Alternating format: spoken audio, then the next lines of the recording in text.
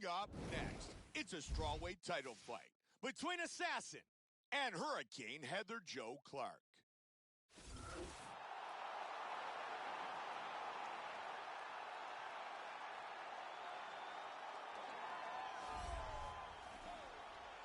Heather Jo Clark, set to enter the octagon again tonight, looking to leave as the new UFC strawweight champion. As she makes her way...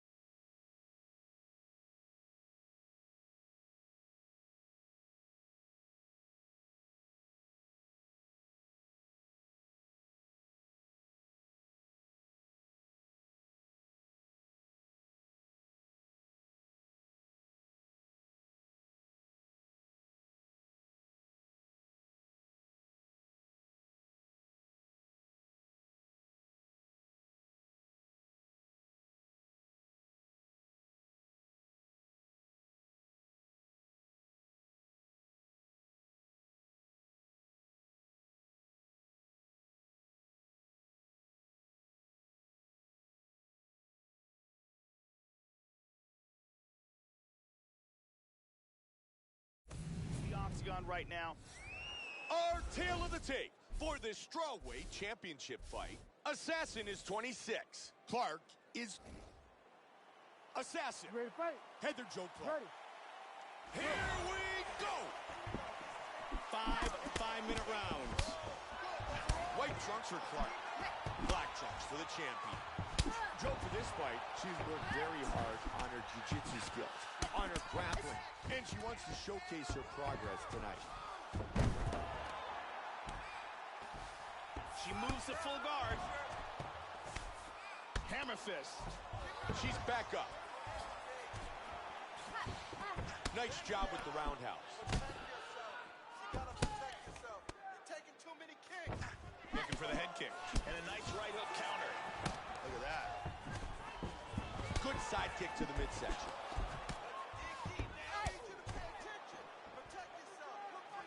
Very nice leg kick. Flying knee! Big takedown.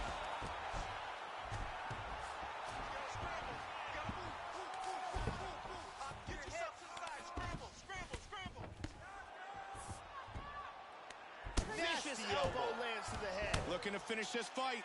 Big ground and pound. Wow, she's back up again. Body kick, look at that. What a jab.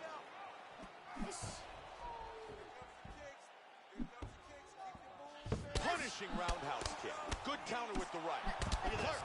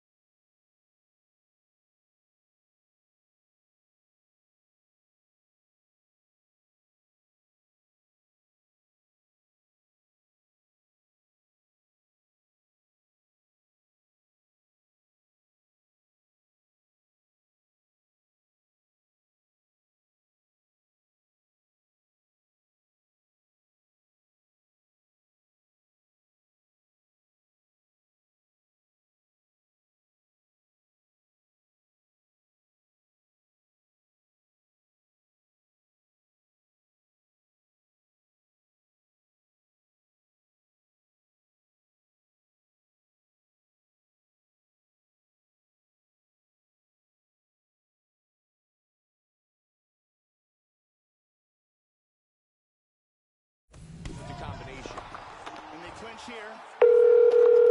Back to over under control.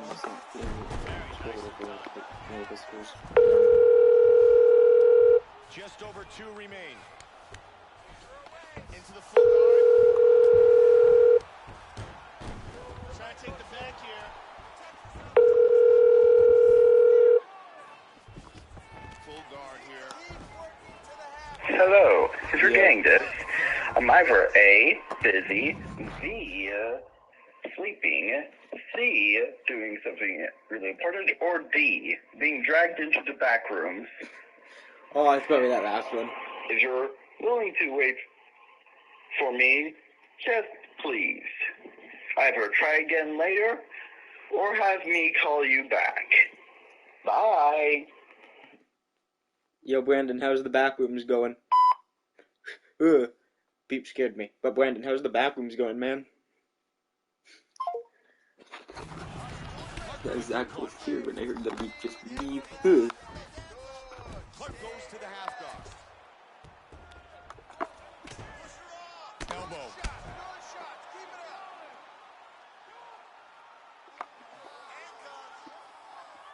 That's another big elbow by Clark. Right back into full guard. All right, girl, come on. You're good here. You got a minute left. Posture up and punch. 45 seconds. She's now in full guard. Nice movement on the ground. Both hooks in. She went for the rear naked choke. You got to scramble. You got to scramble. She got free of the choke. 10 seconds. And full mount. Not good. The first round of this title fight is complete, and that is a great start for the contender. This round, you keep mixing things up. You ready to fight? Ready. Let's do it. Round 2. As our championship fight continues. Wow! Unbelievable! Big shot!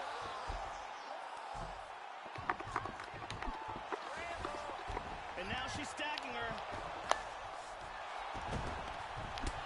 On top in half guard. She moves into full mount. Posture up and down. Move. Scramble. Pummel out. Get yourself up in a good position, a better position. Don't let her hold you down. Get some space. Hand over. Clark with a strong elbow to the head. Back up. Big kick with miss. Good kicks, Joe. Great exchanges.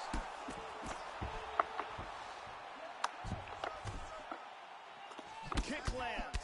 Very good exchanges here. Big hook. Nice combination. Looking to feint with that punch. Clark with another hook that scored. Trying to get a single.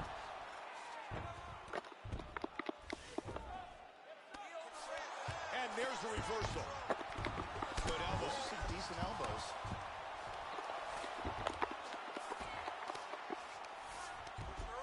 Right to half guard. Put your base and get the side control. Wow, that was a hard one, Mike. Take a deep breath. Half Go. guard. You got to scramble here.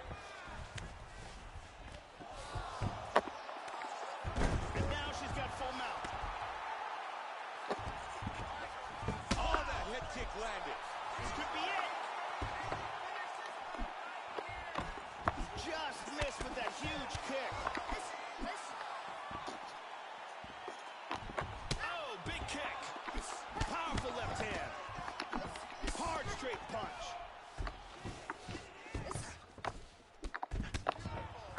Big shots. Oh.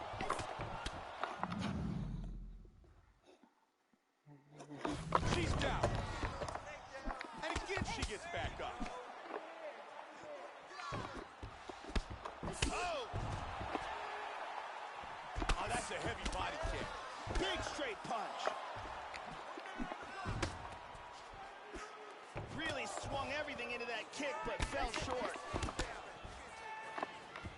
Head kick.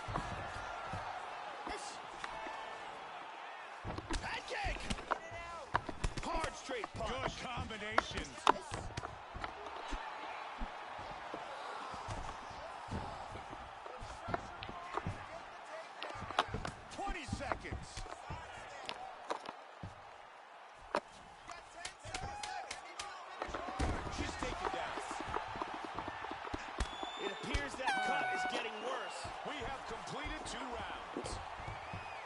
A huge round and a vicious knockdown from And say Assassin. Huge knockdown and very close to stopping that fight, I should add. Here we see it from another camera angle.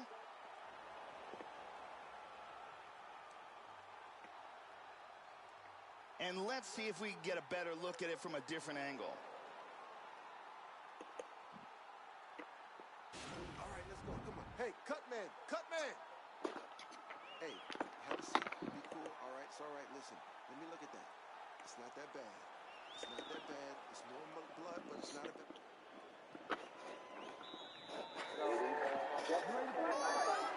The third round of this championship fight is underway. Move on from this patch of lies. Good kick.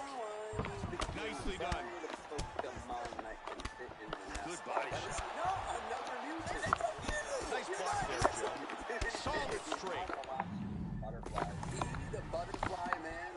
Looks for the head kick. Clark gets caught by the head kick. God damn, he became a butterfree. A shiny I could use a nest ball on. Running, prancing, fighting. It's such a difficult decision. Do you make delay progress, or do you... Well, there is a minimum amount of progress we each have to complete to, complete this challenge. That's a big punch to the head from the top.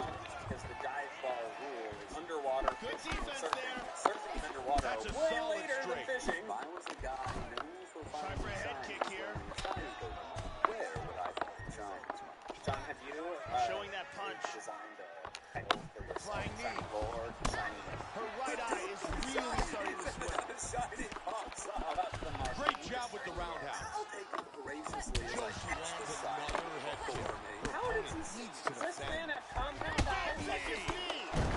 She's down. Headshot dropped her. Oh, that's a big left hand. The bug catcher. Oh, that's a big left.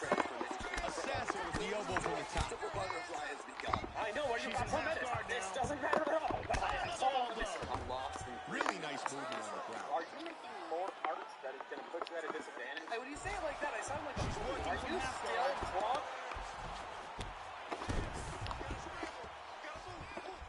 Great movement on the ground.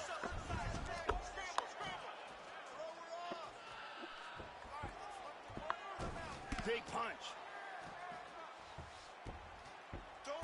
Nice punch to the head from the top. Beautiful sweep. Right into a dominant position. She's in side control. Back up. Clark gets the single leg. Find something? The dream was a butterfree. John, what do you mean that's me? It does have the hat, yeah, but it doesn't even have the beard. You want me to give it a beard? I'm not sure I want this. You look so much worse with the beard as the butterfree. You've turned me into a neck beard. The beard includes a mustache, you buffoon. Alright, third time's the charm. I can live with this final verdict. This is a work of art. Mikey, I don't... That is Mikey reality. She does a great job defensively, catching the kick. Hey, would you look at that, you little High kick. baby? No, I'm not a baby. I won't look at Look at that. It's the perfect time. It's a neck Big shot. This shiny shells. It's a water tank. strategery. It's not a good omen. I'm gonna get one for the net ball. Nasty combinations here. Big left hand. Combination.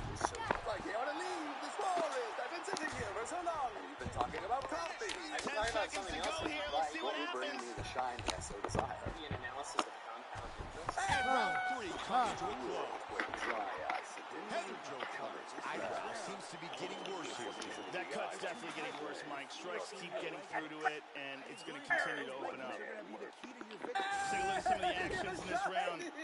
Here we Look at see a that. What did I say? perfectly I timed feel like kick, since it's not connects really taught in flush. schools, we should use our influence to teach our viewers And here's another responsible clean financial shot that practices. lands. How do you get away with these things? Compound interest. Oh, shiny meditate. There's Get a to use the repeat powerful ball. kick to the hot body. ball. I'm a rushy ramp. I found one. I know that cry anywhere.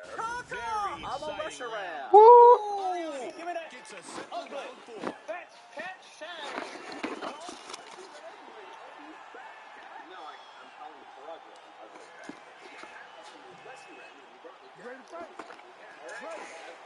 Championship rounds.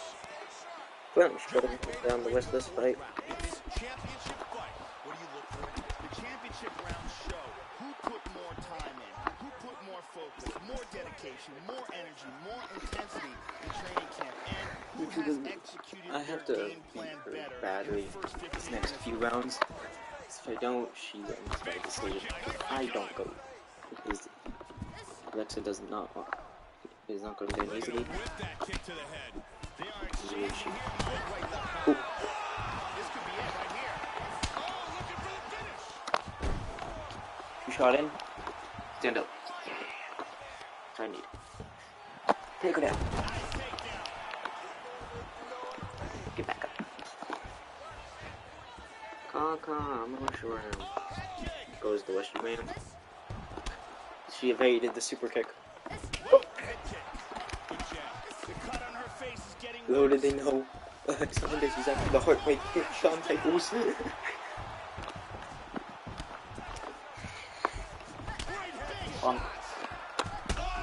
Ooh, that lands flush on the jaw. Why'd he get that?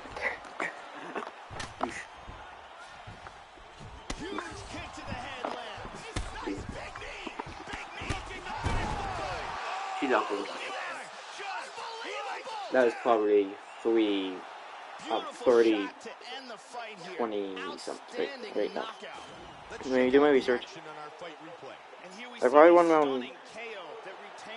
Okay, so. The shot lands with picture-perfect accuracy. Her opponent goes limp, her arms go up, and she retains her world title.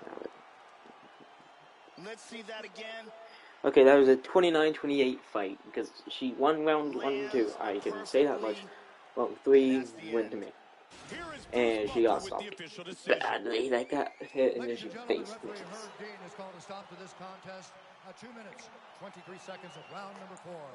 God damn. I wish she wins that one.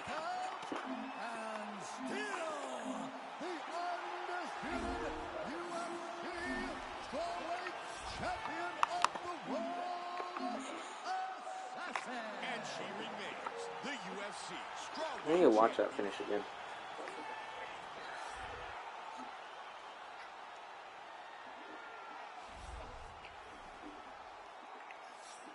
Oh, she got hit in the face, and it's just 15-0. Yes, that is a murder. That was a murder. That's a murder. That's okay. All I gotta say is that's a murder. She hit her and she went BAM! Straight onto her face. Oh crap! I got a can of soda in here that I haven't opened yet. I completely forgot I even grabbed it. That fight was not 20 minutes. It was 18 minutes, I think.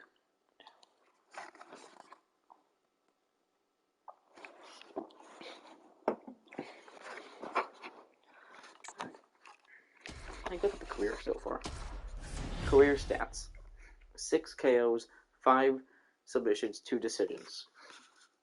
92 minutes and 15 seconds spent fighting. Fastest win was that title win. Like, striking defense, not the best, takes a lot of damage, but definitely doesn't get taken down often. Like, she's saying 12 takedowns and attempted 23, so that's 52.2. Knocked her opponents down 13 times in total, has attempted 29 submissions. Given the fact she has 5 submission wins, you can tell that wasn't a lot. She doesn't get them often. But she overpowers her opponents over time.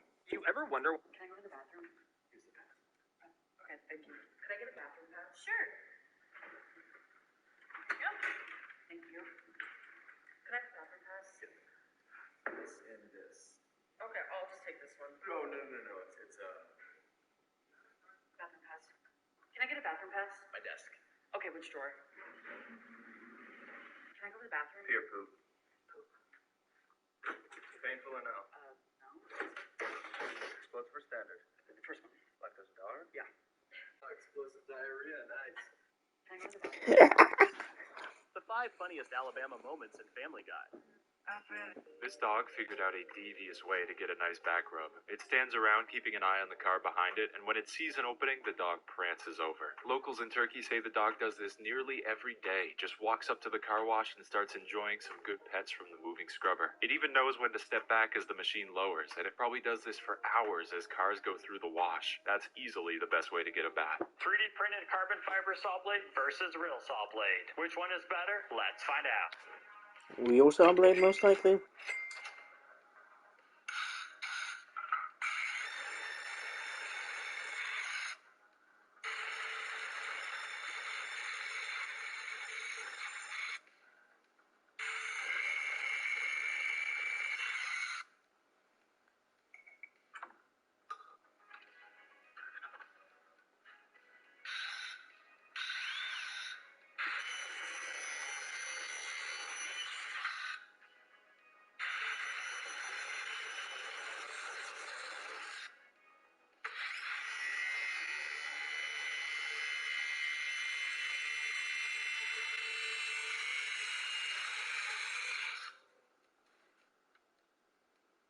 Real ways. Yep. Ever feel lonely? I do. Kai, Sin, Dizzy. When I can't see them, I get very lonely. I think I get it now. That's good to hear. But I did notice my name wasn't on that list. Oh, that's because you're always with me. Does that mean I can be with you when you take a shower? Self-destruct. Ever feel Minecraft, but I can break the entire world. That basically means if I just mine this wood, it breaks every block of wood in my game. So does that mean I'm too powerful? Mining a single block gives me infinite diamonds. In this village, I can... oh boy. If I reach far enough, I can even break the moon! By the way, I think the really goal for this video is just to try to break my entire world. We're almost halfway there, and maybe I just need to break millions of obsidian.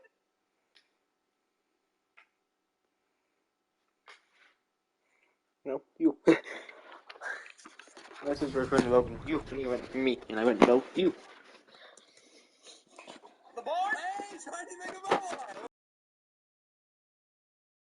Call me Shiny Mega Pants for nothing. That's right, they call you Marquis the Shiny Ant. Okay, I'm getting a little bit Marquis scary with the Mega Ball while, but I got a lot of Pokeballs I can throw its way. A luxury ball? I think I do a luxury ball. Are you kidding me? That doesn't have any special rules because it's just a Pokeball. But it has gold. Caw-caw! I'm a Reshiram with gold on it! It was mine! I was gonna go find it! I was gonna say, Kaka, I'm a Reshiram! What can I say, John? Watch this. Alright, Master Ball time. I'm gonna go get a shiny to make up for your cruel, cruel words. I'm having a great time. Wamba biddle-de-boo! Mortal Kombat! Doesn't that come out this month? I found a shiny Mew! Wait a minute. Oh, wait. Why is there any debate here, John? You can just Master Ball. But I Master Balled Mickey the Mewtwo. Why did you get a Mewtwo? So long ago! Oh, come on! I thought you were just finding a bunch and then gave up and moved on. Now I feel like I need to catch this thing. After that reaction, I feel like this is my destiny. Well, good luck. No way. No way. He's a god! He did it! A Mew and a Great Ball! Was that your first throw? Yes! I have reached the darkness in your heart. Reshiram. Yo. Reshiram. Bro, what are you speaking about? Pokemon. Reshiram. What, have you became a Pokemon man? No. Listen, Brendan. You wanna know what Reshiram says? What? Kaka, I'm a Reshiram. Says the giant fire dragon. Oh yes, every single dragon type except Charizard. He ain't a dragon type, so. Well, they kind of did Charizard dirty, not gonna lie. Brandon, did you see the clip I just sent you? No, I didn't. Look at it. Alright. Because she got knocked out. The Garcia Mendez. No, it's Clark Mendez. This one.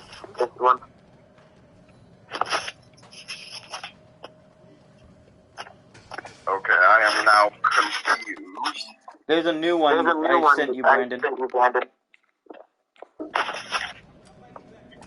On what? You have to be specific. On YouTube? On PlayStation.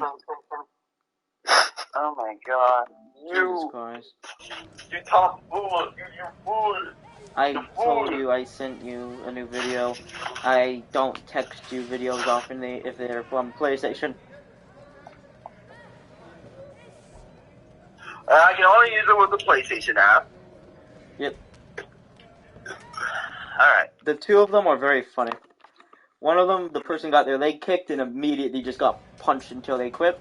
The other one got hit and face planted.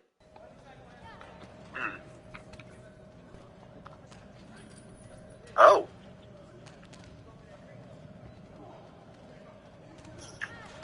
Well, they released some new PlayStation Plus deals, but other than that, I'm going to look.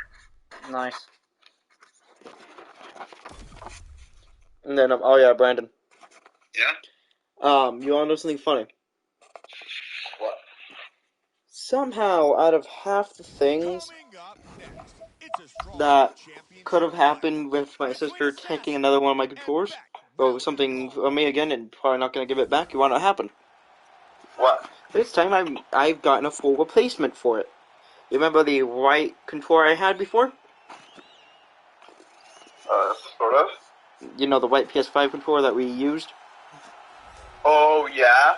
Yeah, well, my mom replaced it with a light blue. Oh. And then she was like, oh, well, what stuff are you going to put on it? And I was like, what do you mean? And she went, oh, you know, like putting stuff over it. And I was like, Mom, you even said if I got the blue one, that would be a waste of it because it would just be being covered with stuff. And she went, yeah, well, I know. It's like, then why get that one if you wanted me to put stuff on it?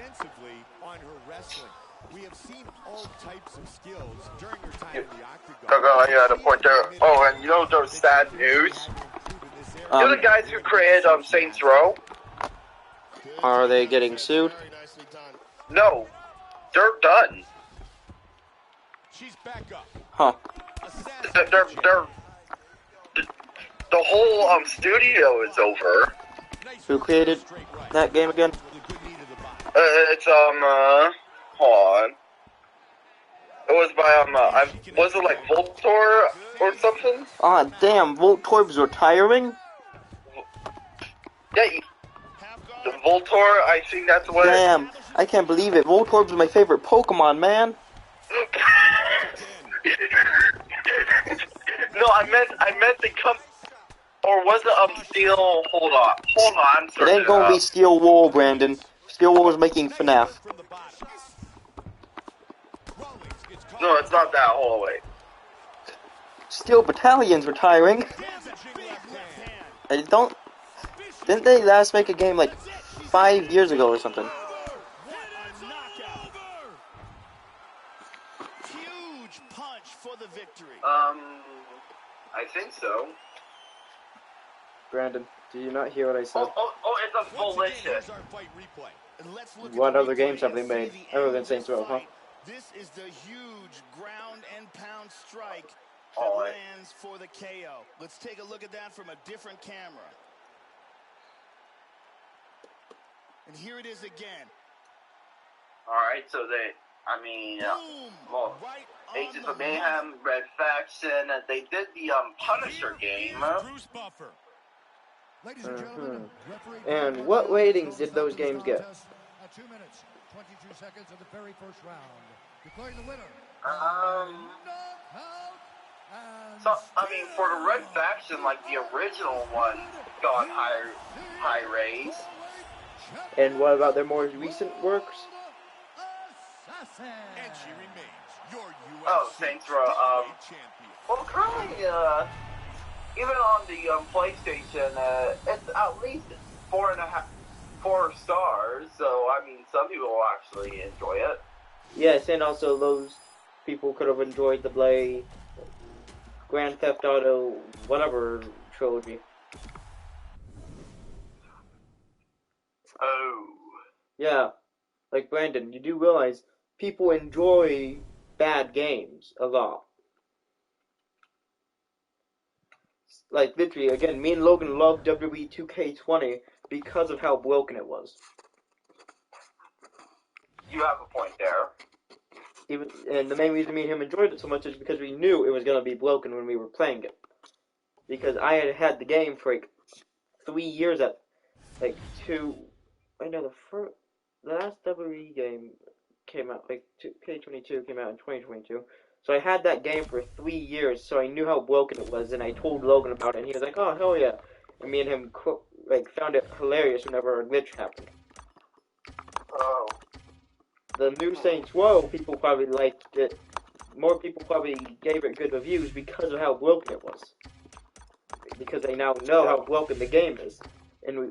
But when it first came out, it got horrible reviews because you couldn't even shoot the gun sometimes when you're without standing still. Like Brandon, you do realize, even though it has good reviews, it's probably because people go ahead and gave it good reviews because of how broken it was. Okay, you have a point there. Like, that's the main thing with those games. The more broken they are, the more people love them. Over time.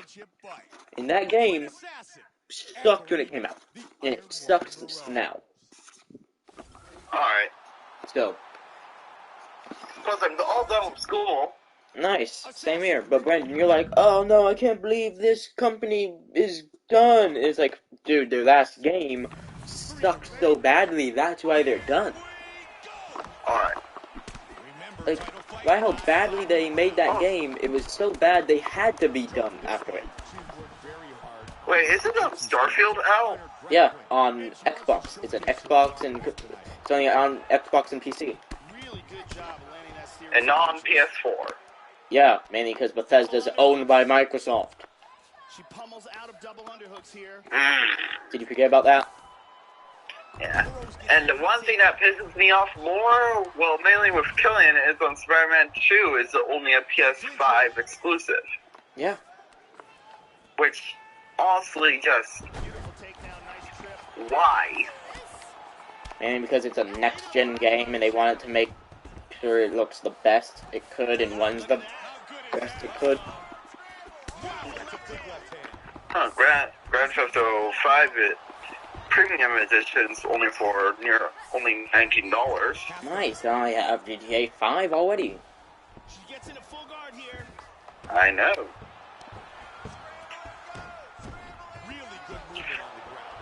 Ever heard of the game Atomic Heart? Yes, Brandon, I've heard of it. I mean, I heard and seen some gameplay, and it looks good, but the only thing that I question most is the vending machine. Fair enough. Hey, Brandon? Yeah? One of my friends who's like, if I'm correct, the guy is like currently 10 years old.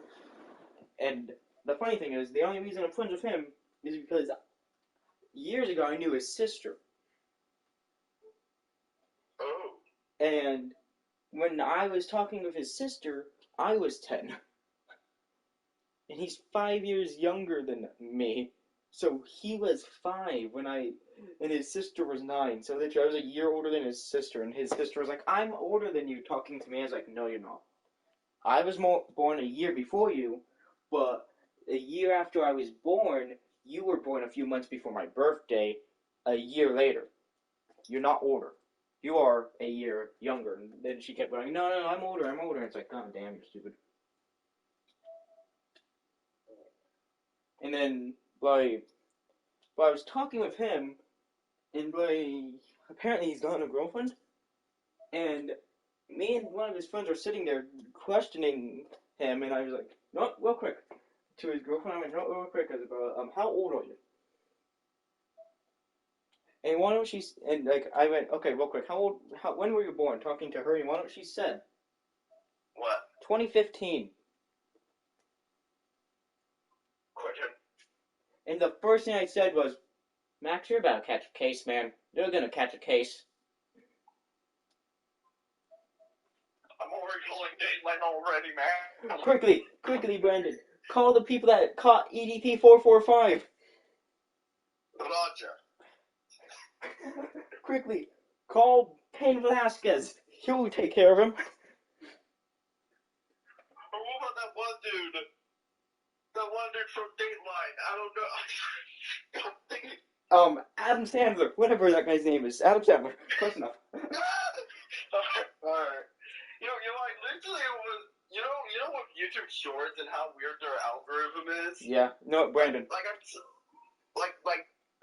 I thought it was, okay, you go. You want to know something funny I realized you could make in the future? What? We could try and make like an endless YouTube short where it could pretty much be you like we're messing around, and if we could get like 2 other people to be here to help make the video, like one of them could be holding the camera and someone could just the other person could walk up to you and like, so what are your thoughts on this wrestler from the WWE? And you could just be like, oh, they suck, and then it just shows me hit you in the back of the head by Money in the Bank briefcase. They're like, oh, that guy's cashing in. Oh, and just I hit that person's finisher, and then it's like, so what are your thoughts on this other wrestler? I'm like, oh, they suck. Then you just turn around and you take me out and pin me, and then it's like, so what are your thoughts on this wrestler? It just becomes an endless loop. Okay, now as I was saying, like, I'm so hyped because I'm saving up for not only pre-ordering Modern Warfare 3's Vault Edition. God damn it, Brandon. How much is that? That's not actually $100, and I'm nearly there. Brandon? Yeah? You want to know the funny thing is? What? If that's $100, you want to know what would happen if you saved up 4 more of that? What? I don't know. PS5. Yeah. So you'd rather pay $100 for a game than go ahead and just save that up to get a console that you and your brother could play. I don't know, the new Spider-Man, the like other PS5 exclusives. But here's the thing, dude. What's the thing? Not only that, but also the new Armor Core. But I'm going to also once I get a short-time job, I'm going to save up for a PS5. Brandon, do you mean part-time?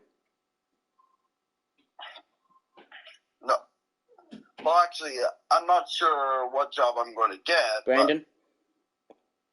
If it's a job you work half of the time or part of the time, it's a part-time job. If it's a job you work every day, then it's a full-time job.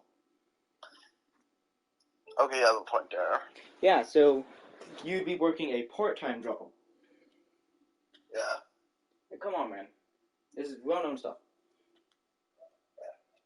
Yeah, but like also like once I get both of those and help out some more, and after I get the 2 games, I'm gonna save up for a PS5. Nice. And possibly by then they'll announce the PS6. Brandon, don't worry.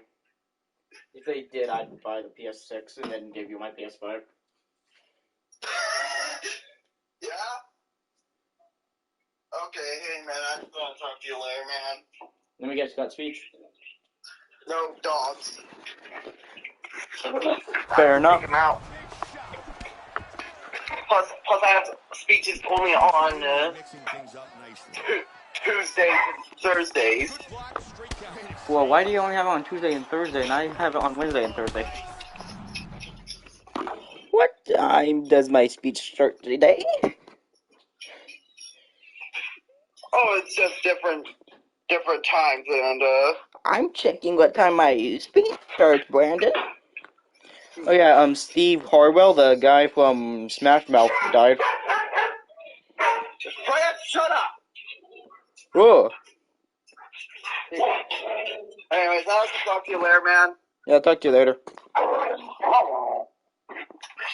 Yo, Brandon, what's wrong with your cat? It shouldn't be growling.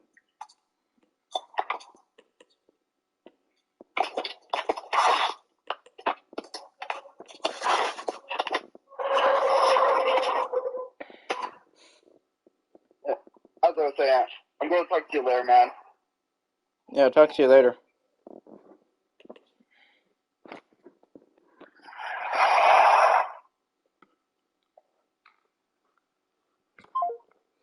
You didn't answer my question. What the hell is wrong with this cat? It shouldn't be growing. Continuing to strike well. Oh, that's a good straight left. Excellent takedown defense. Oh, vicious knee. Trying to finish his fight. Oh, she hurt her there, Mike. She hurt her.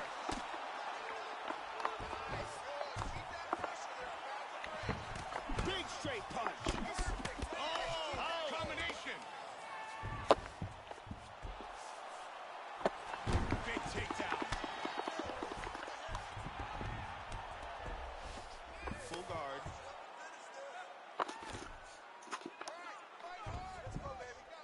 Back up again. Rose gets caught by the head kick.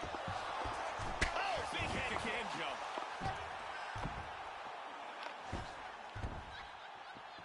Hard jab. Turning into an all-out slugfest. 30 seconds.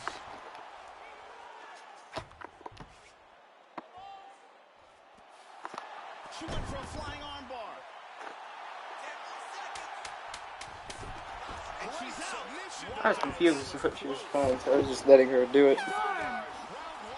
Gender. Fair enough. Why has almost every Pokemon I've caught Let's take another look Oh at some my of the god! actions There's from that more than one round. Pokemon in this cave. Here's a vicious kick that resulted I in thought it was knockdown. 2, but I just got a different one. What'd you get? You can really see how awesome that round was by these Dusk highlights. Ball. I was so excited to go find a Reshiram in this grass, and now it just feels so soiled. I mean, you still can. The rules against Going to this grass. Comes out Find swinging. the Pokemon. Couple of shots. Hard to decide who's sneaky. I never even saw one in there. I've got many mains in Pokemon Yellow with a Pokeball, and then never evolved into Primate.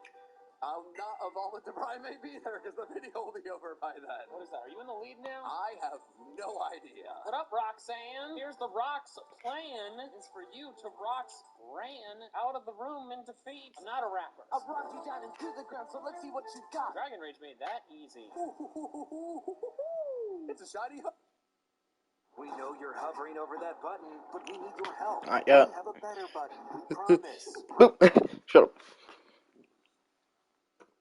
Hello. What? Yeah, in the cave. Hello? I thought only Whismer showed up in here. How are there 3 Pokemon? I don't know. Well, now comes the important debate, John. What ball are you going to use? Well, it's got to be the Dusk Ball. Is my luck gonna hold? No!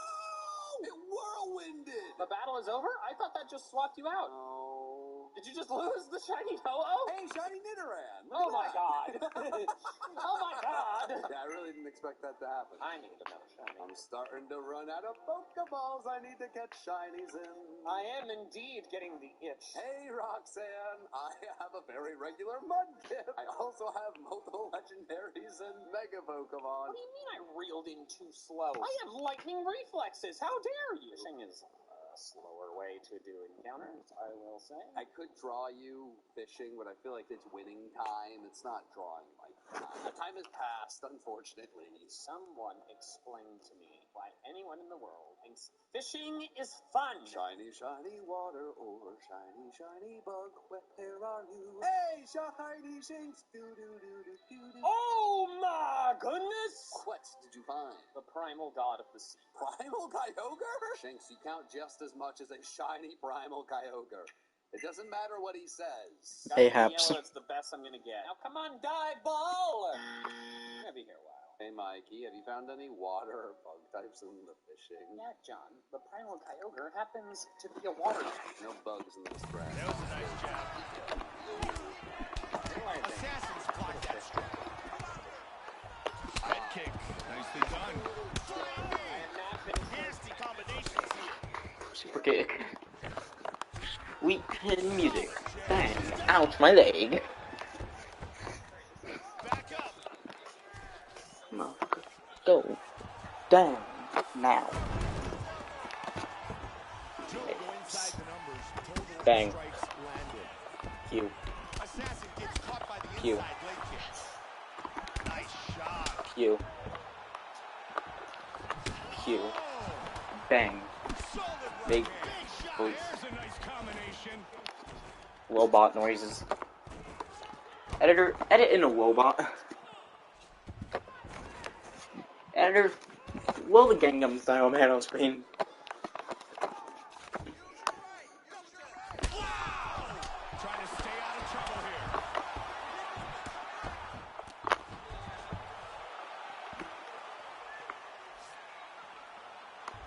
Good. How good is that? That's a big hook. Powerful left hand. Boop. Wow, swinging a miss. Head kick.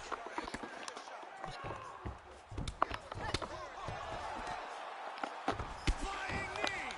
Oh, big one. Look at that. Oh, She did. Oh, she did. That was excellent timing here to land a big left hand to stop the fight. Once again, here's Just the second that landed and how she went down. KO that retained her title. The shot lands with picture-perfect accuracy. Her opponent Just trying to keep her distance and and she retains her That's the noise her body made when I'm hitting the ground. Contest at 2 minutes, 43 seconds of round number 2. Declaring the winner by knockout and still. At this point, they're about to just go up a weight class now. And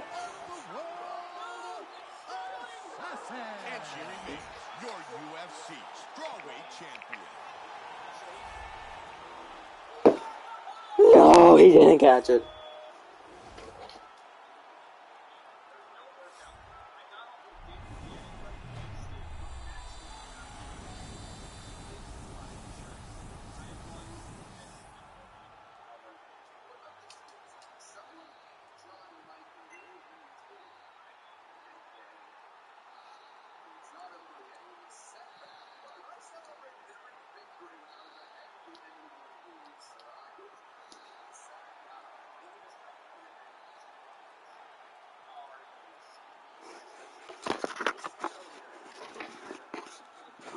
Not knockout tonight. Come on. Oh, I just killed it because I crit! Oh, no. Oh, look, my tree coast evolving. Well, clearly this island is cursed. Let's go back and fish and pet it. I'm taking on the gym because I do not want to get a shiny Celebi or a shiny Prime.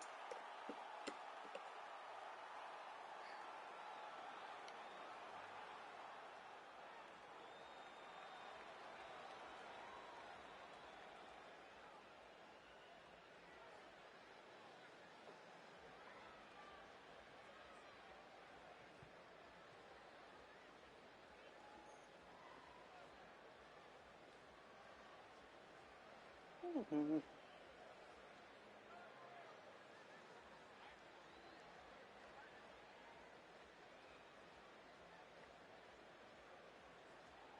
$186 subscribers? What? I could have hit 1,000 in 2 years. Maybe 3. At most 4. Shiny Cottery! Finally! I will never enter the ocean again. I should be rooting against you, but there was such genuine happiness. I can't help but be happy for you in this moment. Oh, I got it. I'm done fishing. I'm finally done fishing. That was so quick. Wow. Looks like I've gotten all the ones that have specific requirements, except quick ball and timer ball. I didn't actually know if I'd have to beat Brawly today, but it's time to go elsewhere. I need a water type or a bug type very, very badly. I know where you can find Kyogre. No, I gotta go talk to that stupid guy who loves rocks a lot. Shut up, Butters! Hey, old man. Wait. No blunders. Where's the quick ball? I thought this was the end of Mikey. I thought he had descended into a pile of sad goo. We'll never be sad again, John. Okay, maybe I'll be sad because it broke out of the quick ball. Alright, is the heal ball gonna work? Heal ball for the purple shine. Purplish pinkish. It's kind of in between. Fly away, silly birds. I must find the shiny. It's actually very important, and it really needs to be the right type shiny. I am not progressing past the gym at all. I might need to go find that Shellos you found. Oh, this is scary. Where was it? I'll never tell. I actually don't know. That is the tough thing. I know where Cypher and Vespiquen are, but... It got your water/bug type earlier, John. That's correct. Wow, your skin is amazing. Oh, thank you. Shiny Mega Gyarados! What is it with you and the Megas, man? I don't know! Can I catch a shiny Mega... Ah! Are you okay? Shiny Metatites. Don't care if you've already gotten 2. I'm gonna quick ball it, and I'm gonna try not to think about how its head kind of looks like a pretty tasty onion. Okay, net ball. Quick ball. Okay. Just 4 more? I'm gonna be right where I want you. Come on. Come on! Yes! No way! Okay, it's all coming together. All right, time for a change of scenery. New spot, new shiny. Oh! Back-to-back shinies. Things are going better, John. No, I am so close. I can taste it. Bell! Ring-ding-a-ding-ding. I'm just copying your shinies. I got Solosis. Stop it! No, I need my victory bell the ring. I got the great ball Solosis. Freaking me out a bit. I'm feeling bold. I'm gonna fish in Petalburg City. Redeem myself. Okay. Hi, I can sit back with ease.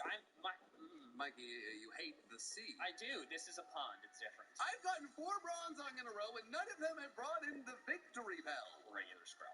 All right, that's enough of that. That's the Mega Mewtwo. That's where it was. All right. Just have green ears, you silly fairy. I'm gonna fish in this river and get a shiny. Get out of my way so I can go somewhere else for the shinies. What do you mean too slow? This is the dumbest game ever. Isn't Gen 3 your favorite? You swore off fishing, and they took it seriously. They said, oh, really? That's another shiny Persian. That still counts. Wait a minute. No. I know it still counts. I'm just like, I didn't notice. I will not get lulled into some false sense of security. No. Go, ball of luxury. This is not a good time for my luck to escape. There we go. Okay. What do I need? I have to use Ultra Ball and Timer Ball. Wait, you need 2 more? I've been on a tear, John. What do you mean? Bronzong, I've seen 20 of you. Oh, if I need to go to the ocean, if I need to go to the place that he spits into. Make him be on a drought like I was. Shiny Mew! What? This is great. I'm just copying you. This is what I had to do the whole time, is just get the shinies that you got. Use the Timer Ball. That's 1 turn. Okay, this is one of the worst droughts I've been in this stupid video. Bronzong! When something transforms, does it copy the catch ring? I don't know. It's gonna keep mud slapping each other. Little shellos playing in the mud. Finally, the shiny Bronzong! Okay! I said ring-in victory like 20 minutes would come in handy. It's no longer stupid. Oh, are you keeping track of the tallies? Yes. All right, I think this is the last turn, and I just have to throw my Timer Ball. Timer Ball. Come on, first one, please. It didn't even see that one. Okay, these tallies are looking horrible, but we're not going to talk about them. Legendary. Please? Yes! Oh, there's the Mew! All I have left is Ultra Ball, John. How did this even happen? Of course. Gotta have a change of scenery, right? Okay, we're making progress. I have, like, less than 10 turns left to get this. Oh, there it is. It's 10. That's 10. Oh, come on. Like, less than 10 turns left to get this. Oh, there it is. It's 10. That's 10. Oh, come on. Okay, we got it perfectly direct. Just one easy-to-catch shiny. I just gotta Ultra Ball it immediately. Come on. With my victory bell ringing in. Please break out, Bronzong. Please. Enough at the end, despite I don't know. Well, let's maintain this position.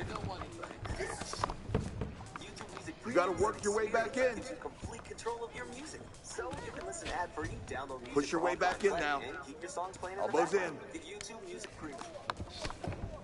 Last 10. Control that position. Story teams for And fight. Michael here, and today I'll be covering the Pokemon teams I used for my first playthrough Come on, of set up your strikes now. Pokemon game. As best as I can remember. First off are the Gen 1 Not games, bad. Red, Not great. Blue, But and not bad. Yellow, of which I have only played Yellow. This was not my first game, though. I started with Gen 3 and never went back to play the Gen 1 games until they came out on the 3DS in 2016. Yellow was my pick because it had all 3 starters, and because Charizard could actually learn to fly. The team began as the starter Pikachu, all 3 fully evolved starters, Alakazam, and Tauros. I had never used all 3 Kanto starters on one team and thought it would be fun to do so. Then Alakazam and Tauros were picked because they're extra good in Gen 1 compared to any other generation. Psychic types are broken in Gen 1, and Alakazam is the best one besides Mewtwo. While Tauros, a Pokemon I've always liked, is underwhelming in most games. But in Gen 1, it was extra powerful thanks to Gen 1 crit mechanics. The crit chance was based on the Pokemon's speed, and thanks to Tauros' speed, it crits over 20% of the time with every move. This is not how the team stayed, though. Yellow version's starter Pikachu does not have improved stats like it does in Let's Go, meaning it became unusably weak before long. I swapped it out for Zapdos, the best electric type in the game. Finally, I ended up removing Venusaur and using Rhydon instead. Venusaur was super useful early, but less so as the game went on. Rhydon became an excellent answer to electric, fire, and flying types that the rest of the team subscribe to the channel. A lot of people watch my stuff all the time. Subscribe, and I would appreciate you subscribing. Let's control the clinch today. Walk your hips in. Was silver. Like with Gen 1, my first playthrough was not until it came out. There we go. Way to stay in control. You got to get back in and win this round. Here we go. Keep those hips in. Since I played this game as an adult and could plan ahead of time, since it Pinch those elbows. I went with a team I believed was possibly the best team one could We got 10. Typhlosion is both my favorite and the best. Let's get in there now. Alakazam is still good despite the psychic nerve, special attacks, punches, and Lapras is a powerful water You type. ate her up in there. Extremely helpful for Claire and Lance. And Rocky the Steelix, Muscle the Machamp, and Kenya the Fearow are all in-game trade/gift Pokemon. The most in-game trade Pokemon I've ever used on one team. They're powerful on their own, but became even stronger since they got boosted experience. In a game with weird level curves and no modern-day experience share, that's a big deal. The only thing I disliked about this team was that the only way to get a Metal Coat early was on Wild Magnemite, a Pokemon that can flee. But once I got through that nightmare, this team was awesome. Next, we move forward in the generations, but back in time to Gen 8. The first Pokemon game I ever played was Pokemon Ruby. I should use this to clarify. I'm only going to cover my team for Ruby. I'm only covering my first Ruby team. I got Ruby alongside a Game Boy Advance SP on my 9th birthday back in 2003. So, as you might imagine by my age at the time I was playing, calling this a team would be a stretch. I played most of the game only using my extremely over-leveled starter Sceptile named Blade. Once I caught Groudon, something I did by saving and resetting multiple times, a strategy I came up with by myself at age 9 that I was very proud about. I used it alongside Sceptile to help me defeat the Pokemon League. My first game...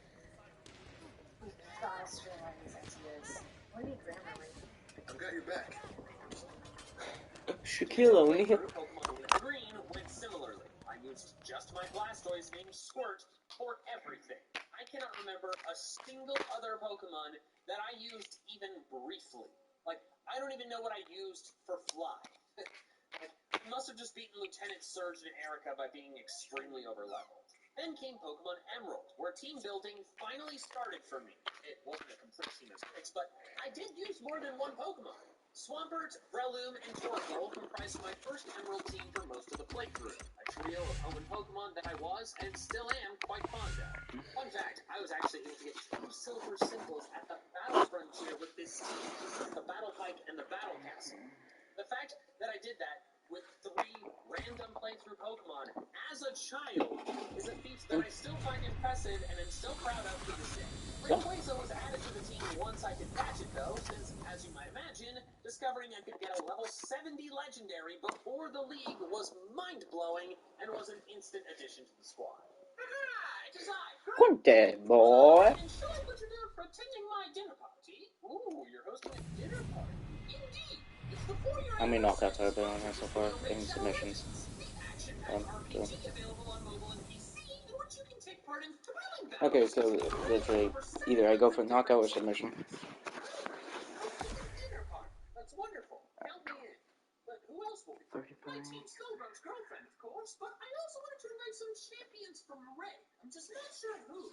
Any suggestions? Coming up next, it is our main Definitely. event of the evening between Assassin and the Karate Hottie, Michelle Watterson. 4-year anniversary, but why are they all dwarves? They seem like they know how to party. One of them has Tinkered in her name, and another one is literally a bar. Good points. I'll pencil them in. By the way, Michelle Watterson making her way to the octagon in Put Death Knight in there, he's the best. Thank you, Other Me. Thank you, Other Me. Welcome me. Yeah, I like that myself. our tale of the tape for this strawweight championship fight. The Brit is 27. The American is Assassin. Are you ready? Michelle Watterson. Ready? Here we go. Fight scheduled for 5 5-minute rounds. White trunks for Watterson. Black trunks for for the champion. She said she had one of the best training camps of her career. In the past, certain things were missing. She said this time, everything was on point. She looked great at the weigh-ins yesterday.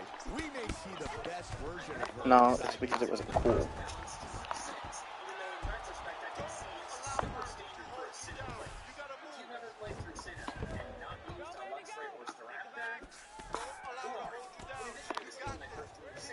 Gordon.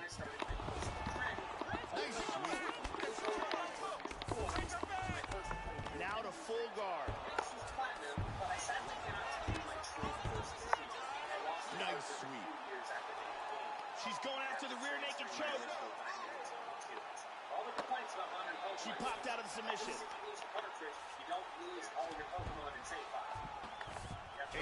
Full mount. Not good. Nice shot.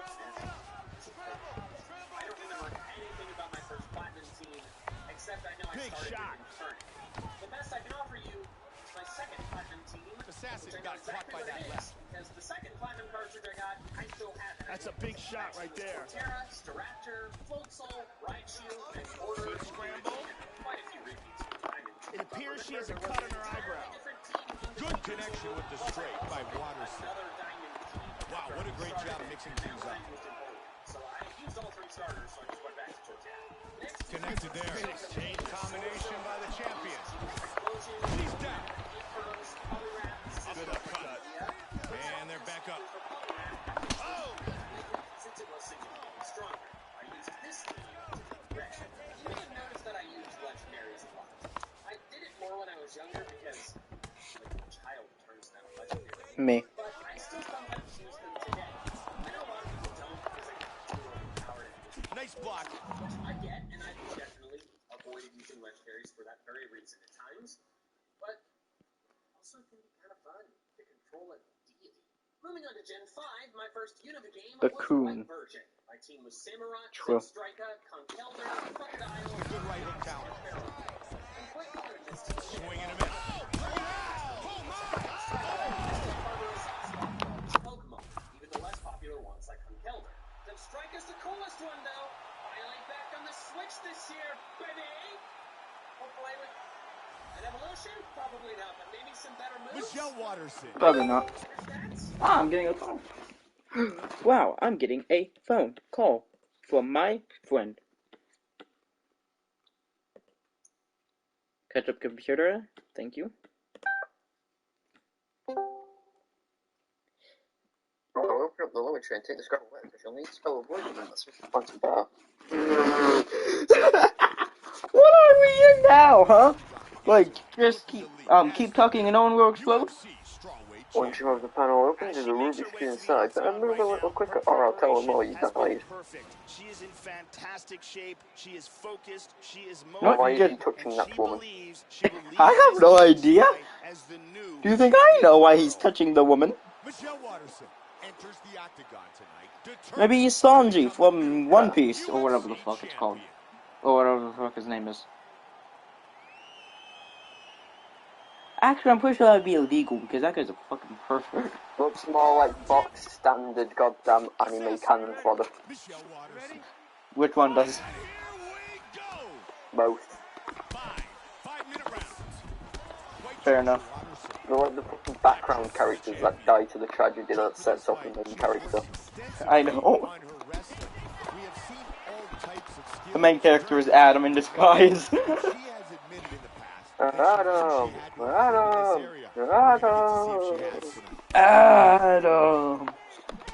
Oh yeah, I looked, I could not find Balloon 6 on PlayStation. Assassin with the elbow to the head. There's still be 30 quid, isn't it? Yeah.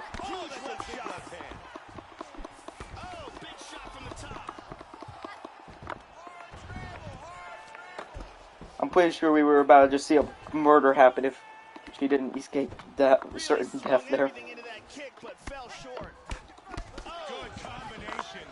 Oh, rats, he took me down. That's a guy in disguise, Logan. Kill him. Logan, you know what to do. Edit their lives out of existence. Oh. Kaboom.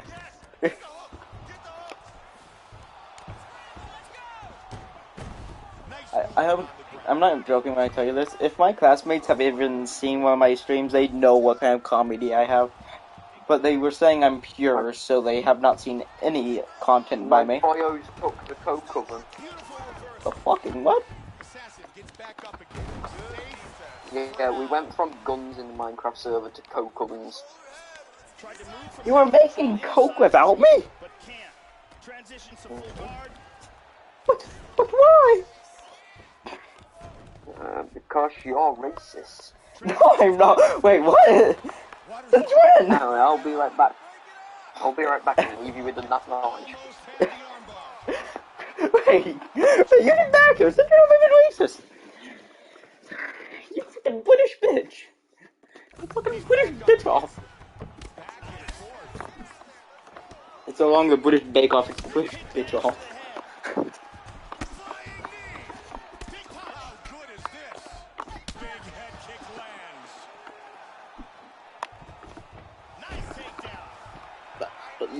But seriously, it's kind of like fucking been racist.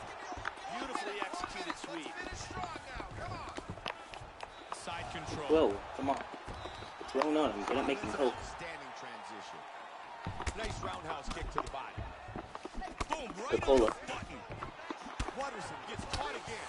I saw the cut when it was first open, Joe, but it's really swelling up quickly. Head kick. Flying knee. Big combination. Wow! Oh, she hurt her there, Mike. She hurt her. Great head kick. Oh, my. She's knocked down. Hard diving punch. That's it. It's over. Beautiful knockout. Beautiful KO just as the round was ending.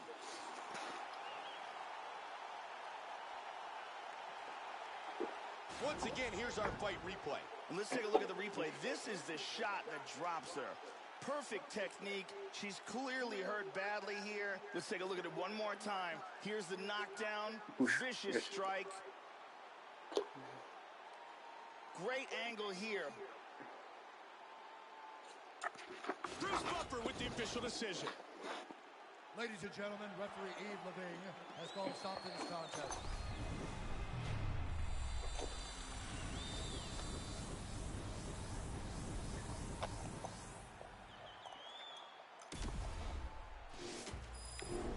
Hello. Logan, since when have I been racist? For reference Twitch, that was not a joke. He is racist. No, wait a second. You bitch. I'm not racist, though. But seriously, okay, Logan. The clip of you and your classmates hating on the British. Wait, British is a race? Logan, you grabbed the sound clip of Brandon saying that. No, that was you as well. No, that was Brandon and Maddie. Did you forget? They hate the British. I would just get so pissed off at you if you, like, dare poke me. What? Fucking breathe near a villager and wants to slit your throat open. You breathe near a villager and they will slit your throat open. What? What kind of Minecraft are you playing?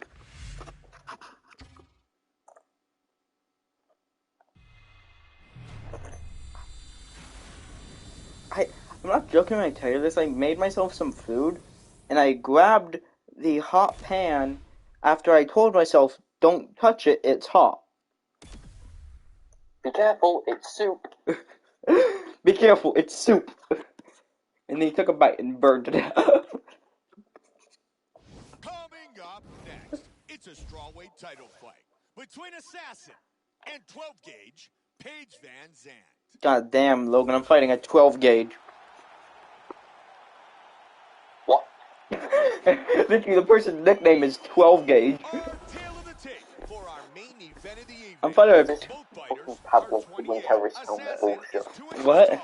She will have a 2-inch. Because this trouble in terrorist bullshit. I have no idea, but apparently I'm fighting the 12 gauge Paige Van Zandt. I can't believe I'm fighting a 12 gauge shark. Tonight's main event is scheduled for 5 5-minute rounds. Wow! performance was the most dynamic of her mixed martial arts career. Winning in the octagon. Ugh, she flew at me. Now we know she's got great hands, good kicks. She also has a great ground game.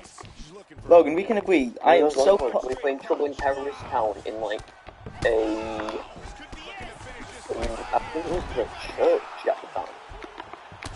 And there was this boy detective. Yeah, it was a sheriff who fucking sit in the corner of the church with a taser, tased anyone who went in and confiscated one weapon from them. Oh yeah, Logan. You know how I told you they added mods to the game, like the custom maps? Yeah, I've got Nuketown. Nice. Yeah, I downloaded Five Nights at Freddy's. What? I downloaded Five Nights at Freddy's from there. Like a playable FNAF? You physically can't play it, but you see Freddy, Foxy, Monty, and Chica are just fucking dead. With the official decision, here is Bruce Buffer. It's not real Five Nights at Freddy's, it's more Freddy. Yeah, Freddy and Fox. Kill him, Freddy. Yeah. Logan, don't forget, don't yiff the facts. I love the fact how fucking Chica, Bonnie and all that have become more of like a prominent character than Freddy has. What do you mean? What do you mean? Think about it, right? You say Five Nights at Freddy's, you don't think Freddy Fazbear, you think like Bonnie or something. I think Foxy. Exactly. You don't think Freddy when you hear Five Nights at Freddy's. Listen, when I hear Five Nights at Freddy's 2, do you want to know who I think of? You hear FNAF sister location, who do you think of? Below. Really? Asking the wrong person these questions. Literally, you asked me that, I was like, who the fuck even is in that game? I was about to say Bon Bon, and I went, wait, no, they're not an animatronic, they're just a hand puppet. You see, you don't think of Funtime Freddy. I almost forgot he's in that game. Who do you think of when you hear FNAF 2? Puppet. Fair enough. The person I think of when I hear FNAF 2 is Toilet Bonnie. Toilet Bonnie. Legitimately, there's a picture of an actual toilet that looks like that looks exactly like what's his face, Withered Bonnie. We're working heavy bag today. So people have started calling him Toilet Bonnie. There we go. Keep throwing. Perfect. Oh, nailed it. That's funny how I don't think of Freddy Fazbear in FNAF 2. I think of goddamn Withered Bonnie. Right there. Good job. I think of Glenn Quagmire. You think of Glenn Quagmire when you hear FNAF 2. You found those openings. He's in that game? Then why do you think of him? You like the Quagmire toilet meme? Oh, yeah. I forgot about it. The Quagmire toilet meme, how could that relate? Ah, you think of Toilet Bonnie.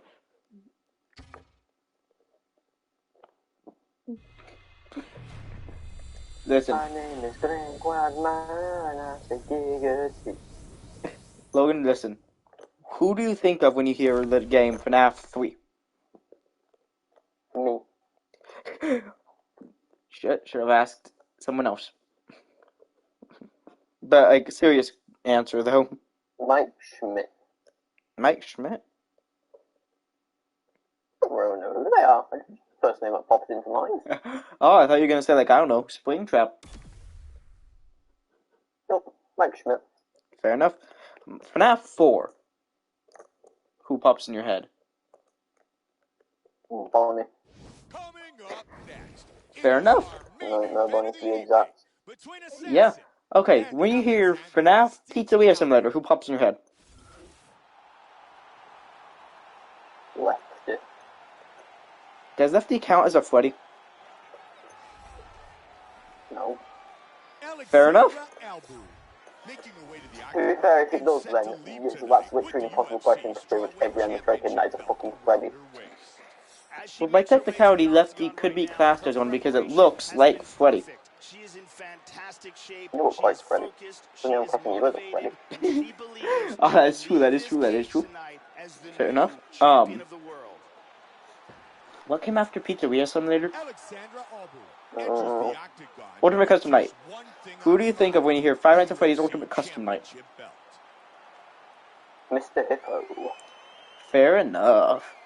Five Nights at Freddy's Pizza... not Pizzeria Simulator. Five Nights at Freddy's Help Wanted. Assassin, making her way to the Help Wanted. looking to defend her championship belt. Like shop. Yep. FNAF... Security. Shop all those stupid, like, plush babies. Yeah, fair enough. But FNAF Security Breaching. Montgomery Gate. FNAF Security Breach Ruin. Montgomery Gate. But destroyed. Montgomery Gate of like the one time you see him in the entire game. Yeah. Game theory. Oh, that's tremendous. Montgomery Gate 3 times. You are? Yeah. Damn. 2 of his main scenes meant seeming though are bugged. What? I remember I was watching Astro Smith play that game. We'll play the Wound DLC, and he took off the mask and made Monty fall to his death. Like, my man killed Monty. It was sad. It was so sad. On dropping the mask, Montgomery Gate fucking dies. Yeah. Like, it was funny.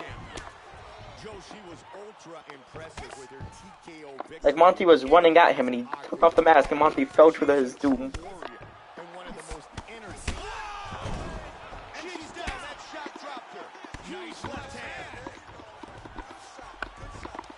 I might actually not their ability to eat. What?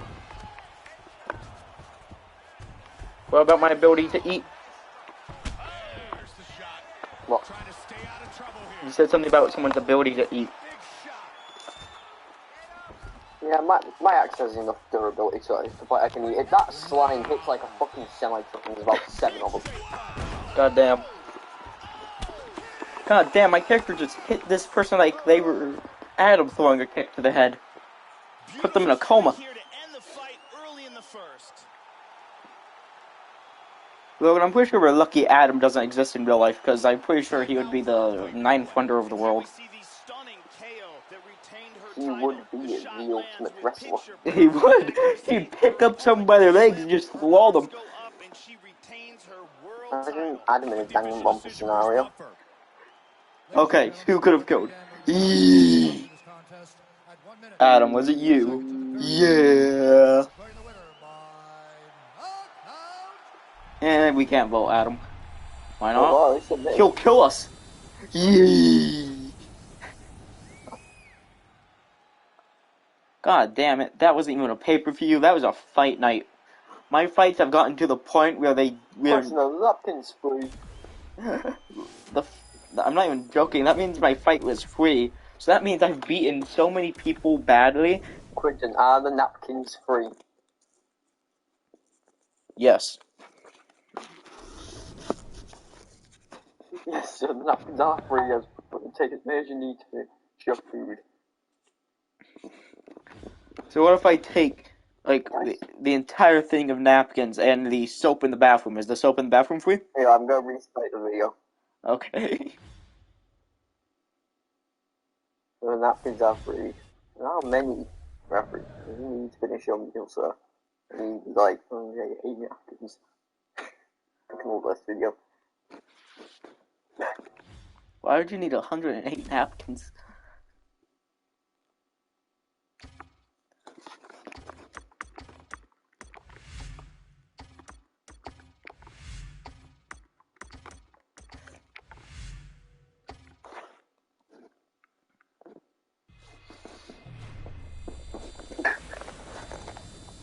That video was... If every customer took hundreds of napkins and 80 pumps of soap home, does that sound fair? Yes.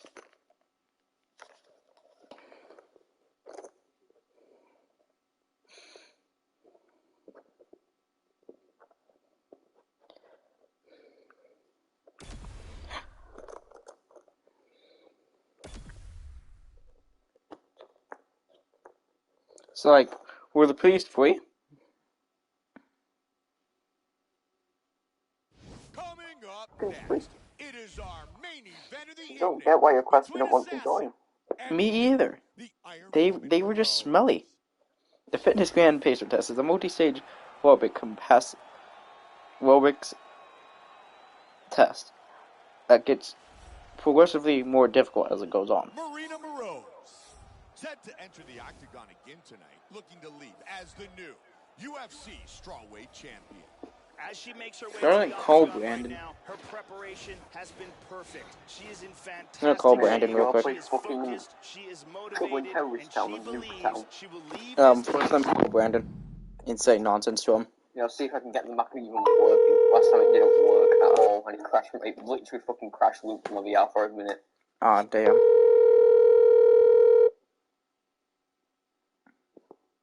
Also asking his opinion on Montgomery Gator. Yo. What is your opinion on Montgomery Gator? Montgomery Gator? Yes, from 5 Nasty Assholes, there is a security breach, bitch.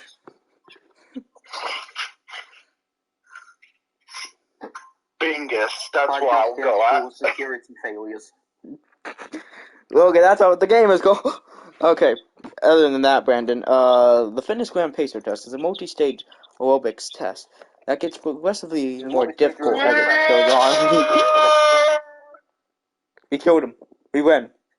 We can steal his money. Wait a minute. Have we forgot to remove his tea and crumpets privileges? Brandon, would you like to play on Nuketown? Brandon, Nuketown, TTT, tits, titles. Hold on. Hold on, let me... Yeah, shoot, my thing is dead. My thing is dead. Clip that. Brandon said a bad word. Brandon said No, I said... Boom. No, I said shoot. No. Editor, make it sound like he said shit. I said schlong. Brandon's always wrong. Editor, steal Brandon's content. As well. It does look a lot of servers anyway. Editor, put the Gangnam Style man on screen.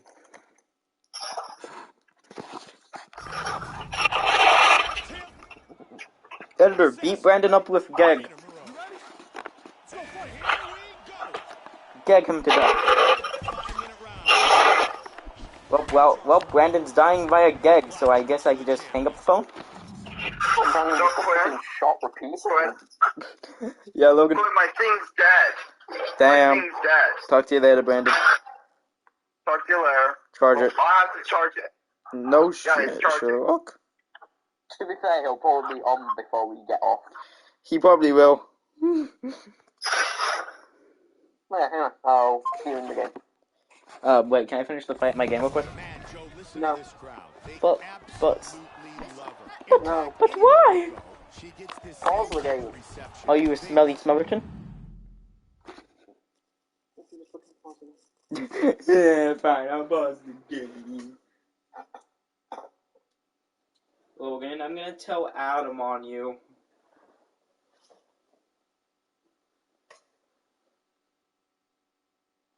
Where's my VR?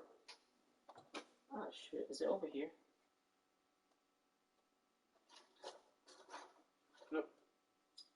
So my VR has vanished.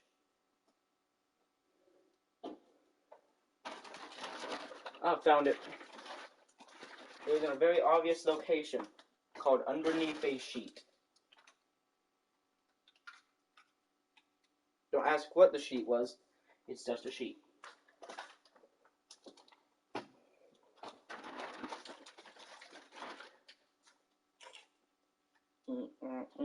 Subscribe now. Hit the subscribe button. If you don't, I'll slit your fucking throat.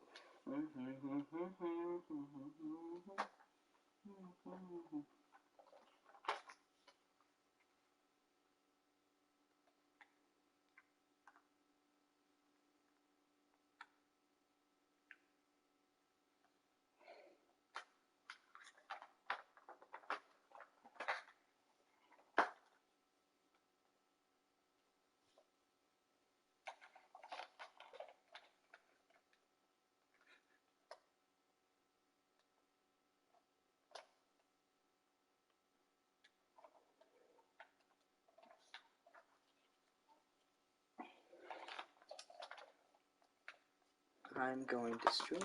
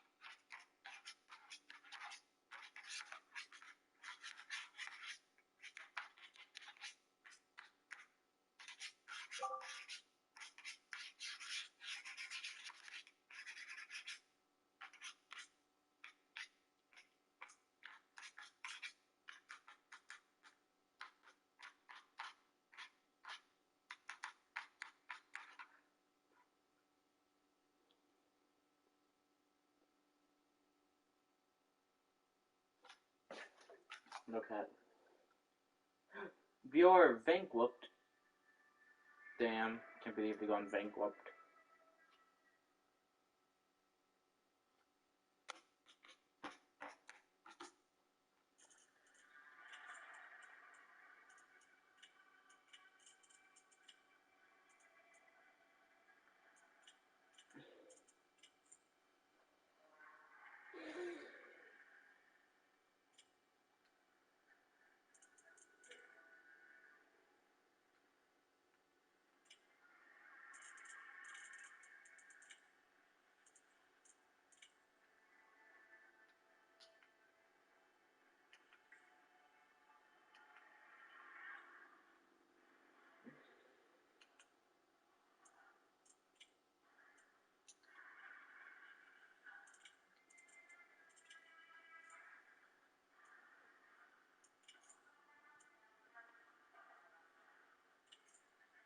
Yo, let's go to Nuketown, baby! Nuketown! Nuketown, Nuketown, Nuketown. Try moving it from Asia servers.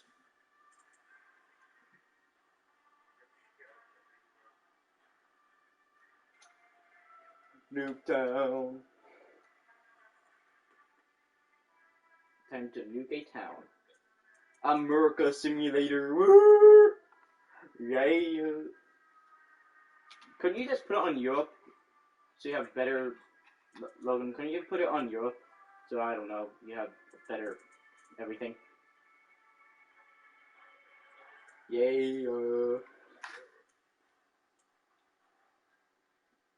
Don't worry, this always appears, but it will soon be done. Eventually.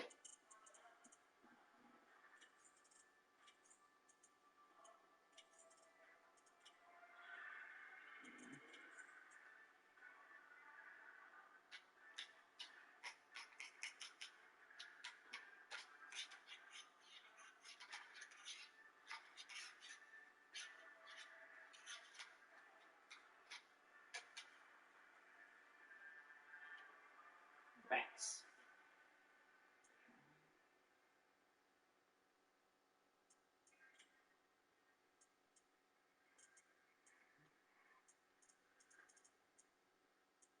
You don't want to wait a bit. Boy, I've got my MC Quest TV to download it. Ah, nice. I already have, I'm currently downloading, like, McDonald's.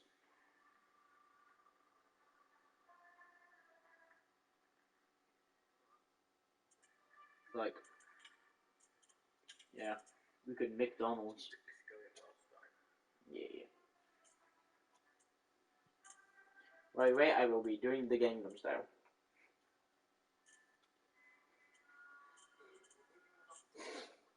Why would I not be doing the Gangnam Style?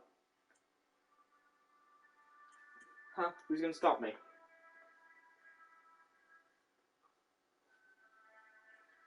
But why?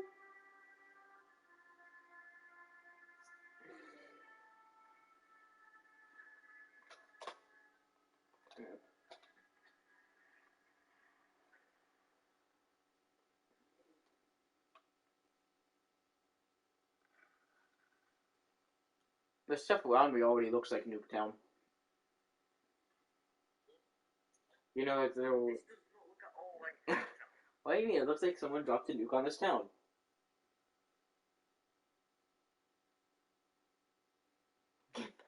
Gangnam Style. What kind of penalty, though? But I'm just Gangnam Styling.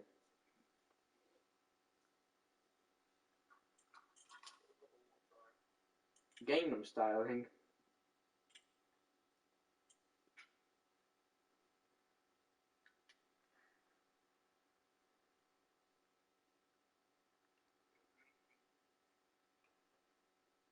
Damn. Do you want me to make a server? No. Okay. Make sure how much done with the download. Woo! Yeah, baby. That's what I've been waiting for. That's what I've been waiting for. Woo!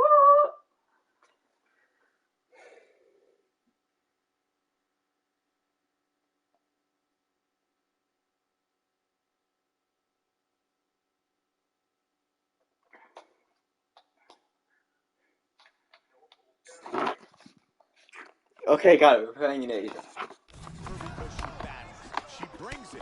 I'm finding a way to play this game while I have my VR on. Assassin's got double underhook. Oh, look at that sweep. Because Asia. Yep, we'll be. Well, the main reason we're playing in Asia is because Asia. Hey, welcome to Asia. This is Asia. Yeah. How does it feel to Asia? And now they clinch up. Assassin with a good takedown. Yes. Yes, I am. And there's a reversal. Big A gingerbreadness man. Hey, yo, that kind of sounds. Nice straight punch. They are exchanging here. Good strikes. What a great job. Wait for the game to work. What? Why am I muted?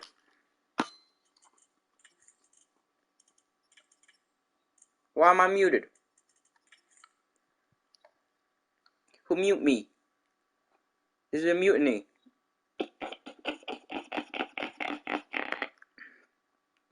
Get it? A mutiny? Blocking that huge knee. Grab the leg, completes the You're telling me a shrimp fried this rice? Yes.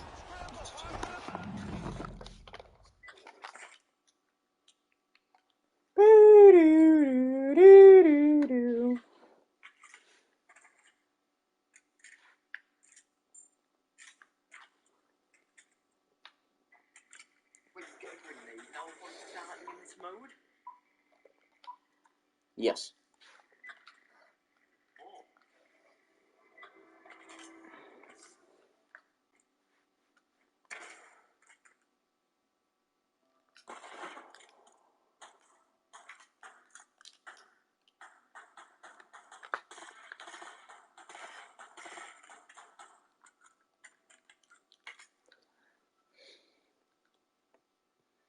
Hey, what's going on out here? Germa? You know, it's popular in MMOs, I think.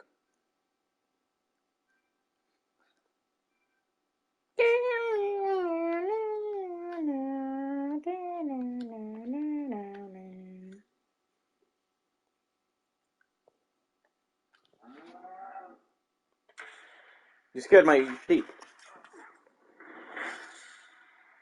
Trader's win.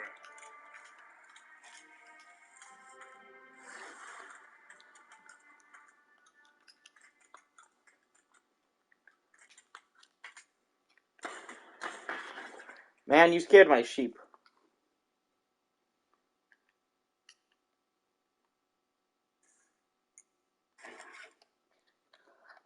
It's me, Steven.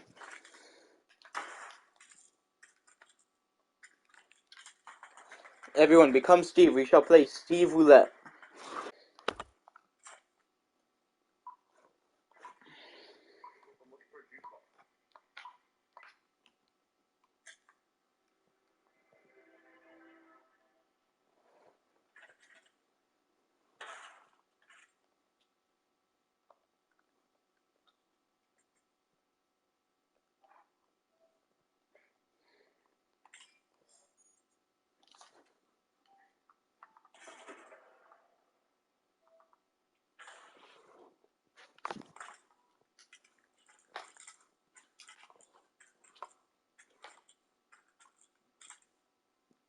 You ready for Steve Roulette, man?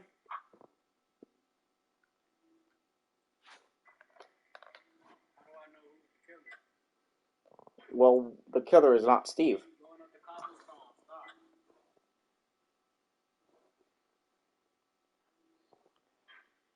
Applesauce.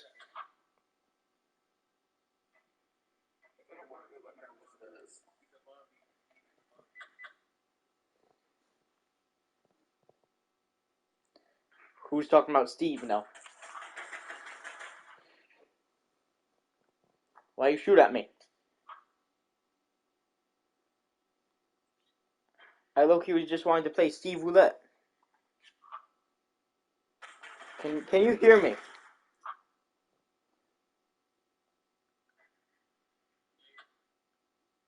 Yeah, no.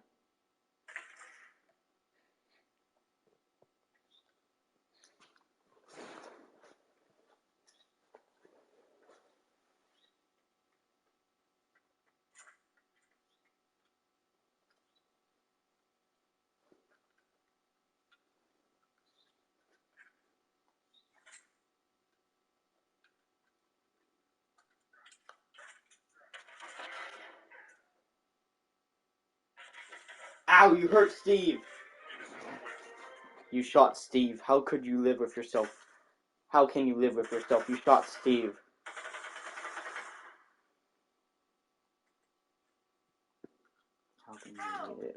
How can he live with himself? He shot Steve in the head. Yo, I'm Nuke K30. How's your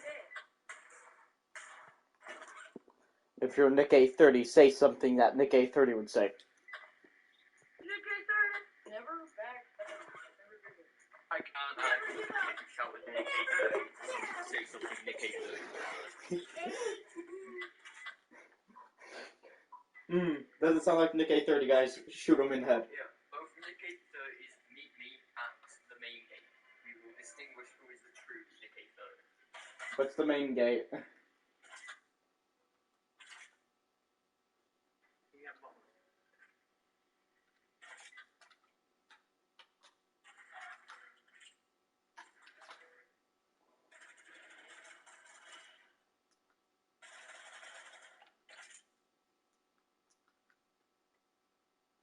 Amazing.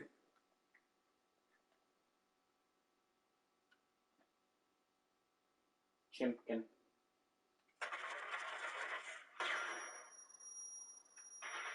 Nice try, fool.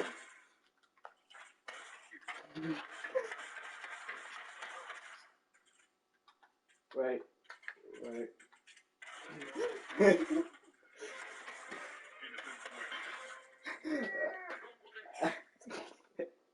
Amazing.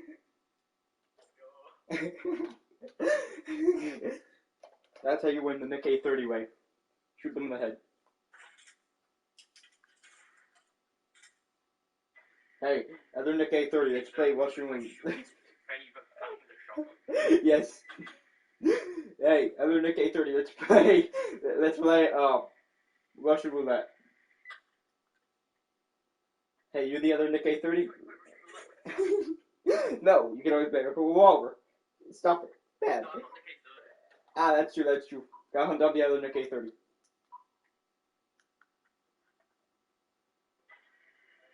Nick A30 appear. Ow!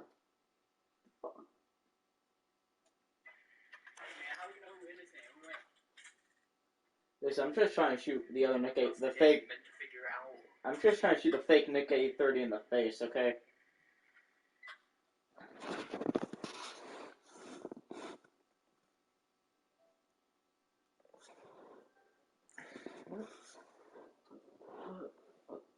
Disc.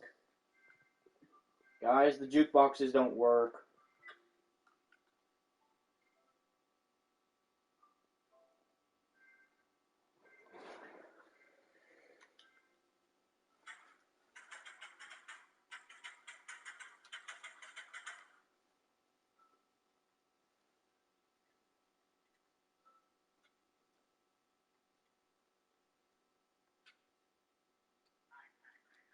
Oh, you want to play Russian Roulette?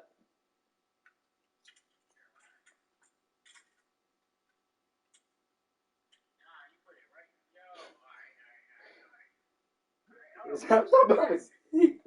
Stop moving! Man, you're moving. Moving too much.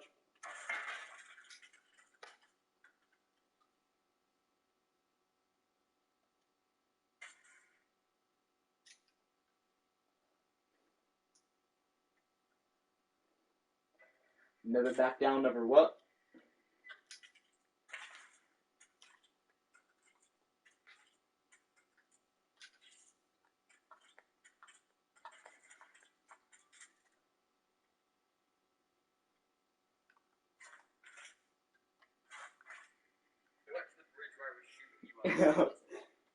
Oh, okay.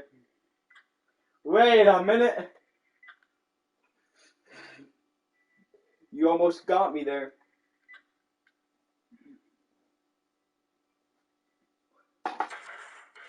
Ah! I punched my fan. No. Indeed.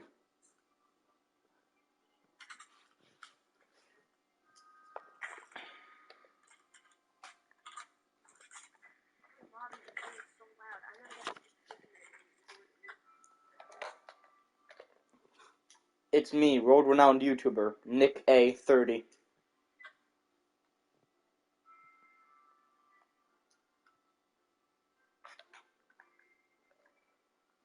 Never back down, never what?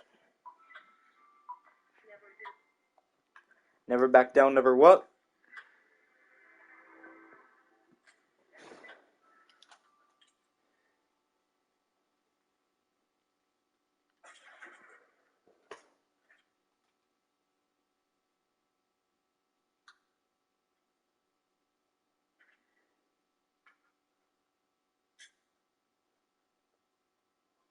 Yo, man, I got a gift for you. Catch. Catch.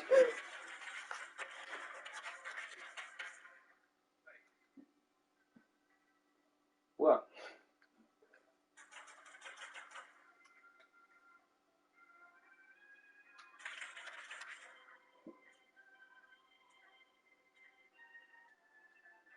Walk towards me slowly with your hands up. I physically can't. Because if my hands are pointing the wrong direction, then I walk backwards. Walk towards me with your hands up.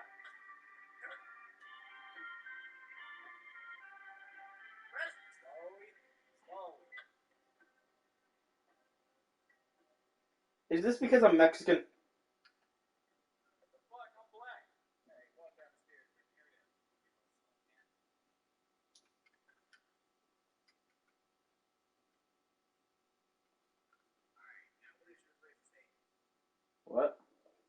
Innocent.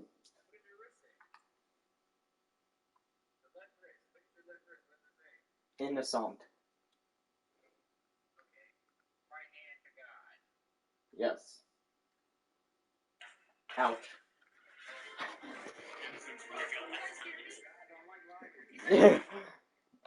No, we cannot hear you. No, shut your mouth. Never back down, never what? Okay, what went through your head? Like, what goes like playing this game in Minecraft? Never back down, never what? No, my dog! You get over here, you murderer! Stop running, you murderer! How did you jump?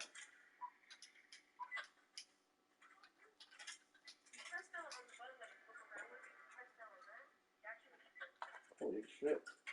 I'm not lying. But you get back here, you murderer! Shit, I can't find him.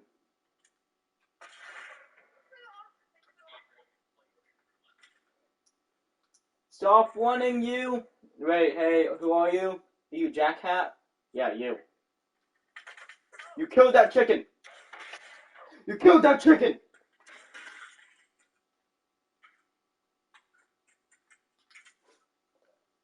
Guys, I killed the chicken murderer.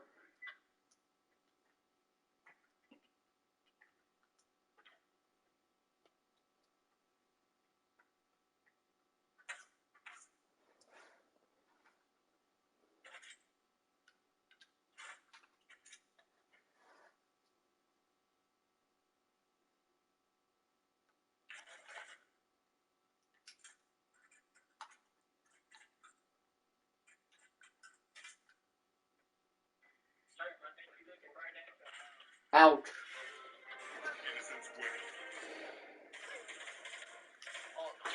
Man, I just... Blazing, I killed the chicken murderer, how dare you? Yeah, I killed the person that murdered a chicken out of cold... I killed a person that killed the chicken out of cold blood, so I'm the good guy.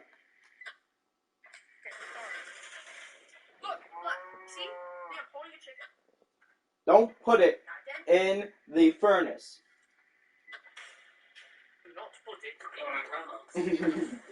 Well, here you go. Ah! Chicken. Thank you. I missed. Thank you. Thank you. We have a hostage situation. Hey, drop it! Drop the chicken!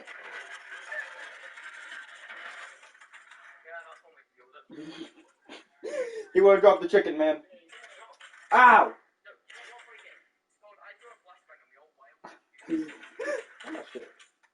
Oh yeah, that sounds like a fun game. Ah! Oh shit, don't die.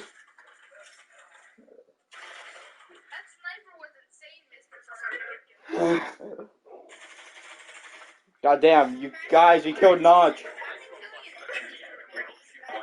Man, you were holding the chicken at gunpoint. No, I wasn't. I was trying to protect him because... Nuh-uh, you had that chicken at gunpoint, man.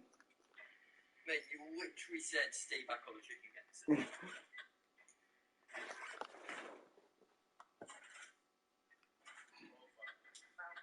Guys, it's me, the creator of Minecraft. It was a Minecraft.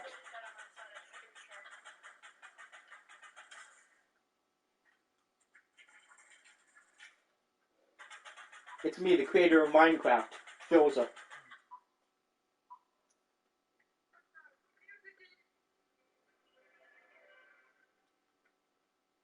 Are you in there? Ah!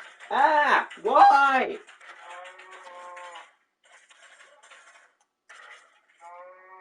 Man.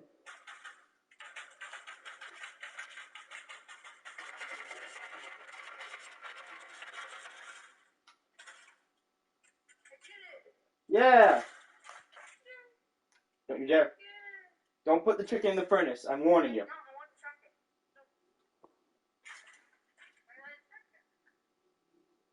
Let me scan you real quick. Wait, where's the dead guy? You hardened the chicken!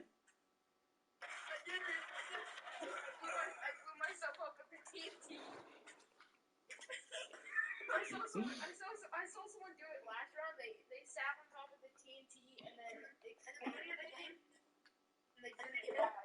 Before the timer starts going off, then that's when you do it. Well, that guy harmed the chimpkin. So you take a t-shirt and rocket ride across the map. Yeah, I don't want to die. Well, you could just walk through the stress. Before the game starts, who's the man who tried helping me? Who tried helping me in the music with it for the shaking? That was me. Aw, thank you. This is like music. He's already dead. He's already dead. I swear. The music's fucking hard. Music. I didn't even swear. I see it. No, I see it. Gun. If any of you harm the chimpkin, you die.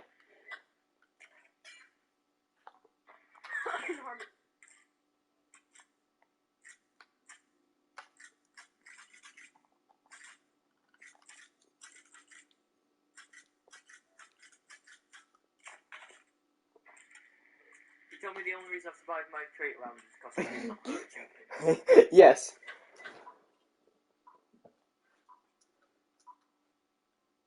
Hey, you. Are you trustworthy? Yeah, you're trustworthy, man. Oh, I have a plan. Hey, Blaze, stand next to the TNT. Is anyone here bombed the kill squad? Because I've kind of accidentally alarmed the flashbang. No.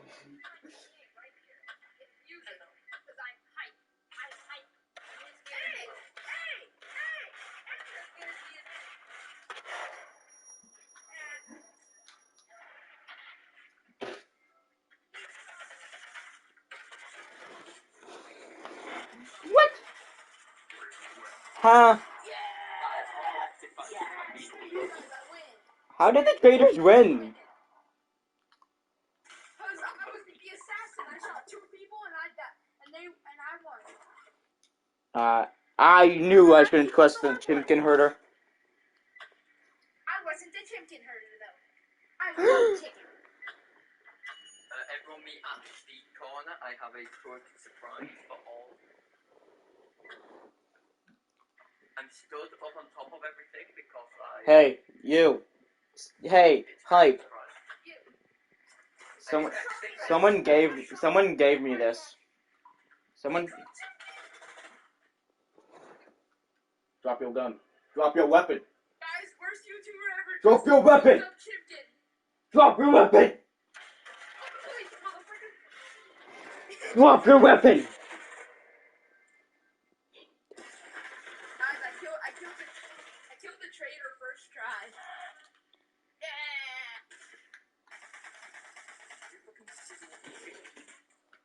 You didn't listen to me. I said drop that weapon. It was worst gamer ever.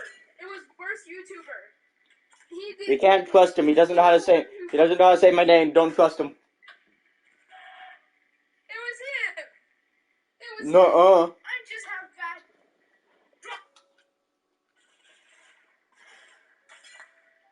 Guys, someone is holding the chimpkin hostage. Drop the chimpkin. Drop the chimpkin. Drop the chimpkin. Drop the chimpkin. Drop the chimpkin. You know what? Never Drop the chimpkin. You guys can deal with him. Okay, you know what?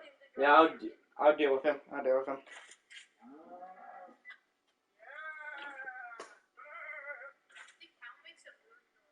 Hey, you.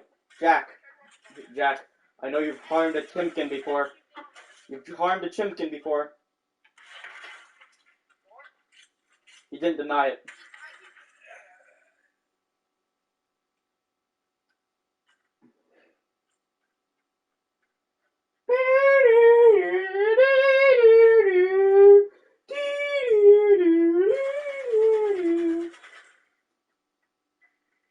There's a guy on the roof that's a chimpkin herder.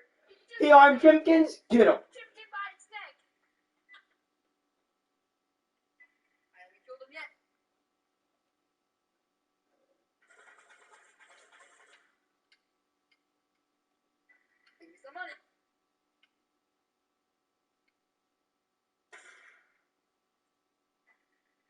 chicken hurt, okay, The chicken hurt. The chicken hurt is gone.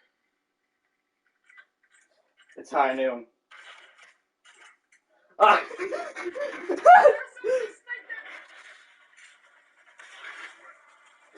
I was secretly the chimpkin herder.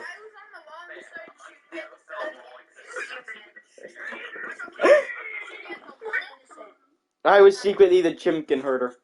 I was secretly the chimpkin herder that round. Really? Yes.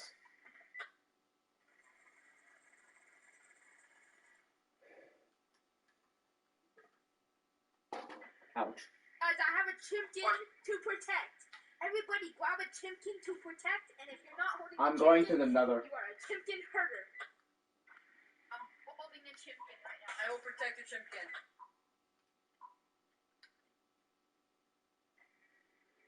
Where am I?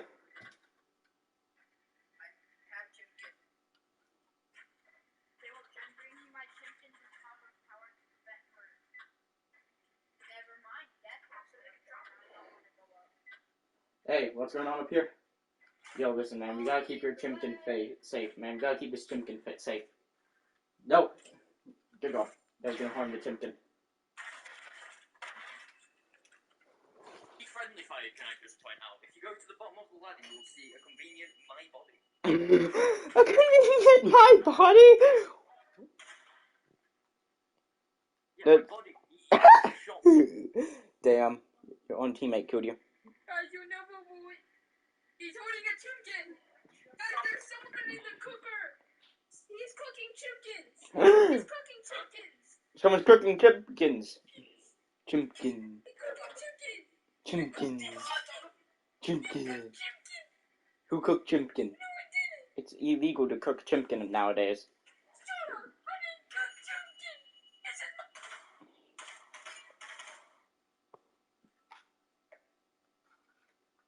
Green man, be careful.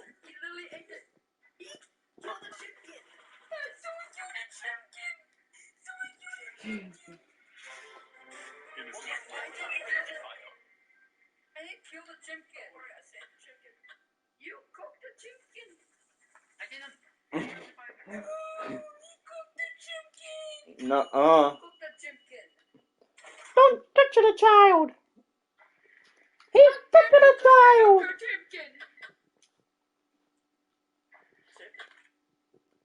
Chicken. I have a chimpkin. I have a chimpkin.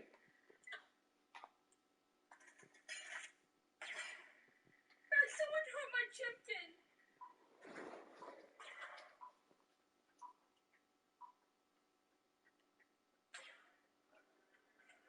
Take this, chimpkin herder.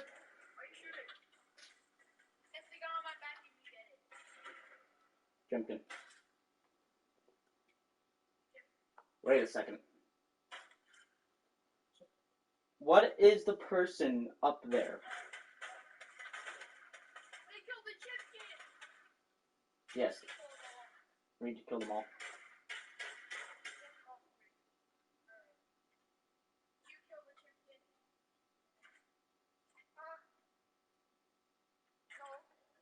Hey! Ow!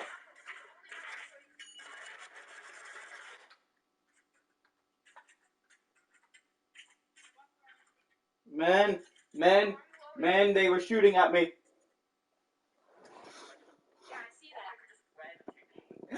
They're wearing chicken! Okay. Wait a second. You give me an answer real quick. What does it say on your wrist?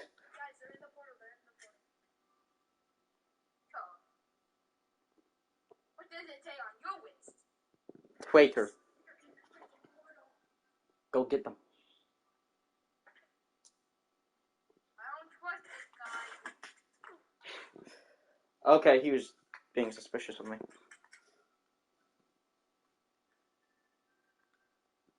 Yo, man. Yeah, let's do this.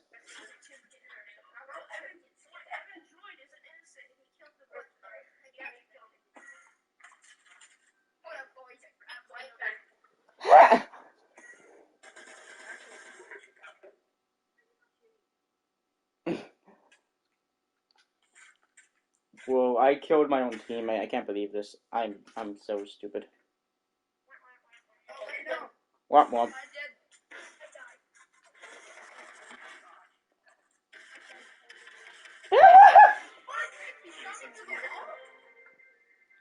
Yo.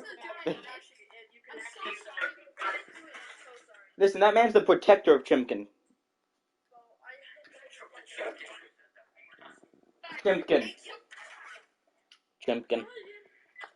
Yay. You wanna play Russian roulette, Steve? Drop your gun. Drop your gun. Drop your weapon. Drop your weapon.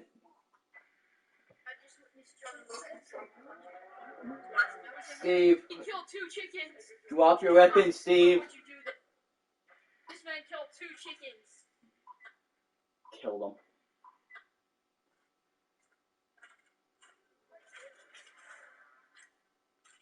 So, you guys up for Russian roulette? Yes. Do you want to start, Jack? What you doing in that window? Well, it's now your turn. No, I put one bullet in here. It's your turn.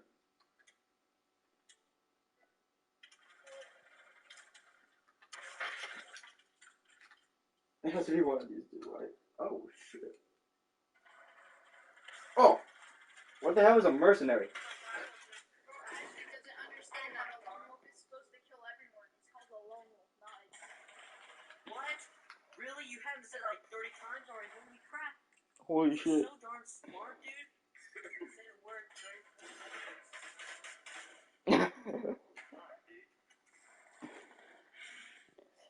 Real big boy here, guys.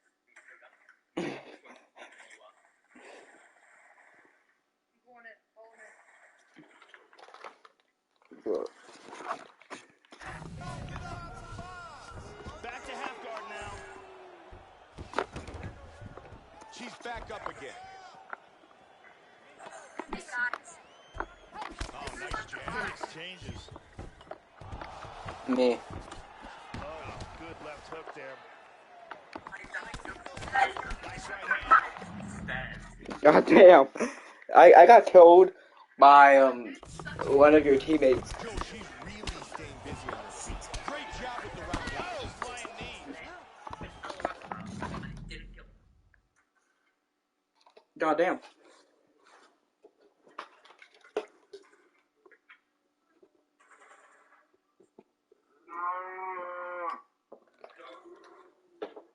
That's what the cow says. No.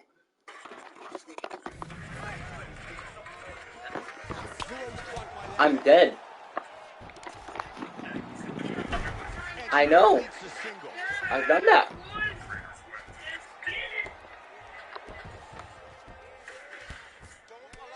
What can I say except you're welcome? You're welcome. Nicely done. Solid strike to the head.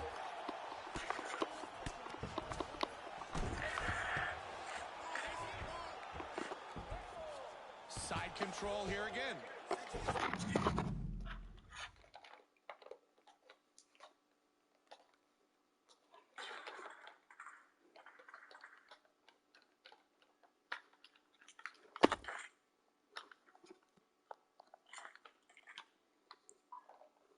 Who wants to play grenade rule with that?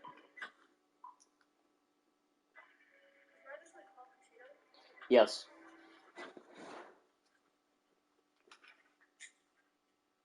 Grenade roulette! I missed. I missed, man. Grenade roulette failed. Drop your weapon, Steve. I'll erase you from existence. I'm not.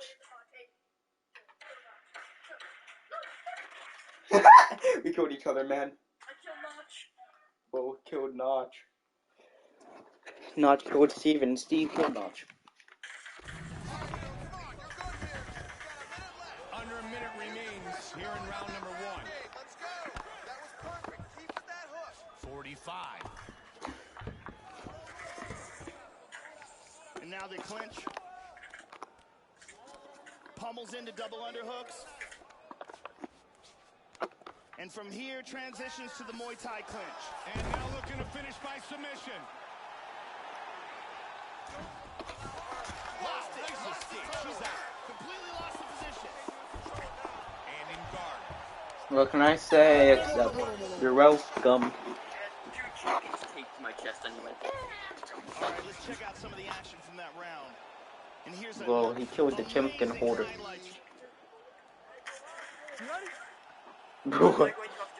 Round two.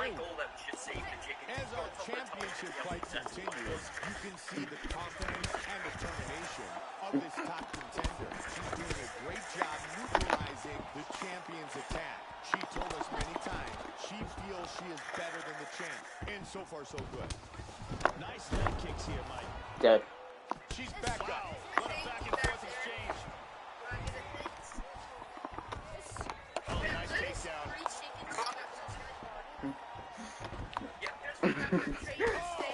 Nasty right hand. Side control.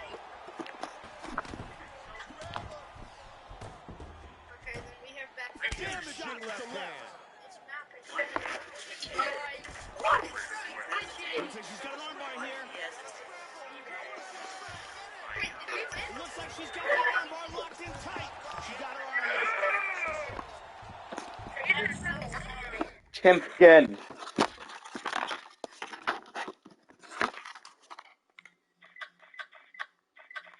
I'm very sorry. I swear to God, if I die one more time while trying to protect Chimkins, I'm killing everyone here. I'm a Chimkin protector. I do not kill Chimpkins. I have to construct my body. I'm protected. I know what I'm doing. Colby. Oh, shit.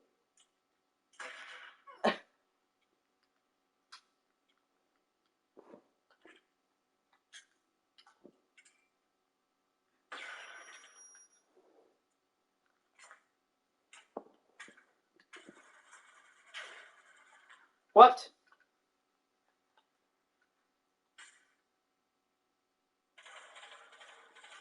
Huh?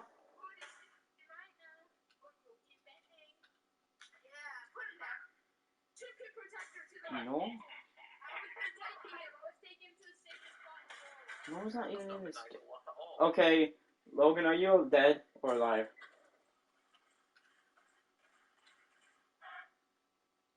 Killed by No. Who the fuck is No?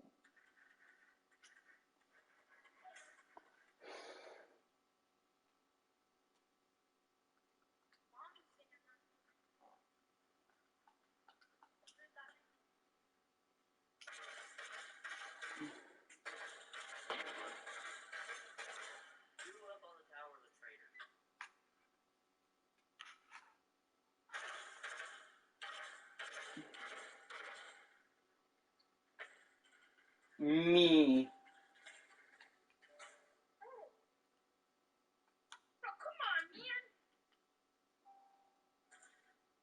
Chimkin. How did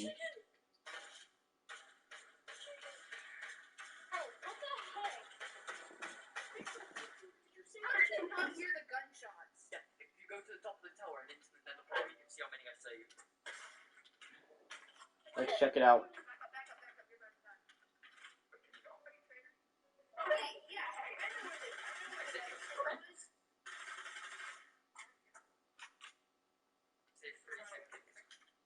Wait, so you were an imposter? No. Oh, say 3 Chimkins. I say 5. I say 5. I was just running around. I say 5 is not dead. I say 5 Chimkins. Guys. I'm not joking when I tell you this. I got killed by No. There's no one in the server named No. I didn't.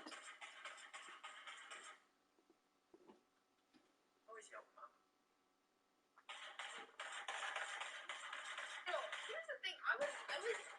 No, shoot him. Shoot that monkey. Shoot these nuts.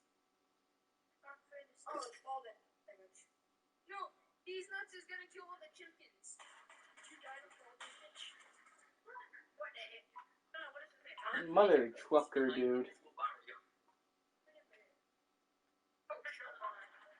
Holy shit, Logan, you saved 3. They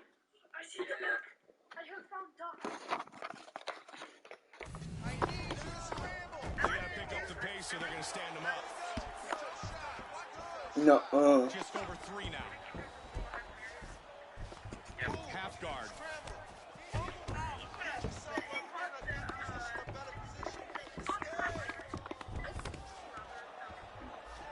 Trying to take the back here. And right back to side control. Half guard. And the mount. Full mount. Not good. The swelling in her eye is really starting to get worse. Back up again. Assassin with the bluff. but he also can't shoot you.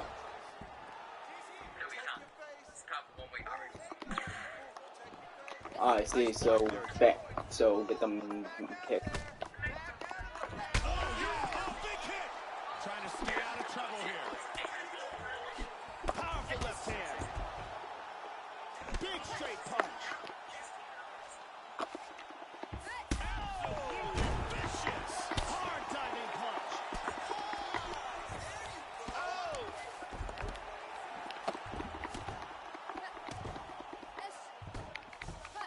And full back. Looks like she's got a submission locked up. Physically can't.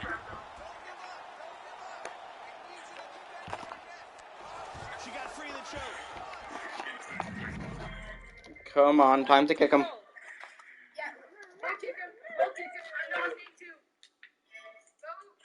Yep.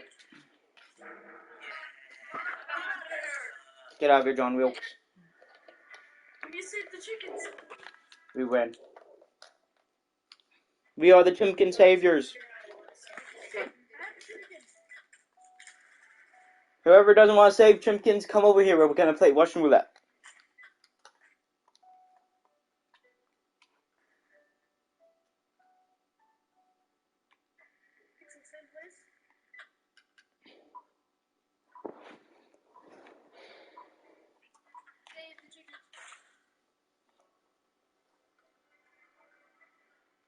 Listen, if you don't save at least 3 chickens today, you die.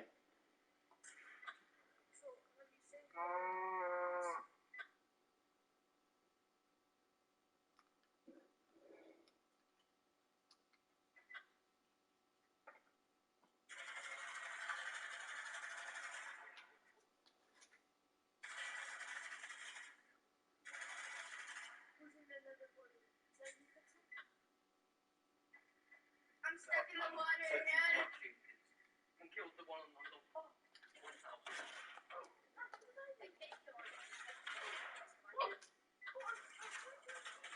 Get them in. Get back out here. Get back out here.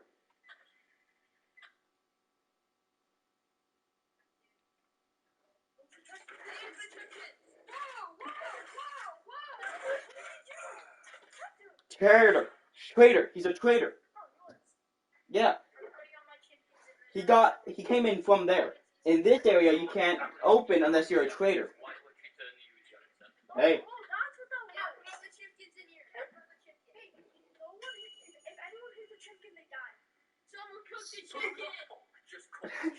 Who did that?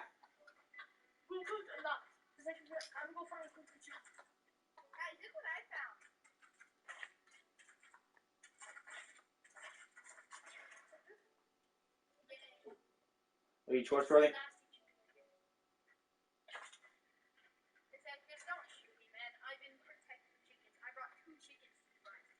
Come here then. Come here.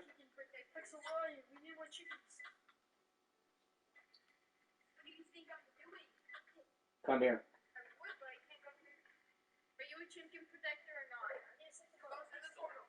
Pixel, try opening that.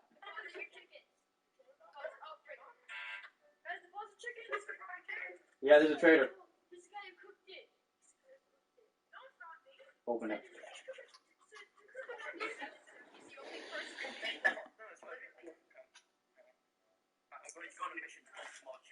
Okay. Yeah, he killed the chimkins. Yeah, line him up. Say it. Move out the way. I got the best gun for this job. Look at the new information. Why is one face down? Wait, yeah, why is that?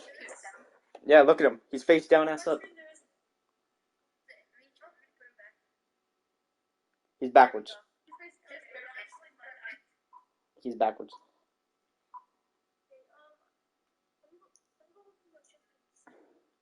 Yo, so try opening that. Like, click the triggers. Okay, it ain't you.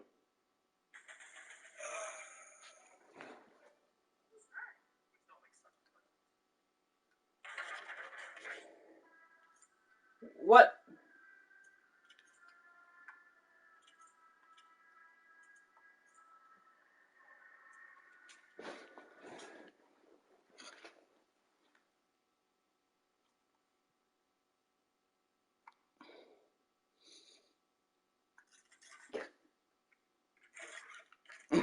I got Blade kicked for low karma.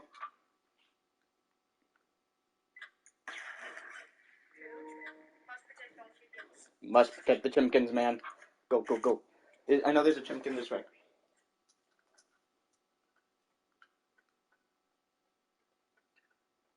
Over there.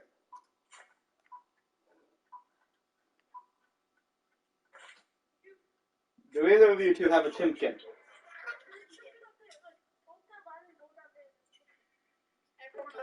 Really? There's a chimkin there, though. I said protect the chimps. That's it. How do you get down from the nether portal? What did that man just say? What that man said is pretty suck. Get him! Get him! Ah! You're fighting each other.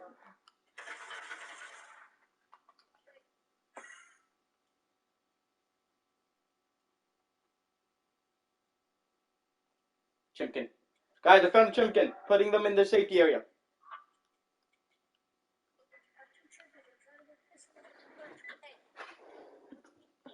Yes? Guy who killed the chimkin killer. Where are you? That's it for you. I don't know who killed the chimkin killer. It's the dude who killed the chimkin. I have something that has a laser on it, and it's a pretty cool. Is it you? Was it you? I think it was you, right? Hey, what's up, man?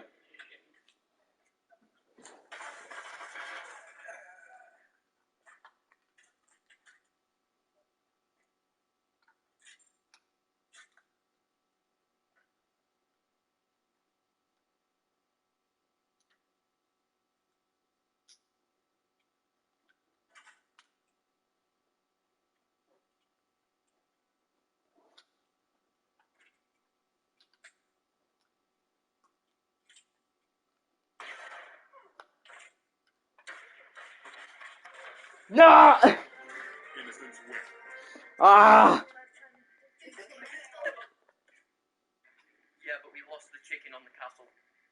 No, I saved them. I put them in the portal. On that one, there's another one. There's two. Oh, shit. I put my chimkin down. Oh, you put it down. Okay, man, save the chimkins now.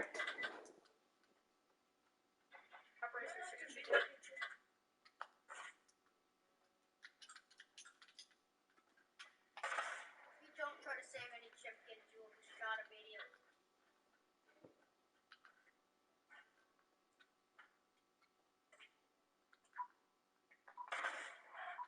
Oh, shit.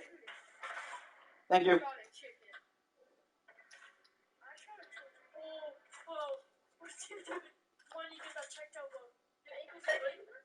Chimkin. That's a chimkin. Drop it. You go get a chimkin.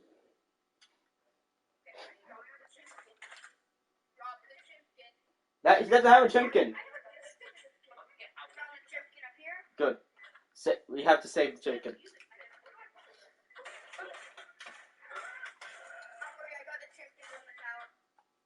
Oh my god, I guessed guys, I guessed correctly. I killed the traitor. The guy who wasn't holding a chicken was a traitor.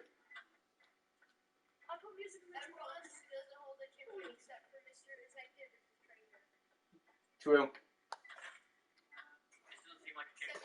That is it. Oh, that's a chicken. Yeah, we were corrected.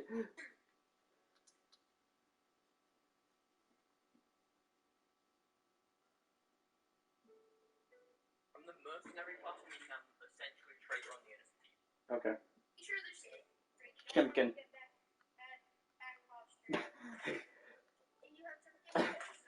Yo, VR King. The chicken's allowed. Is this every chicken?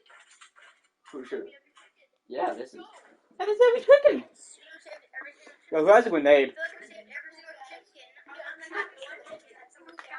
No. Yeah. Wait, I'll be back. Wait, man, drop that. Dude.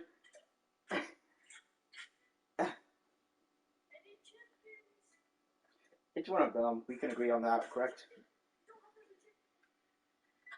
You're a mercenary. I'm an innocent. Is that how it said? Yo, these nuts.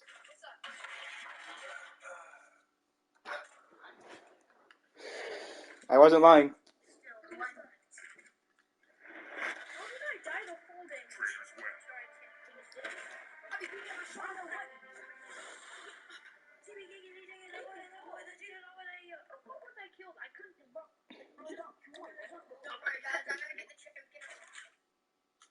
Guys, Chimkin! I found a Chimkin, guys! The chimkins need a bath. Bring them to that pool. They do. You still watch the chickens have a bath. Which pool of water? Okay. Guys, bathe the Chimkins! What water is it? Where's the water? Over here. Oh, I'm coming. I see it. Hey, your chicken's not being bathed. Chicken man.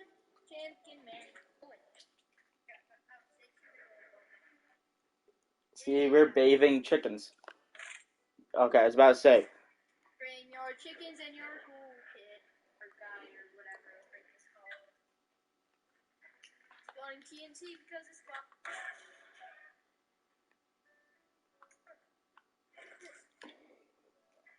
Going to find more chickens because it's fun.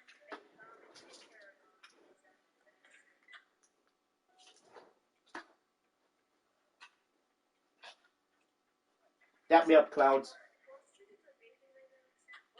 Dap me up. Yeah. You! Did you... Did you harm a chicken? Okay, chill. Whoa, chill, man. We just wanted to know if you harmed the chicken. Did you harm any chicken? Yeah. Someone listen, man. Someone harmed a chicken. Wait, is he harming a chicken? No, he isn't. He isn't. He's bringing the chicken to be bathed. Put it in the bath. Put it in the bath. In the bath. Wait, chicken, wrong way. Right now. Whoa! He wasn't gonna bathe the chicken, man. Oh, yeah. Put him in the bath. Yeah.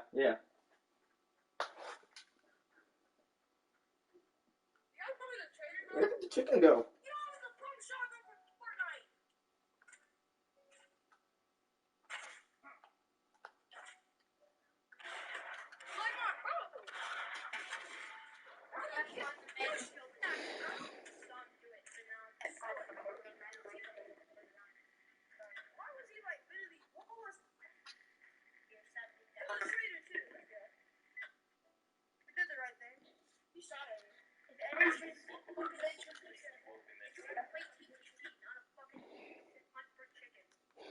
This is hunt for chickens. Shut your mouth.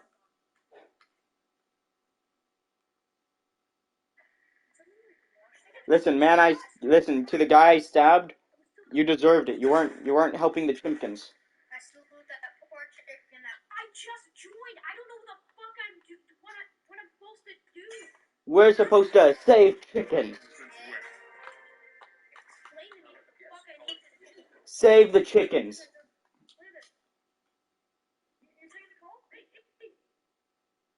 Dude, geez, I didn't even do anything to you. I tried to break the window. You shot at me. Monkey, bro. You shot at me. I didn't even shoot you, bro. I didn't even. You did. Guys, you have to save all the chickens before we kill each other.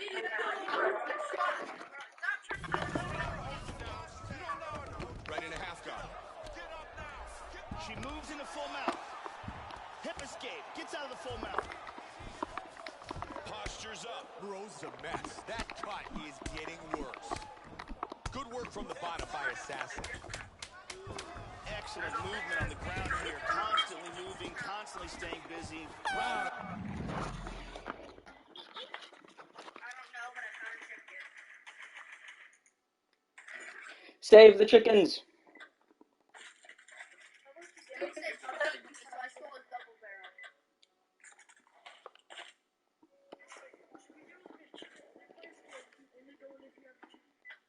Yes.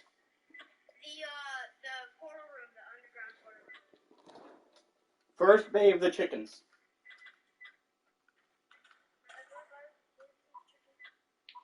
Yeah, grab the chicken, bathe him.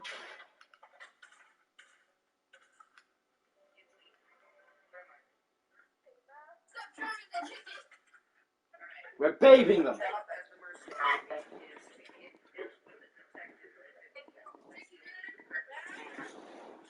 No, I gotta get in here.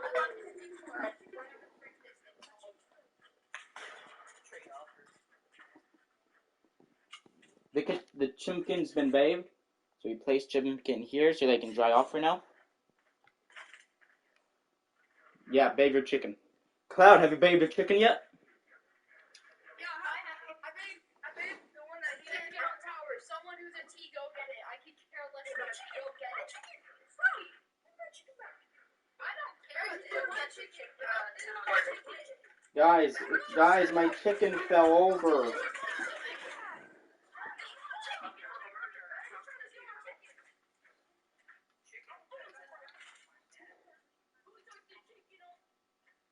You haven't bathed the chicken. Fair enough.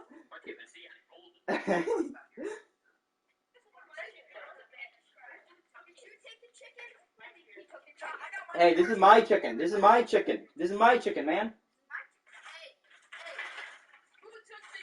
He wasn't believing me. This is my chicken, man. Yeah. See? Oh shit.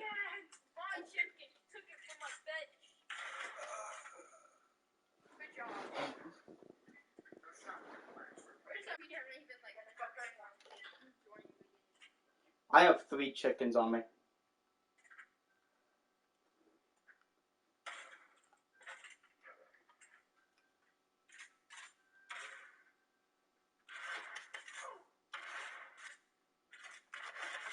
They're a chicken hater. They're shooting me.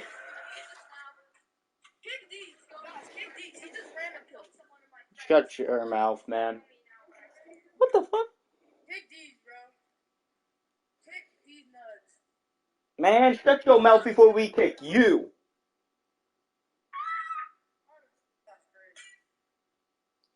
The difference between you and these nugs is chill like that.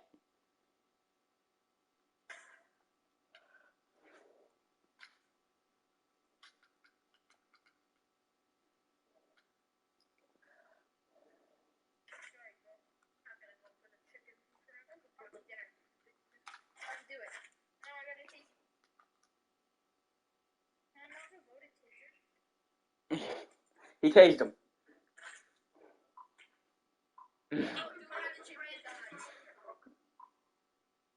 threatened the chicken. I gave you the 50 cal. I know, I thought you were someone else. I didn't know you were him. I'm so sorry.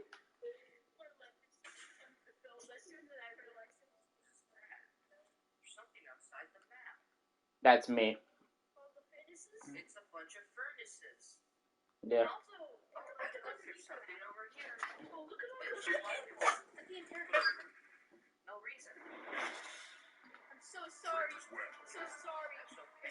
Guys, someone was saying, guys, someone was being a meanie about chickens. I don't remember who, but they were saying we should kick these nugs because they cared about the chimkins. Oh yeah, that dude? Yeah, we gotta kill them. Get down from it there, not... Get down. Would you look at that? Like grenades and flashbang. Does anyone else need chicken?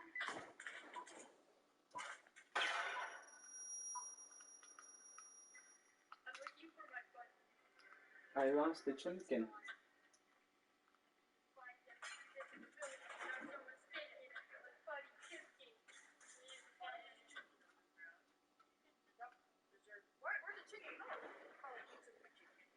I'm bathing it. We set the chimkins in front of the fireplace. They are cold after their bath. Oh, okay. To the fireplace.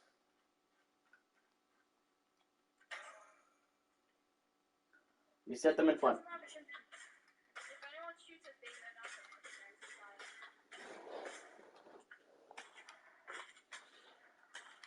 You trying to bin chickens? No, I'm trying to place them in there. My chicken fell over.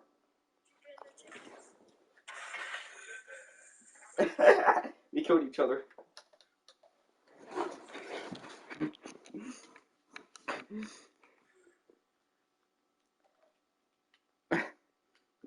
Man, we killed each other because of over the chickens.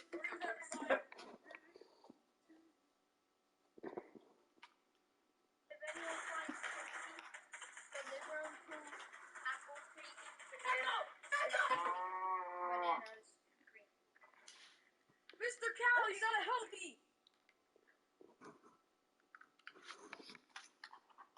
Roses are blue, violets are red. I don't know my colors. I'm dead. What an ending to that round. Joe, you and I both thought that fight was over.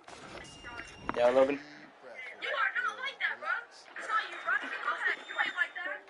You ready? You ain't like that. Who was that? You ready? Let's go fight. We are set for the start of round 3.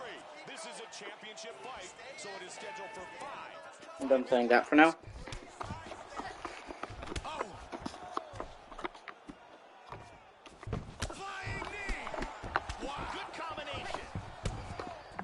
I should leave the call since Logan's no longer in there.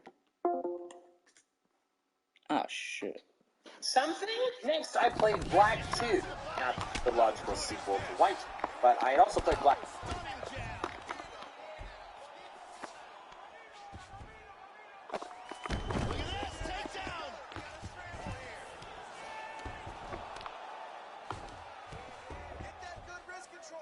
Joe, there we see our total strikes landed. Combination by the champion. Black after White, and I thought Black Huron looked cooler.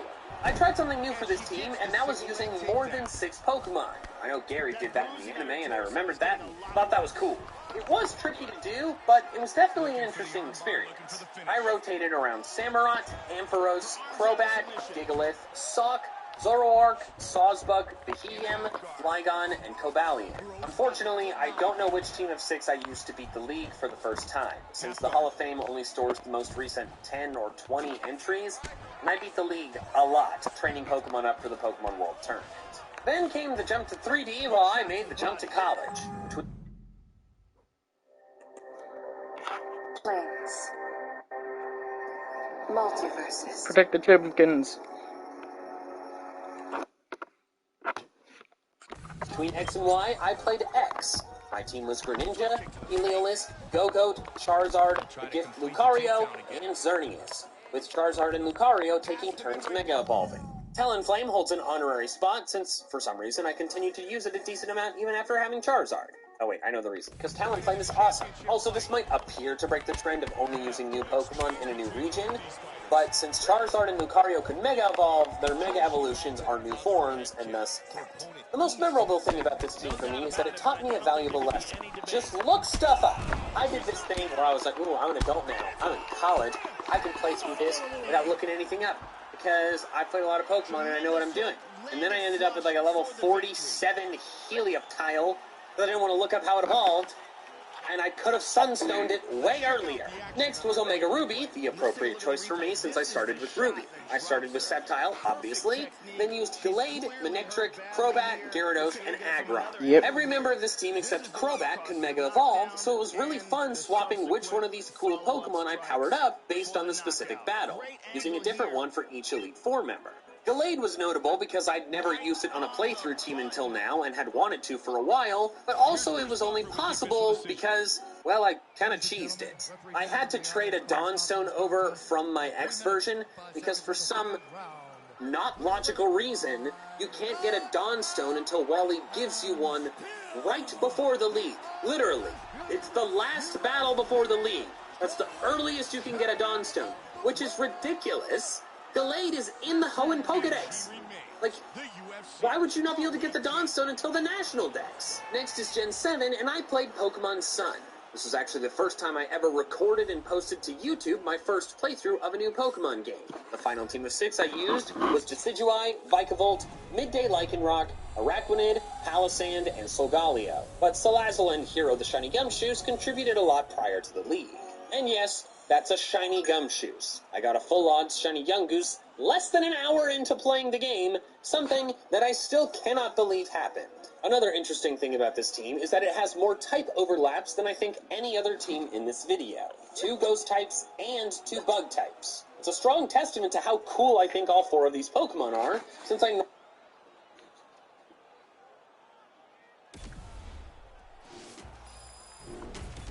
Let me move up a weight class because that last fight a bit too tough.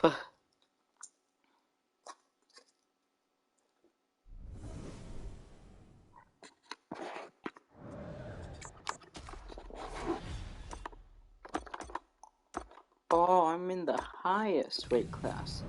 Let me drop down a weight class.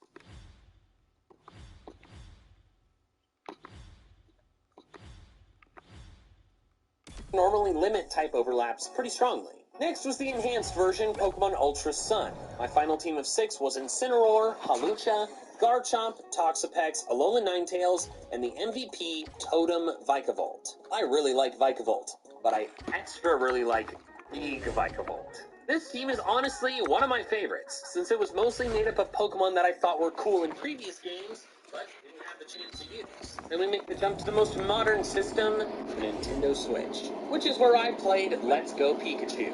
My team was the partner Pikachu, Venusaur, Arcanine, Lapras, Mew, and Shiny Aerodactyl. Unlike in Yellow version, the partner Pikachu actually stuck around due to having solid stats. And Venusaur, Arcanine, and Lapras were a trio of awesome Kanto Pokemon that formed a Fire-Water Grass core. Mew came from the Pokeball Plus, and I couldn't pass up the opportunity to use a Mythical on a playthrough. And Aerodactyl was transferred in from Pokemon Go, since I thought that would make for a really unique team. Also, it meant that I didn't have to shiny hunt it for my quest to beat all the Master Trainers with just shiny Pokemon, and considering that hunting for shiny Kabuto sprained my wrist, I think doing this actually saved me a lot of physical pain. Also, I should note that I did get a shiny Venonat before my second badge, which did not last on the team very long since Venomoth is garbage, but it was still cool. And now for the new teams.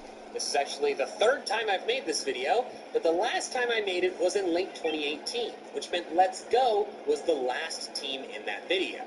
I've got quite a few teams to add then, the first of which being Sword. My final Sword team was Cinderace, Corviknight, Dreadnought, Amped, Toxtricity, Grapploct, and Dragapult. All new Pokemon, but Corviknight and Grapploct were probably my favorites. I should note that there was a period of the playthrough where I ditched my starter in favor of I got Grimmsnarl, just because I thought Cinderace was pretty underwhelming. Honestly, I still do. But eventually I felt bad and I brought it back. Dragapult was also notable because it was a very late addition and I could only evolve it right before the final battles of... Championship. Assassin, ready? Head their joke. You ready? Let's go fight. Remember, title fight, 5 5-minute rounds. Joe, her striking has been brilliant as of late, but during training camp, Haven't I already beaten you, Clark? Twice now. How will she overcome? How will she come in with a different game plan? And will she be able to throw the right at all? Slip counter. Joe, she is hardly utilizing her right hand. Of the game, but then it was amazing in all of those battles. Plus, it's super cool, so I was willing to make it work. Doing that actually started a recent trend where I put the pseudo-legendary on my team a lot of the times, because it's fun to have strong stuff. Next came Brilliant Diamond, and this team, and this game in general, was frustrating. My squad was Infernape, Roserade, Gardevoir, Gliscor, Magnezone, and Weavile. The first new game team of 6 I've ever used that did not have a water type. This team is frustrating. As an entrepreneur, as a creator, I'm 24/7 on the go all the time. Shopify makes it very easy to be on the go and connected with my store. My name is Chef Jamoke Jackson, aka Mr. Foodtastic. I am a creator. I also dabble in all things food. My very first product on Shopify was my spice line. It's literally took Shut me up.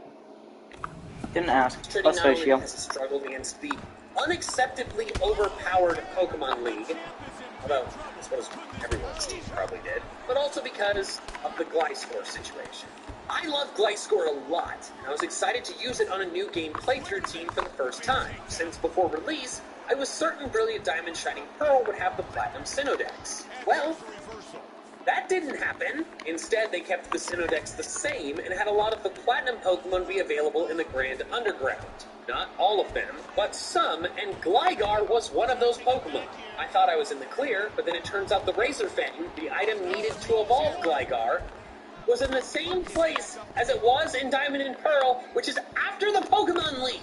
I hate these games so much. I thought the Dawnstone right before the League in Omega Ruby Alpha Sapphire was ridiculous, but this is just completely unacceptable. There is no circumstance in which a Pokemon can be caught before the League that cannot be fully evolved until after. The exception of the Kanto remakes was get a little screwy, but like the whole thing is it's like, okay, it's just what was here, that's it. There's a version of Gen 4 Sinnoh that just doesn't have Gligar and Gliscor, and then there's a version of Gen 4 Sinnoh that does. Why did they make a version of Sinnoh where you can get Gligar, but not Gliscor before the League? That's so stupid. They could have just put the Razor Fang where it was in Platinum. I did not just roll over and accept it, though. I had a friend trade me a Razor Fang, so I was able to have Gliscor on my first and almost certainly last Brilliant Diamond team. Sinnoh then immediately got a spectacular upgrade with Legends Arceus, though. Arceus. Like, I felt like I was having whiplash. We got some of the worst Pokemon games ever, and then only 2 months later, we got one of the best. My final team was Hisuian Decidueye, Luxray, Alpha Hisuian Goodra, Togekiss, Basculegion, and Mamoswine. First time one of my fights with her made it past the first round. Must be very happy about this, given the fact she almost got finished. Like in the first fight.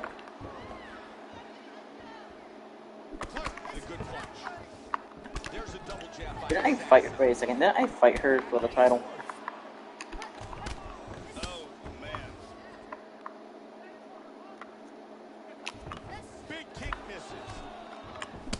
Oof.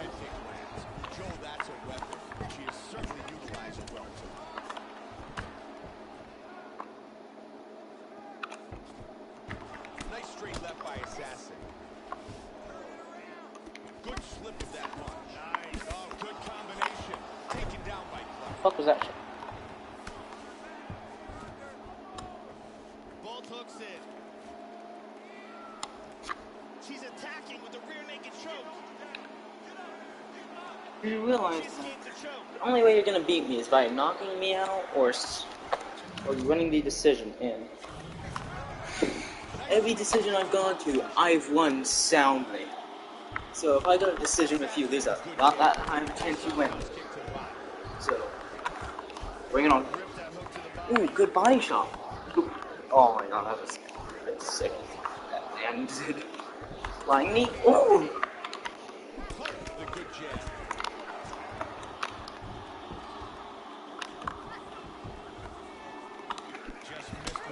Oof.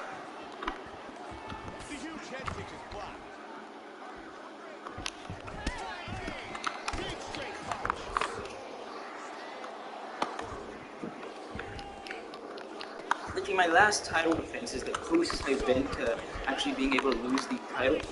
Because I lost the first 2 or 3 rounds. I don't remember which round I finished them. I think it was round 4. So I lost the first 3 rounds. Sound it. Boop. Made the duck to that one, and ooh, good counter.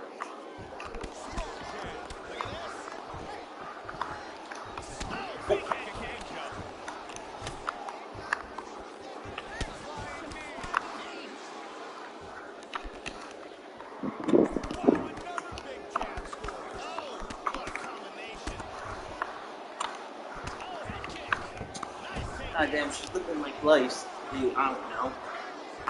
Oh. Someone from the blade. Okay. Her face is dripping with her own. So this is not close at this point. Now. Oh no, you can move around on the ground.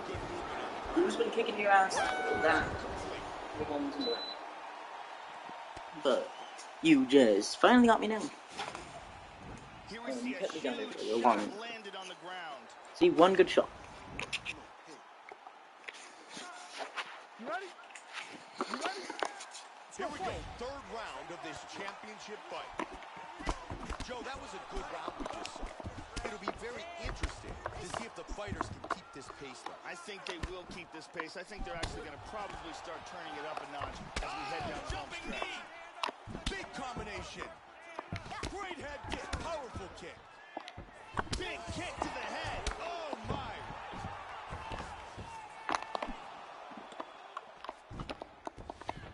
Oh, nice kick. Vicious shot to the body. How good is this? Powerful jab. Vicious combinations.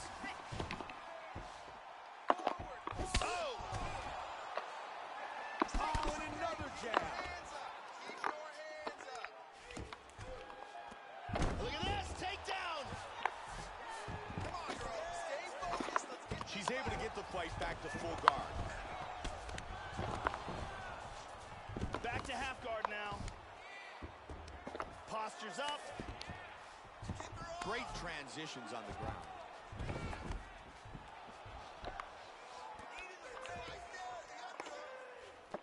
Double underhooks. She's got the over-under here. I saw the cut when it was first open, Joe, but it's really swelling up quickly. They battle in the clinch, looking for a dominant position. Takedown. Beautiful throw.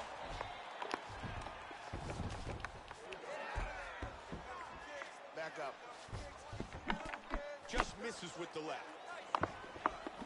Assassin with a good straight punch. Man, that was a quick side kick to the body. Good leg kick. She's down. Back up. She's got over under here. Oh! Great judo toss. A nice block and a good counter by Clark. Look at this. Oh, nice body kick. Joe, that's another solid kick. There's that kick again. Head kick! Oh, solid jab. Oh, Joe, another strong jab. Combination.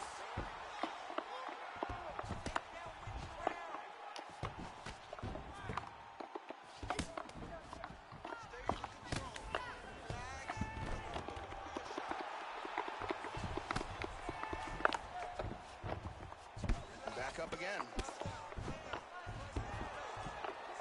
Connected there. Assassin's eyes are both starting to swell up. Good job of timing strikes here. Inside leg kick. Big hook. That's 3 great rounds. We're headed to the championship rounds. And there's a nice head kick that lands. Relax. Excellent job out there. You're striking. You ready? You ready? Championship round. Round 4 underway. Uncharted territory for a lot of these top contenders, but a place where this champion has fought many times before. What a difference, a 5-round fight. This is when many times it just comes down to who wants it more. Joe, we've made our way to the 4th round in this championship fight. What do you look for now? The championship rounds show who put more time in, who put more focus, more dedication, more energy, more intensity in training camp, and who has executed their game plan better in the first 15 minutes of the fight. Good shot. Clark, caught by that head kick. Wow! She's knocked down. Oh, that's a big left hand. Oh! Wow, look at that. How good is that? Uh-oh. Armbar, armbar. Almost had the armbar. Wow, she's back up again.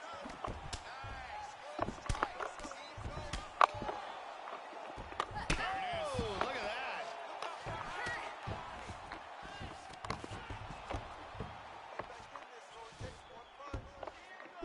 Wow, swing and a miss. Big straight punch.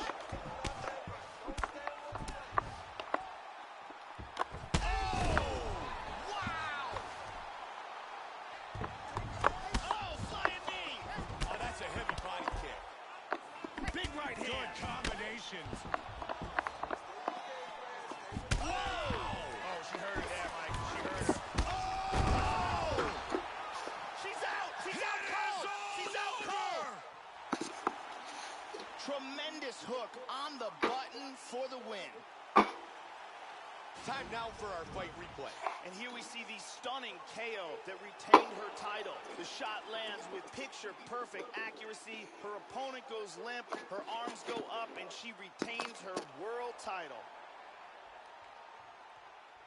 Take a look at this from a different angle. Boom! Wow! Bruce Buffer has the official decision.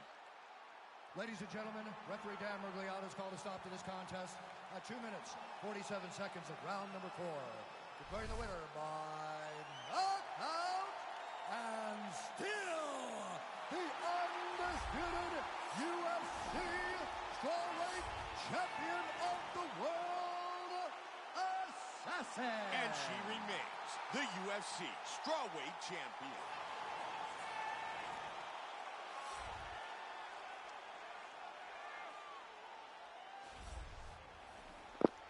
Yo, what is it, Max?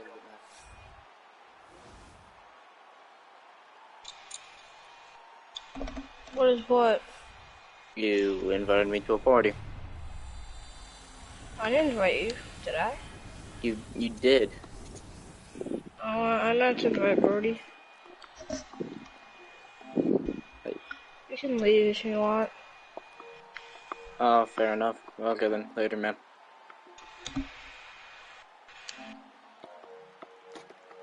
Freedom. Go ahead and pour out some sort of.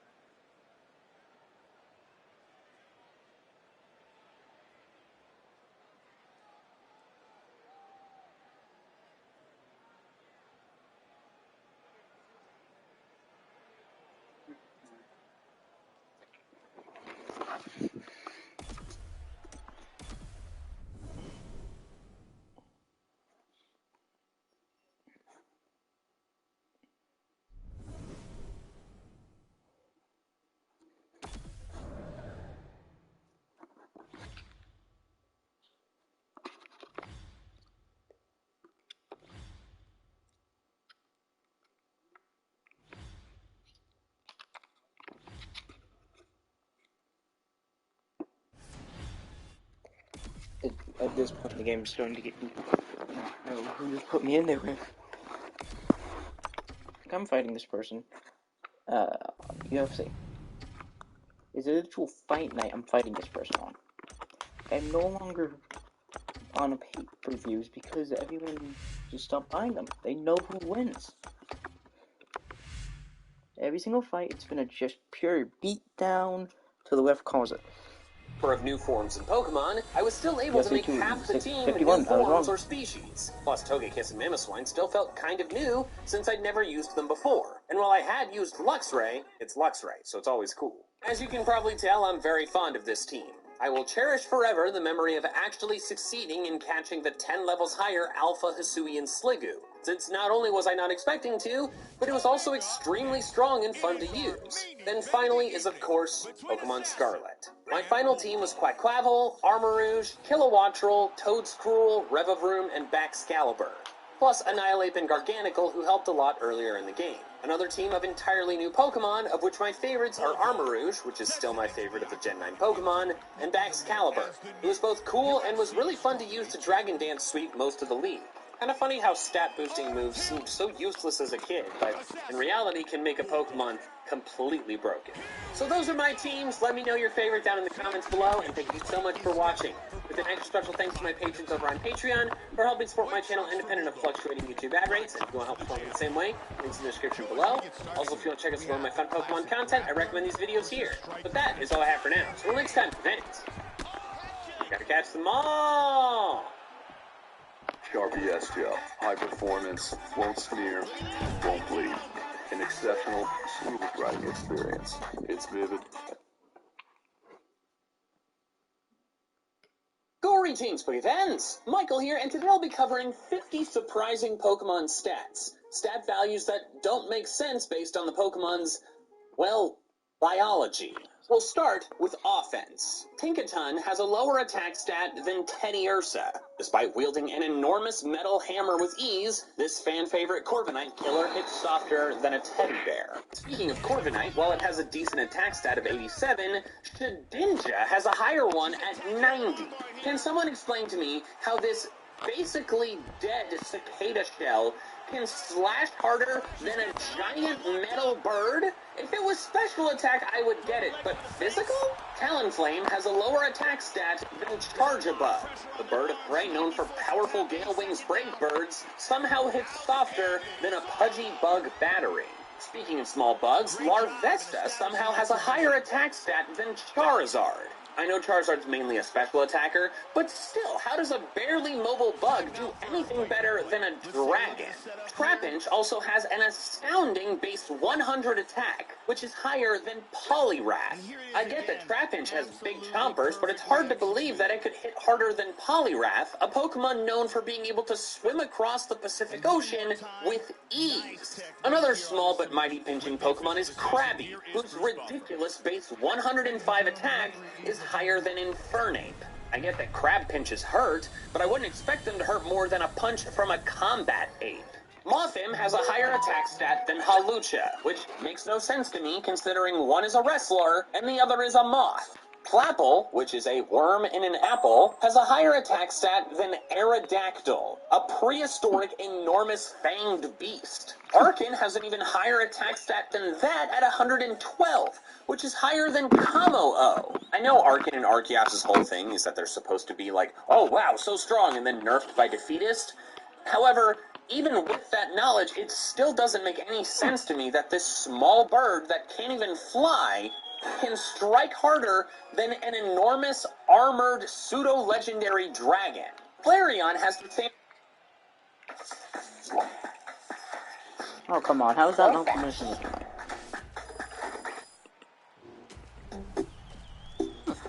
Boost your revenue and drive growth with Google Ads. Reach high-value customers across... An attack stat as Machamp, which is a very high 130. Machamp having a very high attack stat makes perfect sense. It's a ripped, four-armed fighter. But Flareon? It's a small fox-cat thing that could be a pet if it wasn't on fire. Like, do the flames make the strikes and tackles that much stronger? As strong as a Machamp, which can punch things over the horizon? Onyx has an infamously low attack stat of only 45, which makes no sense at all, considering that it's an enormous monster made of solid stone. This makes its physical hits softer than Sentret, Rookity, Joltik, take your pick of small feet. Still pretty low, considering it's the same as a Moongus, a 2-foot-tall, squishy mushroom. Bastiodon is another rock and metal beast with a weirdly low attack stat of only 52. I get that it's mainly a defensive Pokemon, but I see no logical reason for it to hit softer than Tynamo. Zen Mode Galarian Darmanitan, which is a hot, bouncy snowman, has an astronomical attack stat of 160. This is higher than Groudon, Rayquaza, Zekrom, and even Crowned Sword Zacian. To be fair to Zacian, its attack stat used to be 170 before it was nerfed in Gen 9, and it still gets the Intrepid Sword boost once per battle. But, like, there's any universe where the bouncy snowman hits physically harder than a legendary wielding a sword? Alright, all those have to do with physical attack. Now let's talk about special. Murkrow has the same special attack stat as Blastoise. This baffles me.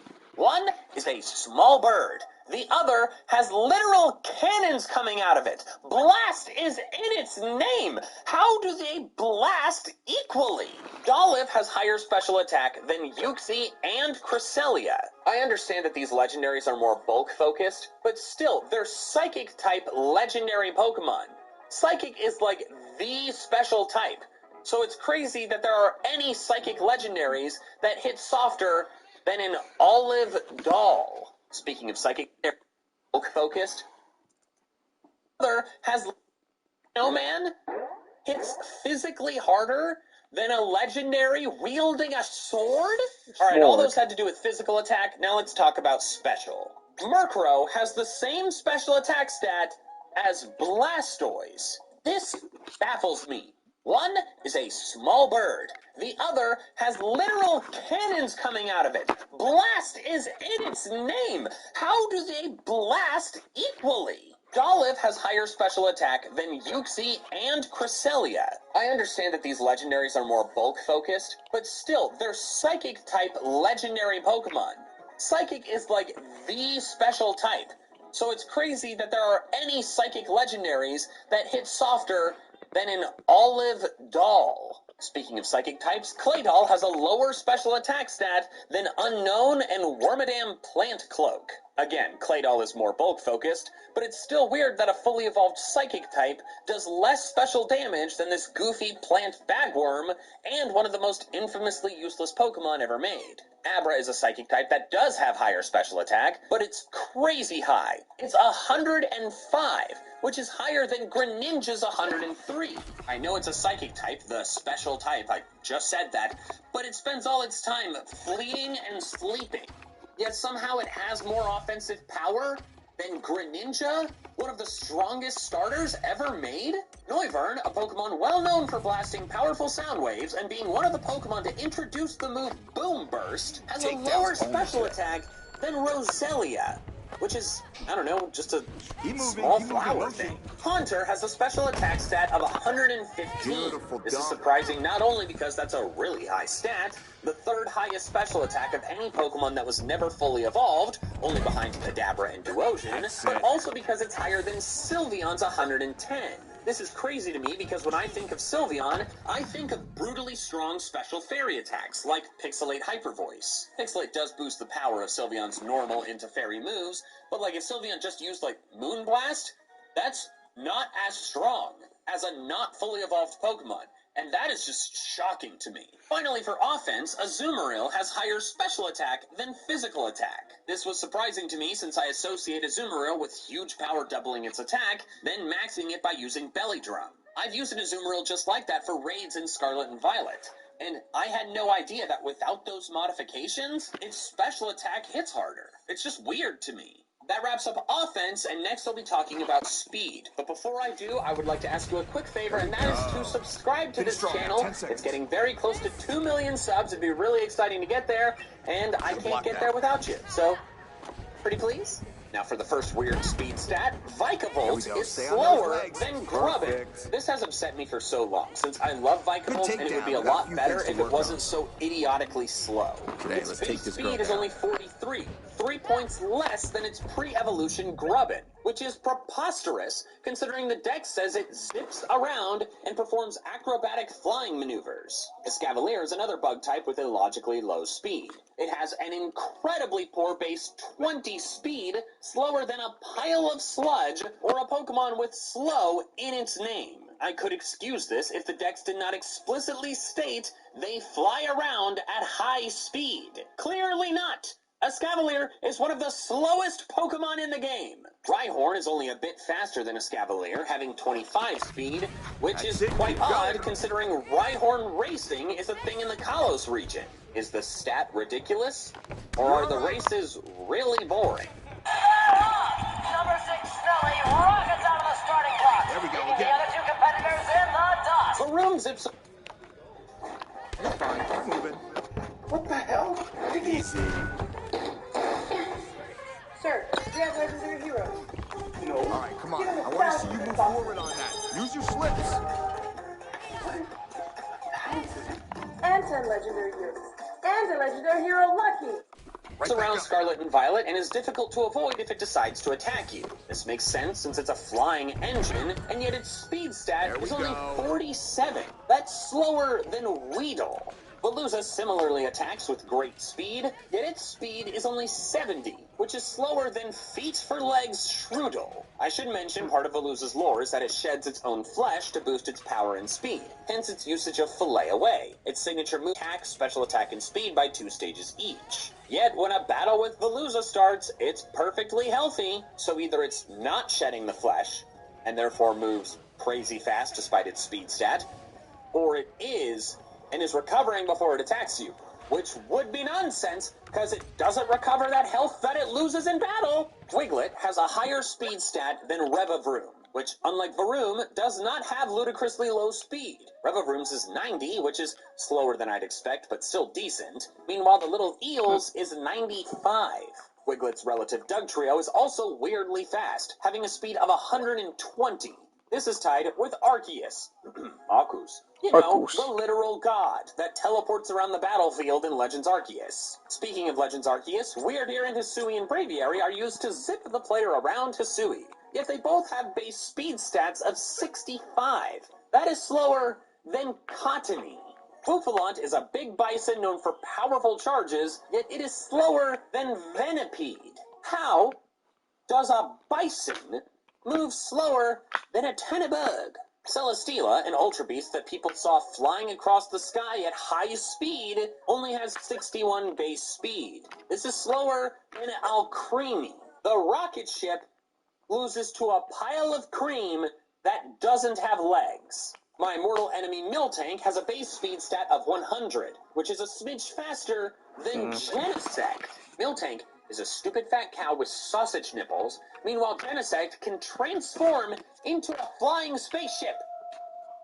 How is the spaceship slower? 100 is actually the same speed stat as Galarian Zapdos, which is confusingly low for this Pokemon. It's a Roadrunner that you have to chase across the wild area, and the dex explicitly states that it runs through the mountains at over 180 miles per hour. You're telling me that this thing runs at almost 200 miles an hour, yet it's slower than Dedenne? Is this hamster the Flash? Speaking of dex entries with specific speeds, Pidgeot states this Pokemon flies at Mach 2 speed. Mach 2 means twice the speed of sound. That's over 1,500 miles per hour. Yet its base speed is 101, which is the same as Dedenne. How fast is this hamster? Jumpluff, a dandelion creature that floats along the wind, has a higher speed stat than Iron Treads, a literal wheel from the future. Then finally for speed, Purugly has a base speed stat of 112. This is faster than Latios and Latias, which the dex says can overtake jet planes. The pudgy fat cat can outrun jets.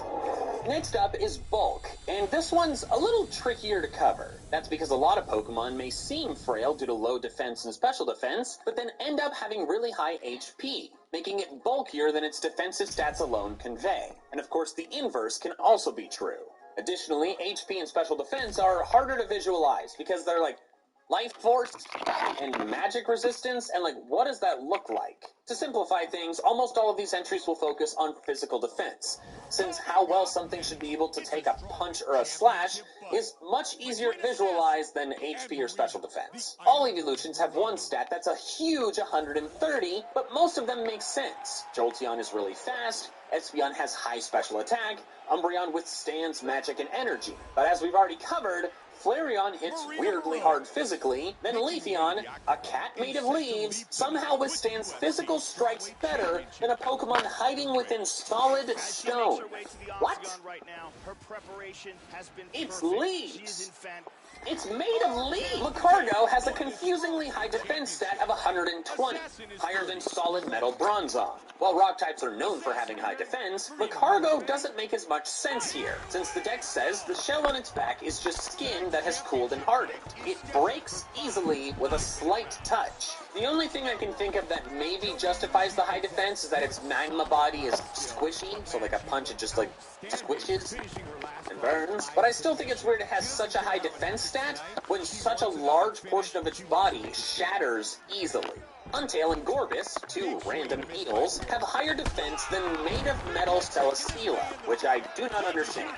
Another Ultra Beast, Kartana, has an outrageous defense stat of 131. I get that it's a steel type, and it's like a samurai sword origami thing, but like, it's paper. The thing is paper, and it has higher defense than Metagross? While not as high as previously mentioned, Horsey's defense stat is 70. This is oddly high since it's just a baby seahorse, and in fact is equal to the steel-type Magnemite. Not all steel types have good defense though. Togedemaru, which is Sharp high performance, won't smear, won't bleed, lasting impact, sharp and thin gel pen. What's the difference between selling on a marketplace and selling with Shopify? When you build a store with Shopify.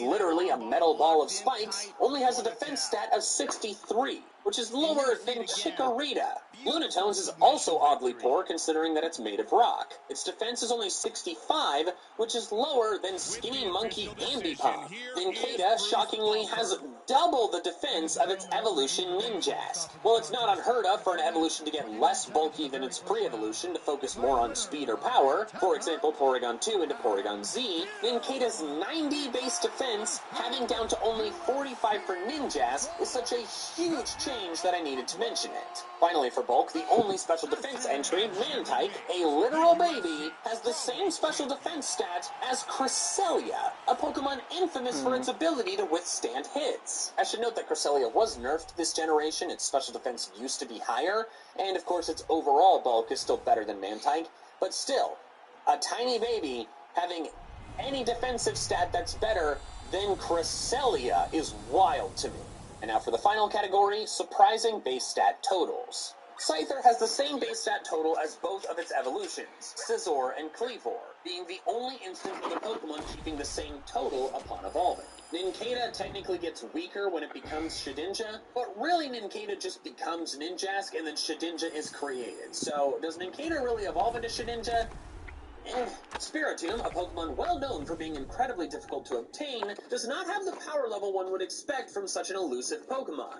Its base stat total is only 485, which is lower than famously underwhelming Unpheasant. Beautifly has a higher base stat total than Dustox, which is uncommon for split evolutions. This happened because in Gen 6, Beautifly received a 10-point buff to its special attack, while Dustox did not. Similarly, Poliwrath is stronger than Politoed, its base stat total being 510 3 of the compared top to Politoed's 10 I've 500. beaten. Like with Beautifly and Dustox, this happened because Poliwrath got a Gen 6 buff to its primary offensive stat that its counterparts did not get. The two And people finally, I just beat are Onix. retired or Just ran up a weight class. Onix. I will And went never down. understand why this incredibly large stone beast is so awful. Its base stat total is only 385, Okay, you're ranked number 2. which is lower than Small Time to beat the Dragonfly Yanma number and 2 fighter. baby Pokemon So because I've beaten Munchlax. 1. I know they remedied it by creating 2, Steelix in the next 3. generation, but it is still Yeah, and I've insane to beaten me 3 that of the at top any 10. point in time, they thought it made sense for this iconic rock serpent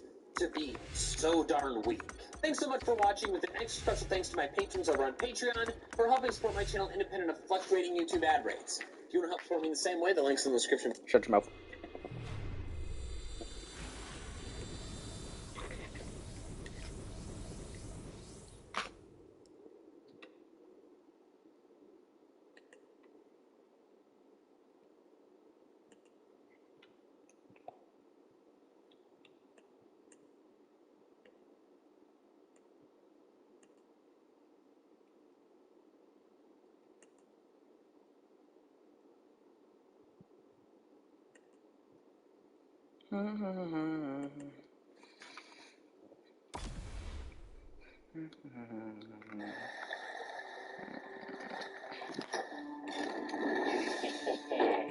Okay, hello my friends. Welcome to Ups and Downs, and listen, something has happened over the last few days.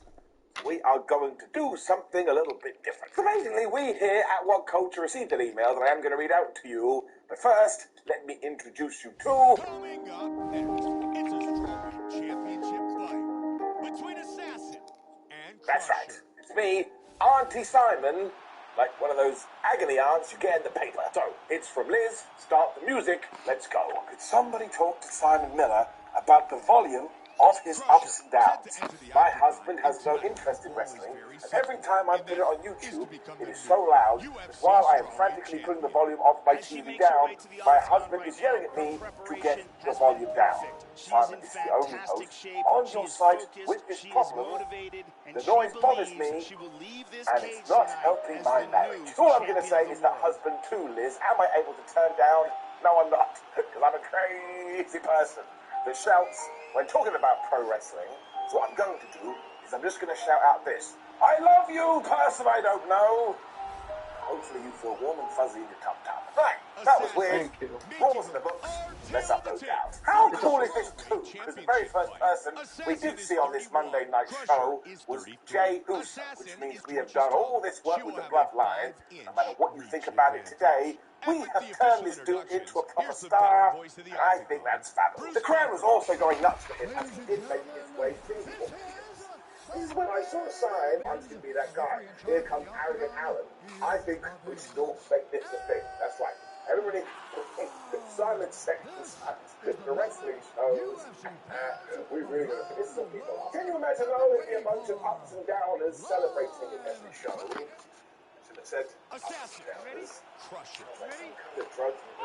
Michael Cole also reminded us he wasn't scheduled for 5-minute rounds. when he also muttered, "Oh, Cody used to be Joey knew she possessed and he can good, get things solid done. ground Don't skills, you tell but me, man, she Simon was Miller. outstanding, finishing her last war. fight This by was shots submission. fired. She doesn't care how it happens There's today. no She justification wants for being another that finish. close She wants to make a was statement. basically, I quit WWE.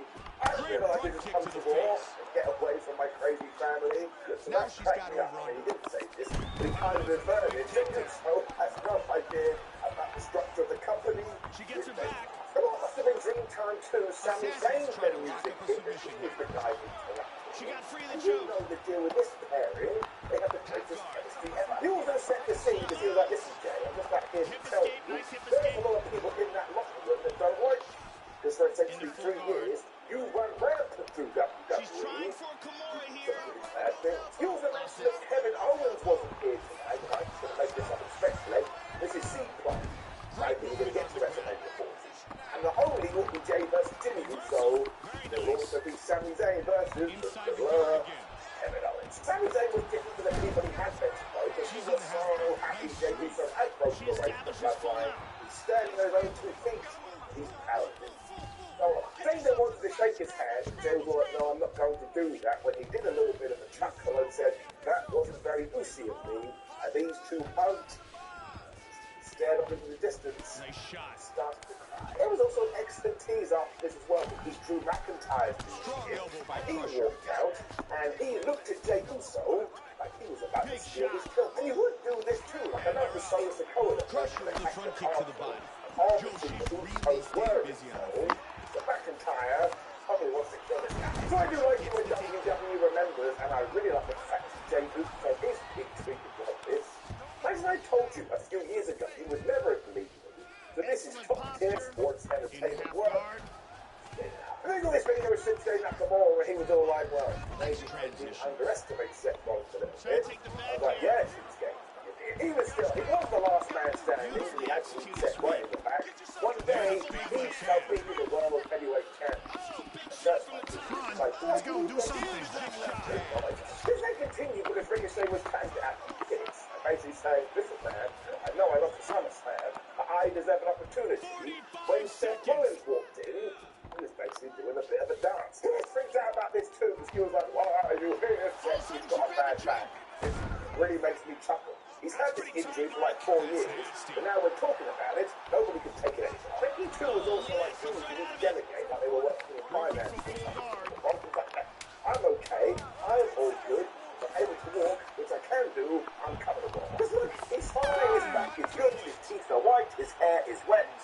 Actually, if you look directly into his eyes, this was the point, I don't think he's telling us. This is also when we got to Riddle taking on the Viking Raiders, and dare I say it, maybe I, Simon Miller, have been wrong about WWE. They are going to pull this trigger on the Drew Hill turn, I tell you. I hope I am incorrect. This is going to be rad. We just continue to tease it throughout this entire episode. And this is just what McIntyre needs right now. I can't explain it, but sometimes you search your feelings, and your tum-tum tells you, yes, this WWE superstar needs to turn heel. Why the hell is my stomach telling this? I was weird. That thing where he pretended to hug Riddle when he's still beginning to hug. I just think it's the least thing to do to someone, just sending out such good things. And all the no DQ match as well, Riddle then pushed Drew and said, get the tables. Great stoppage by the referee. Because McIntyre pushed it back and went, no, you get them. That's so petulant. They of course did go and get them, but before that, Drew was trying to get everybody to the fight here. This is a vicious series of strikes. He saw the wood, and was like, well, maybe I'll throw you through the thing. He wasn't able to do it either. Thankfully, Riddle was able to make the save, so Valhalla was like, well, you'll get involved, I'm going to do it too. But I think she must have cast the wrong voodoo or said the wrong spell. Because all of us had a coach that Valhalla went through her ingredients, looked in her pot, with the official decision, I need to summon him. He totally flubbed it as well, because he went to hit the Trouble in Paradise on the Raiders. Instead, he just smacked Riddle right in the head. The Vikings were like, alright, after we finish this town, we will hit you with Ragnarok through the table, 1, 2, 3. And yes, he was really mad about this. He was a little bit Kofi like he was about to rip his head off. Let's not wait around with this. Let's just get to the good stuff. We did it with RK Bro. I don't think Drew and Riddle have the same kind of chemistry. Let's just turn McIntyre into some kind of murdering Scottish man. I quite like this now. It's getting me excited. Given that we did have our big Gunther versus Chad Gable Intercontinental title match for our main event, we then got this really cool video focusing on the IC champion involved. Seth Rollins came to the ring. Why not? Now, I did like his match of the weekend. I liked it a lot. And when it comes to Seth Rollins, I think he is underrated because he never has a bad performance. He always brings his A game. We should be shouting it from the rooftop. Is that it? The Wells Fargo Active Cash Card. Earn 2% cash back on what you want, like a 22-speed road bike. And need. Like a ride back from your ride. So beaten 1, 2, 3. Apparently only 2 now of the top 10. Please though, my back was giving me a hard time. I was like, bro, I watched that thing. You were giving Nakamura superplexes. Now, of course, he did justify this by saying that Nakamura was able to leave the arena on his 2 feet, and as he was going to admit, he had to go out on a wheelchair, and Becky Lynch pushing him out. So now, he is pissed off about this. Because, yeah, if you had the choice, would you rather walk out somewhere or be in a wheelchair? You could figure it out. He also told Shinsuke to get here right now, and Nakamura's here instantly. I mean, he was just stood behind the curtain going, I tell you, he said the wrong thing. I will go out there. When all of this went 2 + 2 equals potato. Because Rollins offered Shinsuke Nakamura a title match right here, right now. I was like, what the flub are you doing, man? You beat this guy clean in the middle at the pay-per-view premium live event, there's literally no reason to do it, even if he did knee you in the back. Just call him a goober and move on. And then it got even more strange, because Shinsuke said some stuff in Japanese and then went, I've heard your challenge, and the answer is no. That's right. He got offered a World Championship match earlier on in Raw. He said, I want to be World Champion, but here, nah, I don't want to do it. So maybe he just wants to go and play Starfield or something instead. And of course, these two got into a brawl when Adam Pearce and a bunch of security guards broke them up. I tell you, these security guards, they're totally rubbish. They're never able to do anything. Why do we even bother? Pearce and Seth were then shown yelling at each other in the back, and Adam is like, why do you want to hurt yourself? But all of a sudden, it was Ricochet versus Shinsuke Nakamura. I started spinning around. What is going on? I will say this was very good, because of course it was. And at one point, Judgment Day were watching on from the back. When Ricochet went for a 450, he missed. Nakamura got back to his feet, and he still got slammed with a recall. The 1-2, ooh. They went for a senton off the apron, but Nakamura moved, and that landed them like it absolutely sucked. When Shinsuke just got a chair and went blammo, of course this meant it ended in disqualification. Are you kidding me? He was then going to break Ricochet's neck with this chair when Seth Rollins was back out to cause another brawl, when there were more security guards. Useless, I tell you. Useless. Sometimes balls. Rollins then did a big old dive into Nakamura, but it was actually Shinsuke that was able to grab him and push him into similar steel steps. It was like, my back.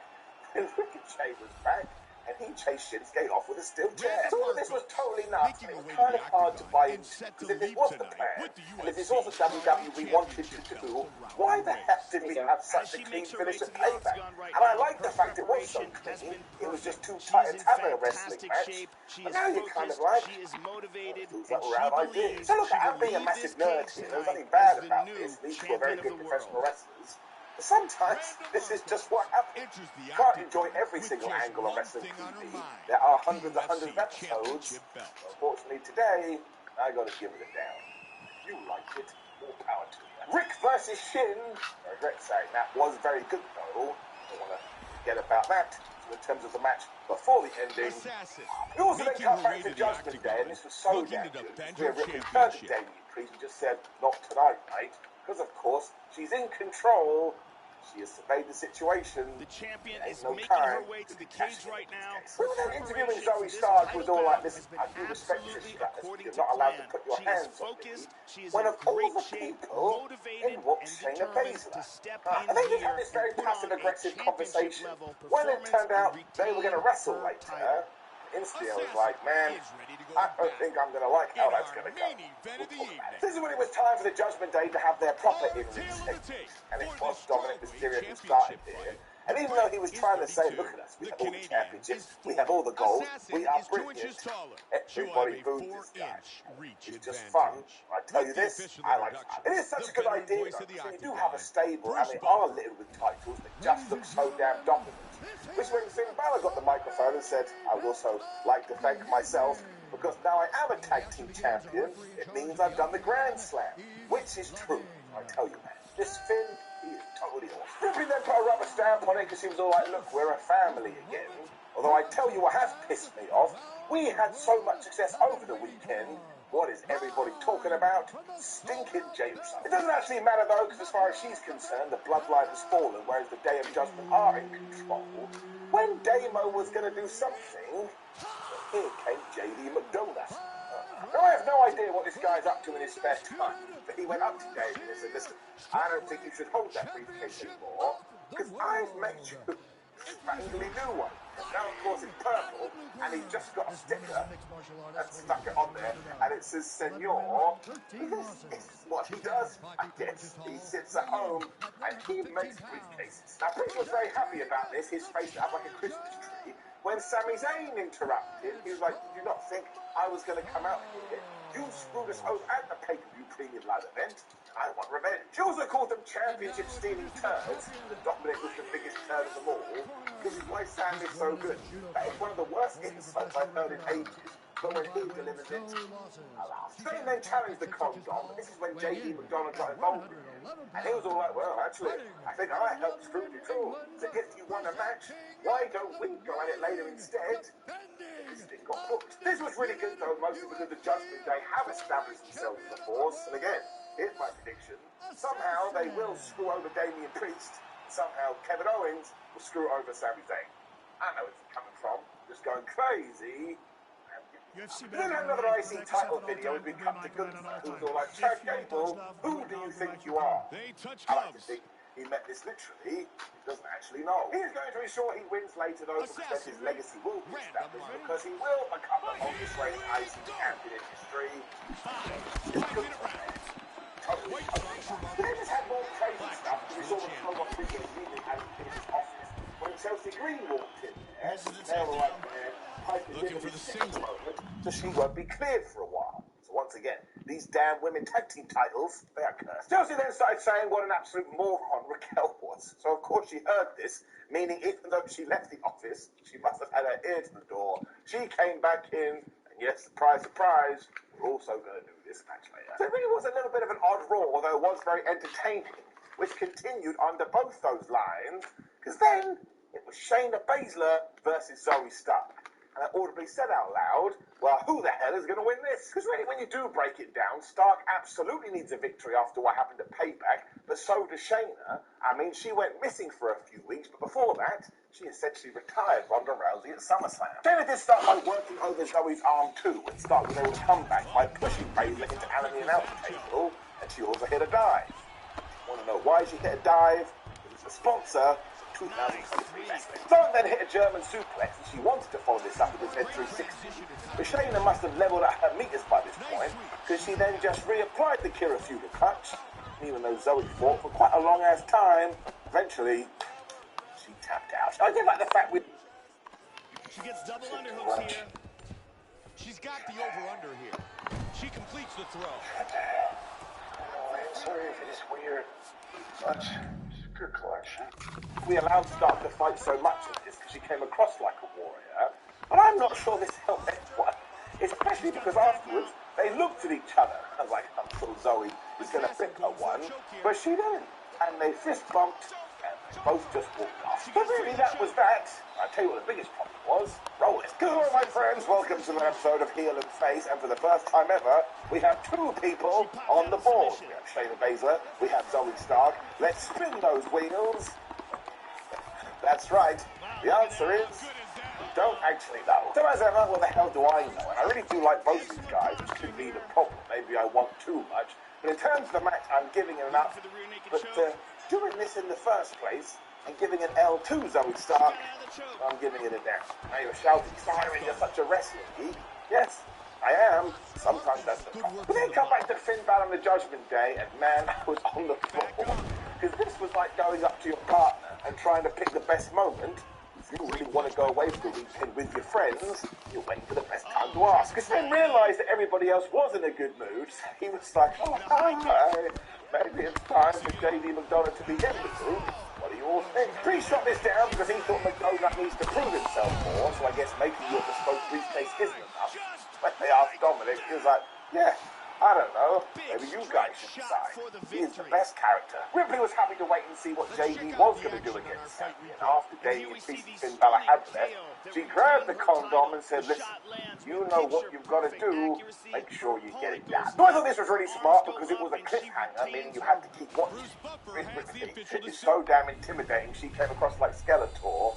Although once again I was laughing, because during this whole segment, they were sat in a Judgment Day themed room. Like they had the colour purple, they had merchandise, meaning within the story, they must have set this up before the show. And just that visual, I love it. Which is when Raquel Rodriguez crushed Chelsea Green. I think Chelsea's only offence was a crossbody, and that was an absolute waste of time. When Raquel grabbed her with the palm of power, she hit it, 1, 2, 3, and we were done. This went about 2 minutes. We then found out what Rodriguez had been talking about with Adam Pearce earlier. She got on the microphone and said, yes, I did get screwed at the pay-per-view premium live event, so I am getting my rematch next week, and Dom is banned from ringside. And again, this is fine as long as Rhea Ripley does win, because she should stay undefeated until WrestleMania. And this time, let's do a big old hoss fight. That's what I want to see from these two. Run into each other like massive tanks, just bit each other. Now, I can't lie, it did make me a bit of a sad panda and see Chelsea Green just get squashed again because she is so damn good. This one did make sense. I can see where we're going. Give me a But then time for Chad Gable to respond to Gunther. This guy was so good. He was like, man, I've We're already working on made defense history. today. I'm an I told Olympian. her I've got to my try and hurt PhD, you. and with Don't my let that happen. family in the Right front there. row, That's what I want to I'm see. about to become the Good. Intercontinental Champion. Because nothing compares to his desire to take that title, and we will get to the main event in just 1 second. But at some point in the future, That's it. Keep Chad stepping, keep Gable moving. has to win this belt. Because we have just turned him into the ultimate babyface, and I tell you this, I totally love him. I'm not sure Drew McIntyre would agree, though. Because we were there with him, and he was mad. Twitter was trying to calm him down, which was like telling the I can bull see you're not to charge frustrated, you but I with saw ears some of tea and things that we can crumpets. really make Because he better. was like, look, I've already been screwed once by Kofi Kingston, and now Jey Uso is walking around the place. So if he does one thing I don't like, I will go to the source, and I'll deal with the person who brought him here. I was like, oh my gosh, that's Cody Rhodes. That's the match I want. Cody then popped in. He was all like, really sorry about what happened. But once again, McIntyre didn't want to hear any of this. And this is what we got to do. Drew has to kill him. He has to kill Riddle. He has to kill Cody and go on the biggest hill tear we have ever seen. So please, prove me wrong. For the love of everything, prove me wrong. Everybody else does. Look, I am plugged in. And incredibly, we went from this to Goofy Wrestling for Life. I jumped out of my seat. Because The Miz was here doing Miz TV, because of course he was. And he wanted to talk about the fact he had lost the weekend to LA Knight. But he was like, it wasn't my fault. John Cena was a special guest Today we're referee. working on defense. I blame She's him. going to This throw is a when lot he of invited strikes. Big I don't want one of those coming to the close to ring. you. There I you can't go. believe it's Good taken job. 20 years to That's do it. this. Hands The up, Cena's hands up. music There we did go. hit, but of course he wasn't there because you can't see him. WWE Nice and went tight. all Nice out with job. the production. The cameraman Stay out was of the way. running Let's around. move. He followed him into the ring. I thought this was tremendous. It carried on as well because The Miz was actually talking to an invisible man. And the punchline was, Nice work. I've been able to see through you for the last 18 years. Because you pretend you're a good guy, but you're actually a piece of crap. You also asked him why he screwed him at the pay-per-view premium live event. And of Today course, we're gonna focus on not Cena getting hit. did agree, That's which what I is want when to see in The there. Miz got into a fight with the That's air. And even gave him a skull Keep that chin crushing down. finale. There we go. Keep going. We do not respect The Miz enough. He is the best. He also brought up the fact he did main event WrestleMania, which was 13 years ago. Can't touch you. And I think actually said he is going to have a rematch with LA Knight.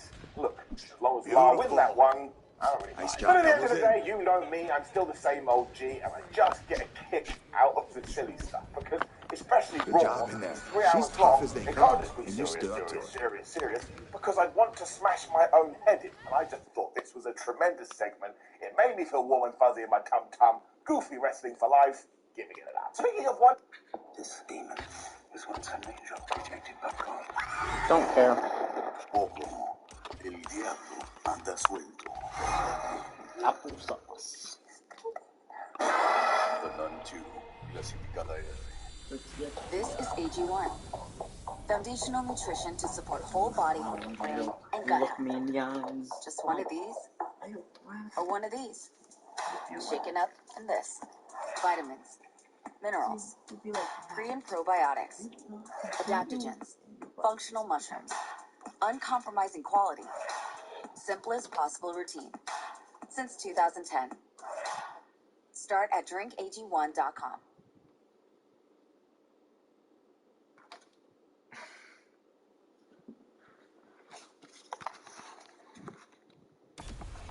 Wonderfully ludicrous characters too. We then saw Jey Uso walking in the back when Tozawa walked up to him, didn't say a word, but looked right into his eyes like, wow, I can't believe you're here. He just walked off again. We also got massive tease because Jey did bump into Adam Pearce. He was like, look, I'm really happy to have you here on Raw, but eventually somebody is going to have to be traded back to SmackDown. And of course, this is when we can start going, oh my gosh, it's going to be Cody Rhodes, and then he's going to be on the same show as Roman Reigns, and we can do that at WrestleMania. Joy. And when you do break it down, this made no sense. Imagine you did this in any other walk of life. Yeah, just one loaf of bread, please. No problem. That will be £2.20. Of course. I will pay you in 7 weeks. What? It also ended with Tommaso Ciampa walking. I will pay you in 7 weeks. What? They better have been discussing where the fuck is Johnny Gargano. He has disappeared recently. Nobody seems to care. This is when we didn't get JD McDonagh taking on Sami Zayn. Everything was on the line. Between assassins. Then we, of course, had this match right at the horrific when the condom turned out, and he just went crazy with the distractions to the point Sam had to go to the outside of the ring, punched in the face. He would not stop doing this, though, so that he got so fed up. He totally forgot he was in a match with JD McDonough, which is when JD snuck up behind him and hit the most devastating move in art of sports entertainment. As she makes the her way to surprise the roller. octagon right now, her Laugh, preparation bring down a has counter, been perfect. goes up by She's one. in Now, we didn't need to do fantastic this shape. finish She because is McDonough had focused. to She get is the win. motivated, and When she you do believes. this move, the most devastating move, nobody actually marks it as a proper win. WWE does it all the time. The post angle was really good as well, because David started to whip everybody's ass. And even though JD McDonough did save the corner, he just ran away after that, leaving JD in the ring to take the haluva kick. And as the commentator said, well, JD McDonough helped him. Oh yeah, just It hampered some of her strength and and yes, I do conditioning, think it's a shame limiting that her Sammy's motion. using it. She feels like she'll be okay tonight, but Bring we back should the keep an Sammy eye out. Stock feature. Although, that was pretty terrible a few years ago. Well-timed kick. Today, Shows she's he's found still. and This she sort of tied into continues what to came throw next leg too, because kicks. Dominic And they're Mysterio putting was her back, down. and he had found Jey Uso. He wanted to do some manipulating. I was like, oh no. Jey's so bad when it comes to manipulating. It's going to happen again. I do want to underline how good this Jey Uso stuff was, because again, all the good guys don't really like him. Whereas all the bad guys like, look, he used to be a dick. We need to tempt him back to the dark side. Because Dominic Boyd was all like, listen, we're from broken families. You all need friends. You always need love. I have found that in the day of judgment, so why don't you join us? Jey didn't say yes, he didn't say no, but he was thinking about it. You could see it on his face. Will turn them down. Once again, all the story. This was really good stuff because it ran throughout the entirety of Raw, but it's nothing compared to our main event. This was fabulous. Now, I cannot say enough good things about WWE and what they've done with the Intercontinental title because it feels like such a big deal. And a massive part of that is Gunther. Right now, the other massive part is Chad Gable. These two, when they come together, this thing of people. They started off by wrestling on the wrestling show when Gunther started to chop this guy. When Chad's great plan was, oh yeah, I'll chop you back, which is essentially the same as trying to hit a wall. The ring general was all like, ha ha ha, as he was M. Bison, and he chopped him again. Sounds like a gun. Then cuts the commercial break. Came back. Chad Gable was just in control because he was going after Gunther's leg. So as always, we're going to have to try and figure out what happened on our own. So what I think is, are you sick of being bald? Tired of people going, you have no hair? Well, we here at Bald Brothers have found a solution. All it takes is one Hair Be There pill, and look, you will have a wonderful mane and never be sad again. Hair Be There, gone yesterday, back now. I have never felt better. Which then meant that Chad was just hanging out with a zebra. I didn't see that coming. They then both went flying over the top rope because Gunther was trying to do a power bomb, but Chad didn't want to do that. And given that they were on the outside, Gable gave Gunther a damn German suplex. That's good. It was a good tease because as soon as they got back in the ring, Gunther was able to hit the power bomb for 1-2 moves. Not a good position. She's got it back. And the fly straight punch. And he also got a 1-2 ooh, and I was losing my mind. He then failed with a chaos spear. Seriously, have to go and see this. Seeing him do it on the Gunther was absolutely incredible. When both guys decided, let's go for finishing. Because Chad Gable did this crazy reversal off a moonsault into the ankle lock, when all of a sudden Gunther top that, you see, had him in a sleeper. Somehow Chad then turned that into a damn pinning combination. I was like, that makes no sense. It must have been easy. And because Gunther hadn't let go of the choke, he then turned it into this like back suplex, and Gable landed right on his head, right down. He also raked him with another power bomb, which was also disgusting when he hit him with the stiffest Larry you've ever seen, and he pinned him with a 1-2-3. This was such a good performance. Nobody really lost here. It did make me feel a little sad as it come, because we come to the crowd, Chad Gable's pins.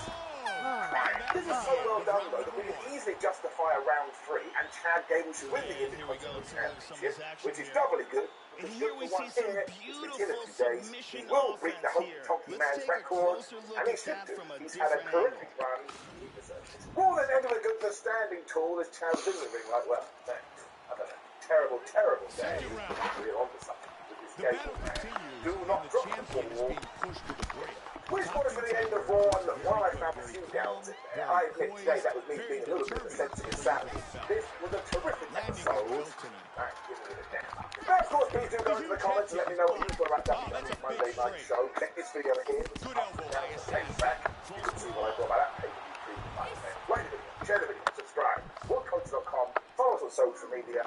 Ultimately, I always say, have a terrific day. You deserve it. You deserve some love. Joe, there we see our total strikes landed. Assassin with a jab. When you're shooting at this place, you stop. She gets the takedown. Where all your taps go everywhere you go. Where you can surf but out being fished. Switch to Good counter with the straight left. Whoa! Big head kick, and this may end the fight. Okay, so the time has finally come once again, where you sit back on your crusty-ass couch for an entire Sunday and watch big sweaty men rant into each other. But before the season officially begins, we gotta take some time to look at how each team might look during this NFL season. And for better or for worse, I will not be holding back. I mean, there's a ton of positive things that you can say about this team, but the bottom of the line is time is really running out. I mean, for my money, no team in the last 10 years or even more has come so close to winning a Super Bowl so many times and never won it. And at some point, that's just got to weigh on a franchise. And that's adding on to the fact that you took a massive bet on Trey Lance, giving Miami a king's ransom in the process, and you got nothing to show for it other than giving Jones a sloppy seconds. Your offensive line has also gotten significantly worse, which is the most important part of this team outside of the defense, and just like last season showed, another Brock Purdy injury could just end your season right there on the spot, something that your team has shown is very possible in the past. But with that said, there is no multiverse that I can think of where this team doesn't win this stanky-ass division unless the Bosa is traded for some reason, so they should have a free path to the playoffs, led by their signature Shanahan sacrificial running back offense. But I'm telling you, losing Bobby Gould might actually be what cost this team way down the road. And that man was straight up automatic, so don't be shocked if 49ers fall just short this season because of a severe lack of rock. Look, there is nothing more crucial to the Rams' success or lack thereof this season than Cooper Kupp and Matthew Stafford's health. And with that said, here we are right now, before the year has even began, and nobody can stay healthy. Cooper Kupp's getting injured left and right, and hell, even Matthew Stafford's treadmill isn't safe anymore. And although Stafford can walk as of right now, his offensive line is looking the worst it's ever been. So by week 3, I'm sure all of that will change. But this is the price to pay for selling your soul for a Super Bowl title, right? I mean, you said them picks, and now you gotta pay a price. Yeah, I can't lie. It's gonna be really rough this year, Arizona. Yeah. Am I the only one here who's too old to remember when the Cardinals were one of the most feared teams in the league, led by the possible league MVP? Well, I guess apparently, because whatever flesh homunculus that has replaced the Cardinals we once knew is not the same franchise. Now, I will give credit where credit's due, though, because the Cardinals did get rid of their two cancers in Cliff Kingsbury and Steve Keane, but remember, cancer removal, it comes at a price. It's time to face the pain. Enjoy watching, Jesus, Joshua Dobbs for a whole season, and not Isaiah Simmons, because he's gone, while your franchise quarterback becomes nationally ranked in Call of Duty. If you're a Cardinals fan, for whatever reason, I can't really think of a good one, but maybe you should just take this season off. Trust me, it'll be very beneficial to your mental health down the line. It still doesn't add up. How is Geno Smith good at football now? I just don't get it, and I won't be able to get it, and I know.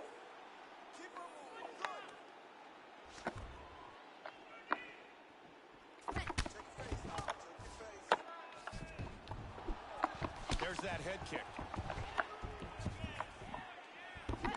Nice straight left. Good kick.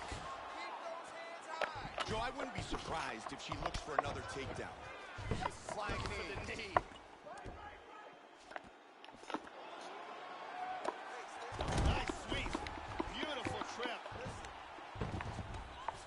I got burned last year talking about Seattle, saying they were going to be the worst team in the league or whatever, but I mean, can you blame me? Well, I guess you can, because I was wrong to ever question John Schneider, and I won't question drafting Zach Charbonnet with Kenneth Walker already on the roster until I actually see it on the field, and then I'm proven wrong again.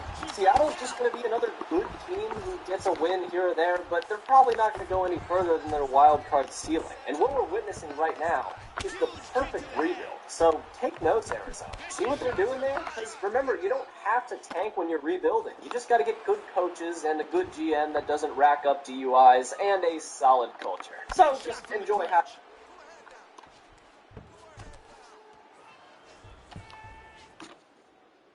They're kind of stalemating here in the clinch, Mike.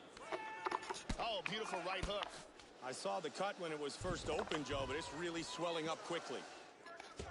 All right, straight punches. Let's go. Straight punches. Let's look to come. Right hand. Joe, she's really staying busy on her feet. Evil way with the jabs.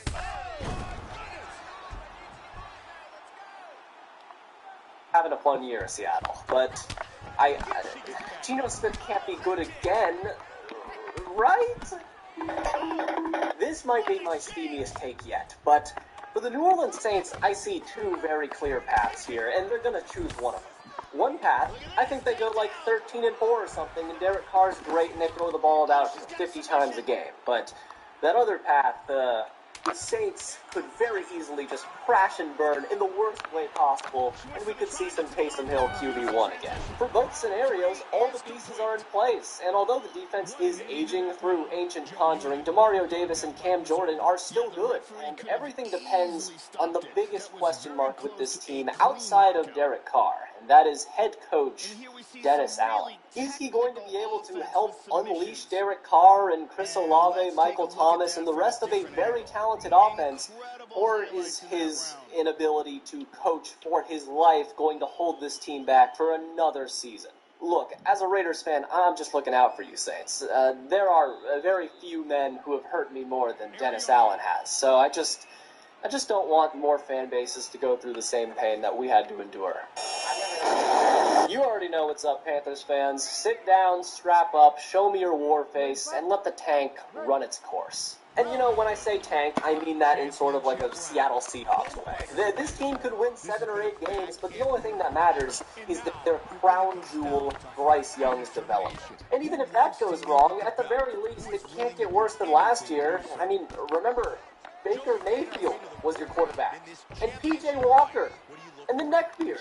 So, just remember, things cannot get worse than last year. So just keep reminding yourself that at the darkest points, and you'll be able to get through the season fine. Baker Mayfield still has a starting quarterback job. How? This division is so confusing. If you take a glance at this roster for like a second or two, it might just take a little gaslighting from your local Florida meth head to make you believe this team could easily win the Super Bowl this year. But if you string together more than 3.2 brain cells, you might realize this team is checking every box for a squad that will inevitably collapse into nothingness after a Super Bowl win. And talks about Ryan Jensen's career ending and Mike Evans possibly requesting a trade or straight up retiring are only piling on to this whole charade. I mean, you don't even need to look at this team's stats. They were just straight up bad from the eye test last season, and on paper are worse this year. And now, of course, it's time to address the situation that's fallen upon us. Please, if you would join me in a moment of silence to celebrate the career of Thomas Edward Patrick Brady. Mortal combat! A new era is upon us. This is our time. This is Mortal Kombat!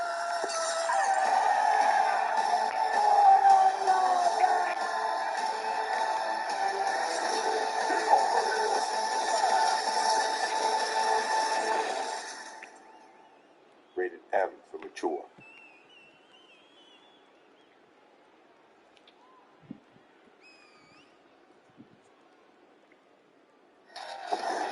Step up now, you're in for a ride. Metal Titans unite. Prepare to embark on a monumental journey where the realms of music and gaming intertwine. And now the story takes a twist. Thanks so much.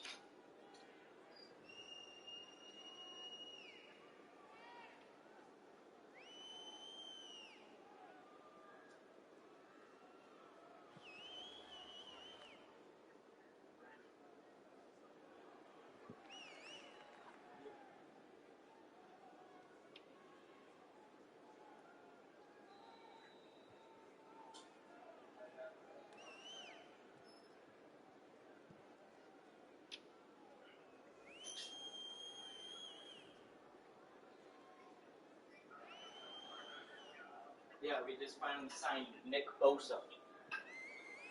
Oh, nice. And you want to know that's a good thing? Why? He's the best defensive lineman in the NFL. Like, that man last year almost had, like, 23 sacks. Okay, now that's pretty impressive. Yeah, meaning he had to get past 2 or more people to get to the quarterback because every single time he was being stopped. Okay, never mind. He almost had 20 sacks. He had 18.5 sacks within 17 games. Dang, that's pretty impressive. And you want to know the main reason that's a good thing? Why? 2 or 3 offensive linemen at once were trying to stop him, and that means he got past them to get to the quarterback every time.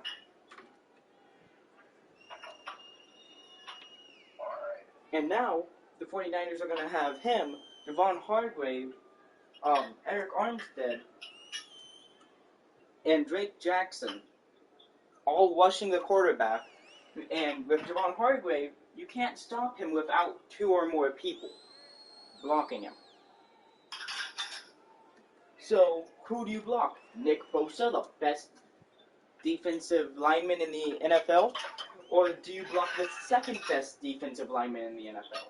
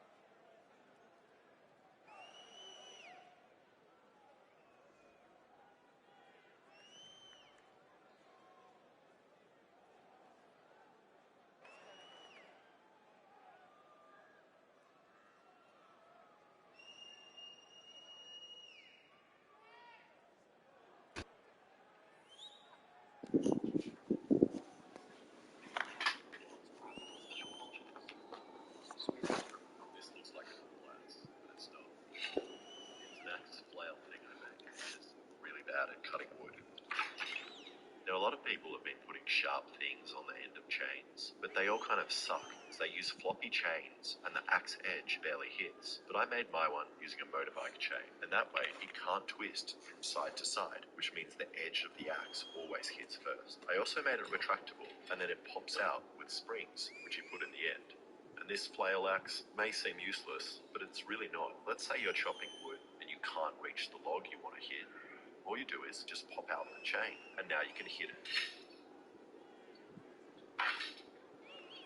What is the most wild thing you've ever seen in a movie theater? One time I went to the movie theaters with a friend of mine, and I think we went to go see War of the Planet of the Apes. This night was already off to a rough start because I was still trying to get to know this person during this time, and I kind of had a crush on them, but then they started, like, FaceTiming one of the people that they knew for, like, 30 minutes. And she had did this, like, right after we had got tickets, so I was like, damn, that's the first L for the night. Boy, I was ready to go, but she had drove. 19-year-old me said, screw it, we're going to still see this movie. So we get past the trailers, and the movie's about to start, and it starts getting dark like usual. There's, like, no theater lights on the side, and there's no projector lights. It's just dark. Like, it's, like, pitch black. You can't see nothing in front of your face. What happened was it was storming outside, so the power went out. No, this is Concord Mill, so the entire mall's power went out. The moment the lights went out, all hell broke loose. People was robbing stores, people was fighting, people was running, people were screaming, people were getting trampled. It was like the apocalypse out there. Bro, somehow we made it to the car, then the refund hit my card. I said, hey, good looking out. God is good, won't he do it? What is the most wild thing you've ever seen in a movie theater? One time I went to the movie theaters with a friend of mine. Joanna Jujista. Loser makes dinner.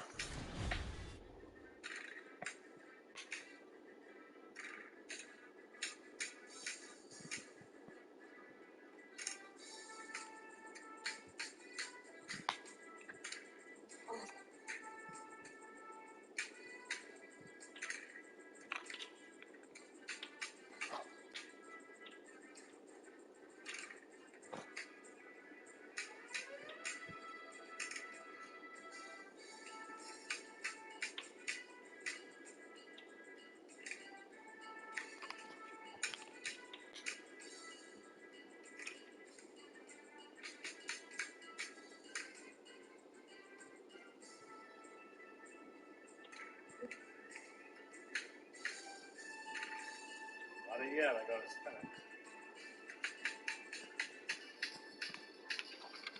Oh! My friends told me about Oreo ID, and I thought I would share it. Got Grandma, us. I heard this store has Lemonade Prime, but where is it?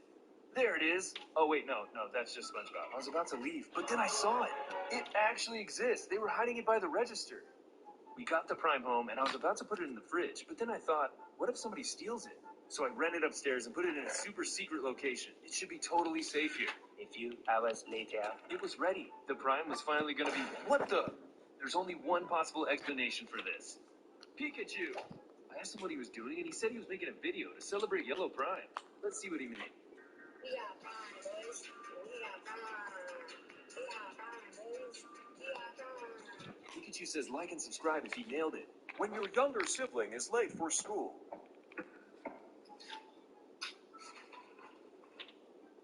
You're safe for now.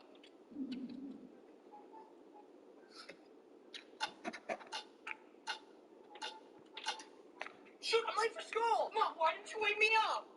Mom? Yeah, and are you drinking mouthwash?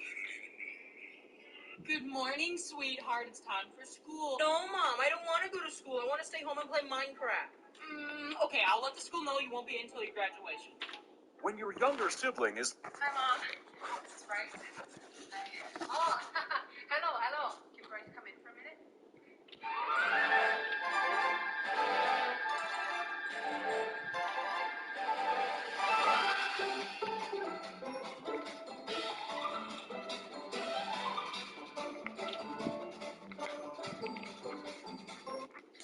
Come on, sit down. Hey, here, ready? I'm back for 3D Fitty combines 3D printing, CGI, guerrilla art, and social media with a side order of gamification.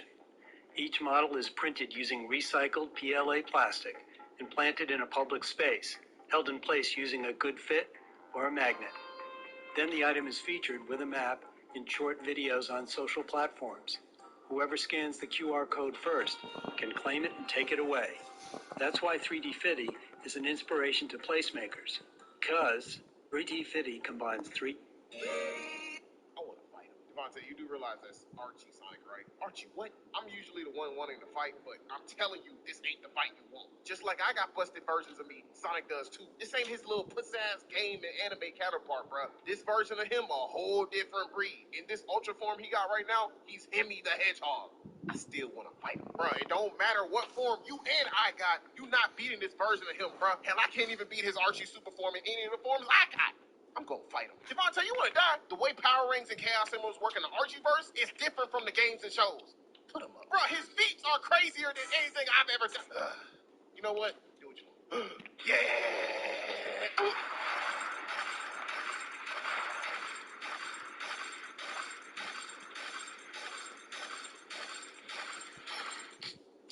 I was being generous and knocked you through 15 dimensions. Play with Big Archie Sonic again, and I'll go hyper and knock you through 3 billion. I wanna fight him. Okay, Oh, I'm so just you gonna got get afforded. one, alright?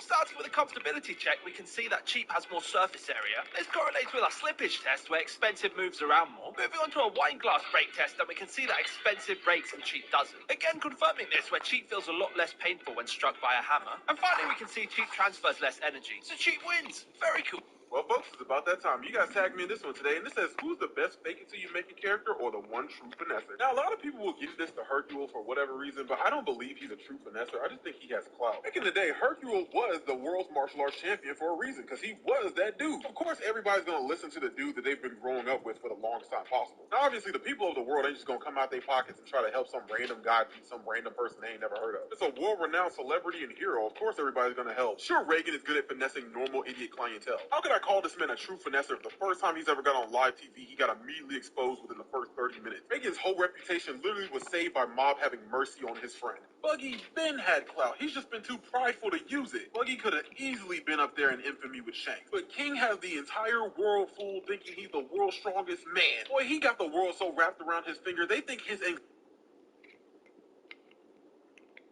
absolute puss. Thanks to Saitama, even villains believe he's as strong as the #1 hero.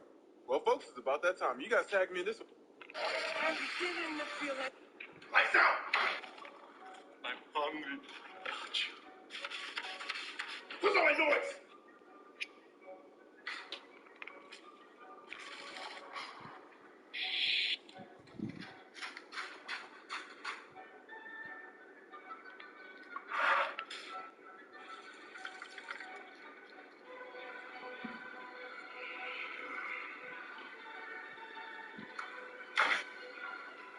Hey! I am Shao Kahn, conqueror of worlds. You will taste no victory. We will destroy your champion, Liu Kang. He will taste no victory. I am Shao Kahn. Things that skaters do that just make sense. For some reason, skaters only use white wheels. For real, check out your favorite skater and they're probably rocking white wheels. But today, I'm gonna find out why we don't like colored wheels, starting with the tray flip test because the wheels scoop across the ground. This test went perfect, the white wheels did exactly what they should do, and now it was time for the power slide test. Power slides are important because they have to slide well and not get flat spots, and the white wheels did perfectly fine. And now the pivot test to see how well they slide across the ground after a trick. The white wheels did great for all these tests, so now it's time to take the white wheel off and replace it with the colorful wheel. We're gonna put the colorful wheel through all these same tests and see if it performs worse or better. So we're gonna start it off again with the tray flip test, but this time with the colorful wheels, and it went perfectly fine. The wheels felt great. Now it's time for the power slide test. They did perfectly fine there, and for the last test, the pivot test, they did perfectly fine here. The colorful wheels did just as good at every single test, so I don't really know why people don't... Oh, yeah, that was pretty pathetic. I'm gonna take off a massive chunk. Oh! Yamate! He's getting a big one, too. If this chip falls on your turn, you have to eat the death chip. Whoa! We're going for a quick one. Ready? Oh my god! Oh, flower. Cut the cheese, Yummy. I want to hear a nice raspberry. Full send. Oh my god! Oh no! Everybody behind us? You're dead. That's right. It's like Warren, huh? It's very spicy. When you were a kid, I just made a really big mistake. So today I watched this video of a guy using a Pokemon vending machine, and he pulled a Charizard. I was so jealous. So I ran to my local vending machine, put in some quarters, pushed it in, and it gave me nothing. I was so mad. So I started shaking the machine to see if my card would come out from the slot, but that didn't work. I was crying. But then I had an idea. I went on Google and found this Pokemon vending machine key for $2,000. Then I ran back to the machine, put the key in the slot, twisted it open, and took out the front cover. Then I took back the card that I paid for, but all it gave me was this yellow monkey. I just made... You know, I am so glad you opened your ass. Just to be honest, nobody deserves a bigger ass than you, and that is what you are going to get tonight. In 9th grade, I had a teacher that wouldn't let us eat in his class until we had our high school diploma. So 5 years later, I got some Burger King, I got my high school diploma, and I'm gonna eat in his class. I just checked. I know we'll go to good side. Our sister's in the class. Hello. Can I take your photograph, you guys? Sure.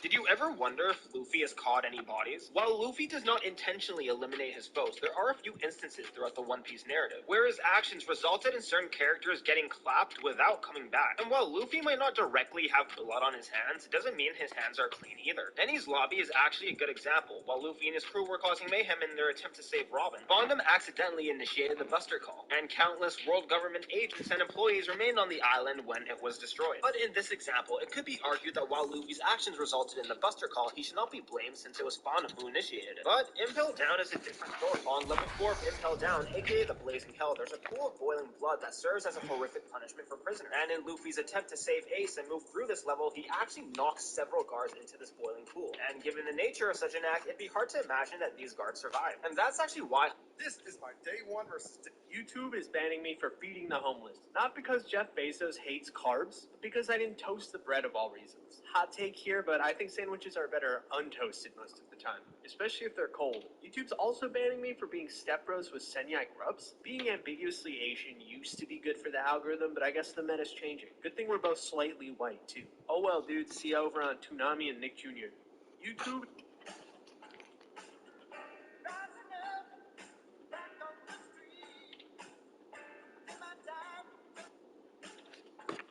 Dad guessing beauty products. I thought we were done with it. Those are real plants. They're made of glass. Finger warmers. What? Wax grabbers. What? For your ears. Not even close. Last one.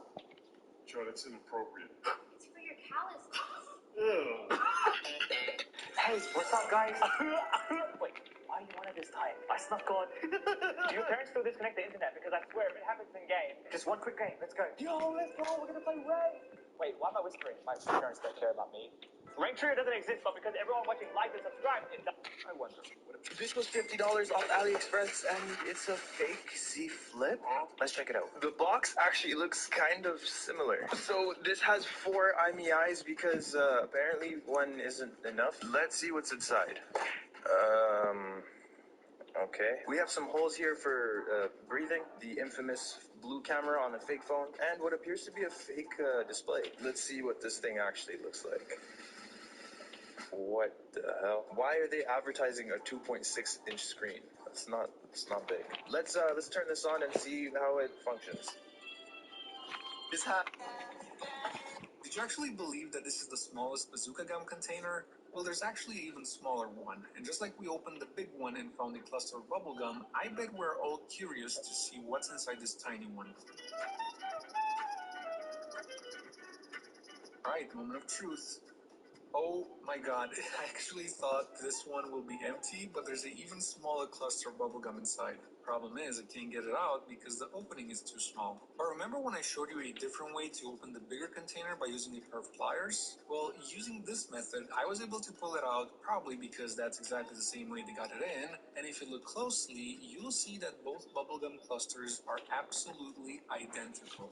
Docile nature Pokemon.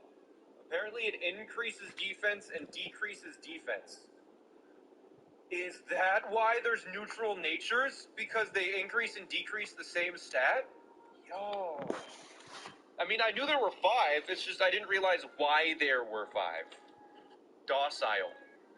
just bought this shop. I'm trying to open the door over here, and that's when Nathan decides to bite me in the back of the head. So at this point, I'm like, oh, okay, this is it. This is how I'm gonna die. Via f***ing Rottweiler. How fantastic. Somehow I get free, and I run out of Michael's house like the goddamn building's on fire. The back of my head's bleeding, as well as my cheek. I walk into my house looking like I just stormed the beaches of Normandy and shit. What the hell happened to you? Somebody kick your ass? It kind of looks that way, doesn't it? I got mauled in the back of my head, and then Nathan bit me in the cheek. Nathan bit you in the cheek? What kind of friends are you hanging out with? Like 2 hours go by and Michael comes over to my house. Dude, what the hell happened?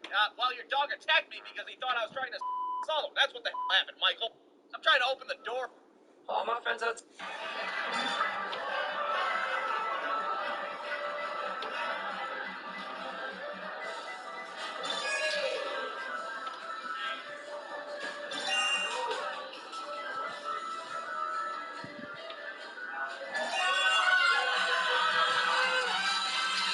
Even more shiny foot. We have an emergency! What happened? This man was crossing the street when an 18-week... Who can dive? Get up! He was struck by lightning! Twice! Wooly was down. A grizzly bear could smell him and came over to eat him. Doctor! Can he use his hands? No! The grizzly bear ate them! Here, drink this. I'm all... Who can...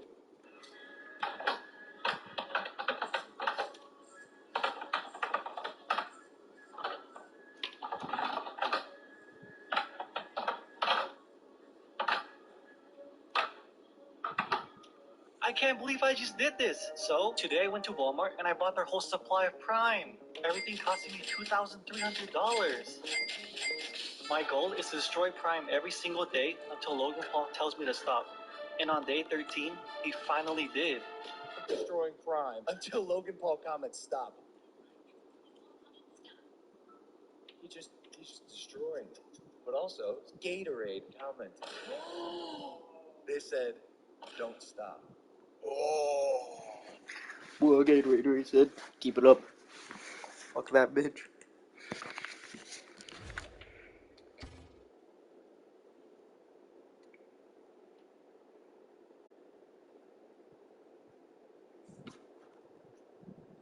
Is it? Something else fucked.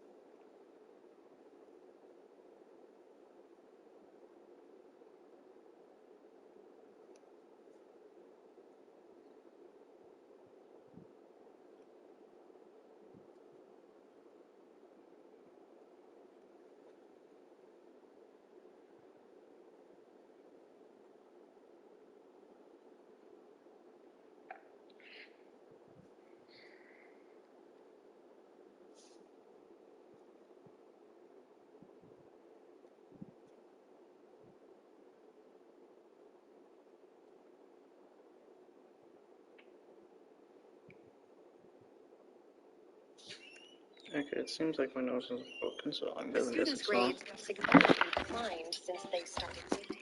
What would you do? Let's replace the current girl with another one. Daydale. Oh no, it seems like he is now dating his new deskmate. Well, let's replace the boy this time. Daydale. Oh my god, now there are 2 couples dating, and it's even distracting the other students from learning.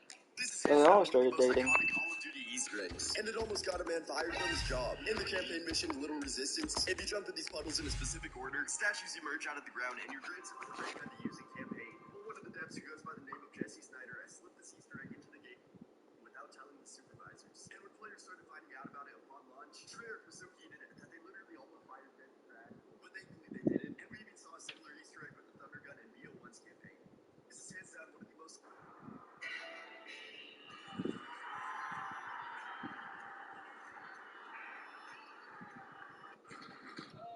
This is me after 10 minutes of trying to turn cream into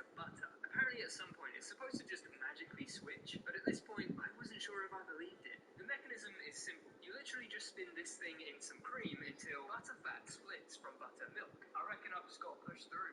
And even though my fragile little wrists were knackered, I kept on churning and churning until suddenly... Oh, it's getting thicker! Oh, it's getting thick! Something's happening. See that? I think we got butter! I took this buttery slab out of the liquid, washed it out, added salt, and gave it a big old slap. Seriously, you have to slap butter. And then, it was time to try it. Oh, holy butter!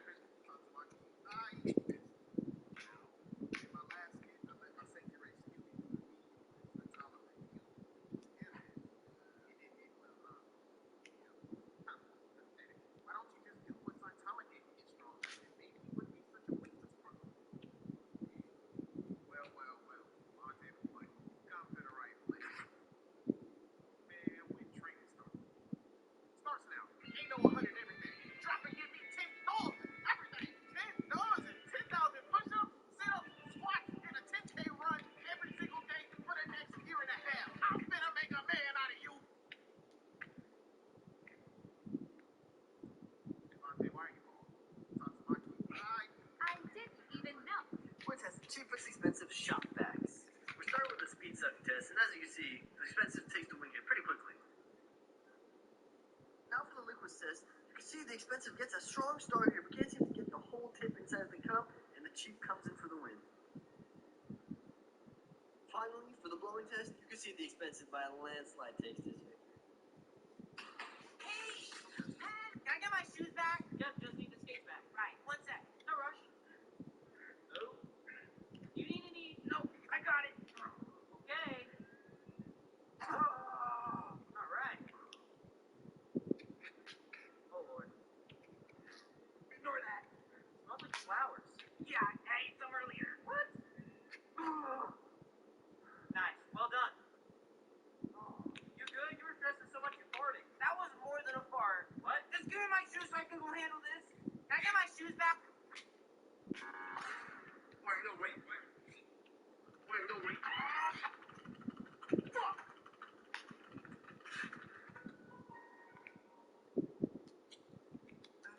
Excuse me, my daughter says her skates are too small. My grippers are suffocating. Honey, I told you to let me do the talking. Yes, ma'am. You gotta fix my situation. Tabitha! Yeah? Okay, well, if you just give me those, I can get you another pair. All right, but you should sanitize them. I got a little bit of athlete foot going on. Ew. Just a little. She's kidding. All right, I trust you. Here. Thanks. Yes. Would you like a fresh lemon snickerdoodle? Sure. Careful, it's hot. I got one for your hair too. My hair is not a person. It's just because it was.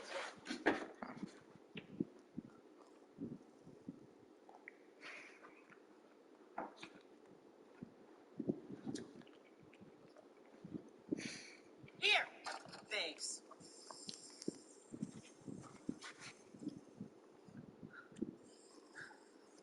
Okay, I think that's enough. Sure thing. Excuse me, my daughter said... You play Pokemon Go? This is a Roblox Obi where you get older every second that goes by. And as you can see right now, I'm getting older. I ain't gonna lie, I'm getting old pretty fast. It's kind of funny because as I get older, my facial hair changes. I look like a whole wizard right now, bro. Oh man, I look homeless now. What the heck? This guy's 5,000 years old. He looks young as crap. Maybe if you get old enough, you become a robot. And became a whole Terminator. I have a long way before I get old as him. I'm so old to the point where I got crutches now. I don't have crutches, but I can walk perfectly fine. How's this possible? Like, how's the man over there 5,000 years old and he can walk perfectly fine? But I'm 129 years old and I'm already in a wheelchair. I'm still using my legs. Now that's ugly, bro. I've never seen something like this. Well, folks, it's about that time. And I got tagged in this one today, and it says, who here deserves their older sister card revoked the most? Shoot, most of the people on this list don't even need to be around people, let alone be called a sibling. I believe it's Blackfire because the fact that she knows what it means to be a good sister, but she uses that title to just get what she wants. There's not an honest thing about Blackfire at all. Blackfire knew that she could use and manipulate Star any way she wants because of the fact that she knew that Starfire loved her. And it's that love that makes Starfire blind to who Blackfire really was. This is a woman willing to have her baby sister take the fall for intergalactic crimes that she committed. Imagine your sister break out of jail, then blame you for being there, then take over your home planet just to spite you. She forces her into a marriage with this giant alien booger, or her entire people will be annihilated. But what makes this even worse, she sold out Starfire and her people for jewelry. Yes, I know the Jewel of charts that was supposed to make her more powerful. Boy, she had this bullshit on and she was still split even with base Starfire. Imagine selling your sister into slavery just for a jewel that makes no energy red. Starfire is the worst. Folks, it's about that time. Bro has springs in his paws. My hamster can flatten himself at will. Bro really said, who hurt this dude? Today I caught this good boy practicing his bad boy face in the mirror. Not a single thought behind those eyes. Letting him out to get some exercise, but he's been watching New Girl for 15 minutes now. A raccoon trying to wash his cotton candy. So, bro's bluffing, there ain't no way. Me after a long day of work. Championship fight between Assassin and Joanna Guillaume Oh no, the alien dog invasion has begun. Grandma trained the cat to give her massages. Just a friendly octopus going about his day. When you thought it was a dog cafe, but it turned out to be a raccoon cafe instead. Bro will never visit again. Why does he want... Assassin making her way to the art. Assassin, you ready? You're in a UNJ track. Let's go fight. Here we go. The Atlanta Falcons, they might not be good this year, but I'm telling you, they are going to be a pain in the ass for any team to play against at any point in the season. I can all but guarantee you, if they don't make the playoffs, Atlanta is going to fuck up some other team's playoff hopes in like week 15 or something like that. They're going to go out there on the first offensive drive, look you dead in the eyes, and proceed to run the ball with their new shiny plaything, Bijan Robinson, about 25 times a game. Now, Assassin, you ready? You on a UNJ track. Let's go fight. Here we go. Tonight's main event of the East is scheduled for 5-minute rounds. White trunks for UNJ track. Black trunks for the champions. with their new shiny plaything, Bijan Robinson, about 25 times a game. Now, I'm not saying you'll be able to escape your past here, Atlanta, but I am much higher on Desmond Ridder than most people, and just like the Panthers, be grateful that Marcus Mariota is nowhere near their team. Best case scenario, you are the Tennessee Titans, and Bijan Robinson takes full ownership of Derrick Henry's spirit and ability to defy science. But you could also very easily just fall behind in games right away and be forced by the hand of God to throw the ball where things could get ugly if the coaches keep a leash on Ridder. But hey, as long as Atlanta blows at least 1 or 2 leads this season, then I think that'd make me happy enough. There's a flag at the 10! This team, hell, this division, just might be the most interesting part of this upcoming season.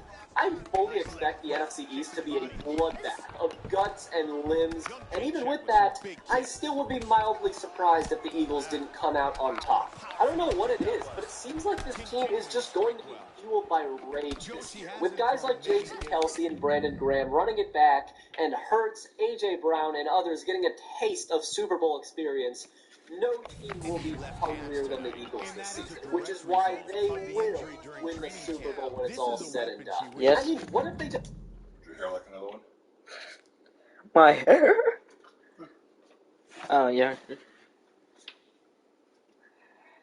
Thank you. You're welcome. There's one for you, too. You and your hair. Done wrong. They had a near perfect draft swooping up Nolan Smith and Henry Ruggs, added more depth to the running game, and retained an immovable O-line. The only, and I mean the only thing that can bring this team down is a shaky defensive back situation or a Jalen Hurts injury. Besides those 2 scenarios, I don't really see a world where the Eagles don't climb on top of the corpses in the NFC East and go win a Super Bowl in the playoffs, giving Howie Roseman his second in his cold-blooded hands. Well, well, well. Luckily, my knife is still very sharp from that hour-long slaughtering session the other day, so trust me when I say this team's success rests entirely on this man. This behemoth is your only hope. Now that Mike McCarthy is on play-calling duties, Cowboys fans can only pray that he decides to use Tony Pollard correctly and, you know, doesn't dial up whatever the this was. Besides the play-calling changes, though, nothing else will be different. The defense is still going to be arguably the best in the entire NFL, and Micah Parsons will probably win the Defensive Player of the Year award as long as he isn't, you know, Deshaun Watson. But, Dallas, please, in this season, all I ask for you is to give me one compelling reason why you won't just blow another playoff game. Because just by looking at this roster and this coaching staff, I can't even think of one. curse, the pain, it's all over. And although Dan Schneider is now officially gone, his shadow is still going to loom over this team for a minute. And although that's probably going to be true, just humor me for a second. If Chase Young can return to about 80% of his rookie form, and the defense continues to be more than solid, the writing is all over the windows and the walls that this could be the 2022 Seahawks reborn. And it all starts with quarterback Sam Howell. Call me crazy, but with weapons like Terry McLaurin and Jahan Dotson at his disposal, there's a very real world where Sam Howell turns out to be north of a top 15 quarterback in the league, and Washington might be this year's feel-good story. Or not, because Ron Rivera might not be the answer at head coach, and Sam Howell might be, well, Sam Howell. But all that matters is the bad man is now gone, Washington fans, so you can sleep well at night knowing that things are going to get better from here. Here's one thing you need to do before buying anything online. Don't spend another dime on Amazon until you watch this first. Watch this. Shut your fucking mouth. It's that simple.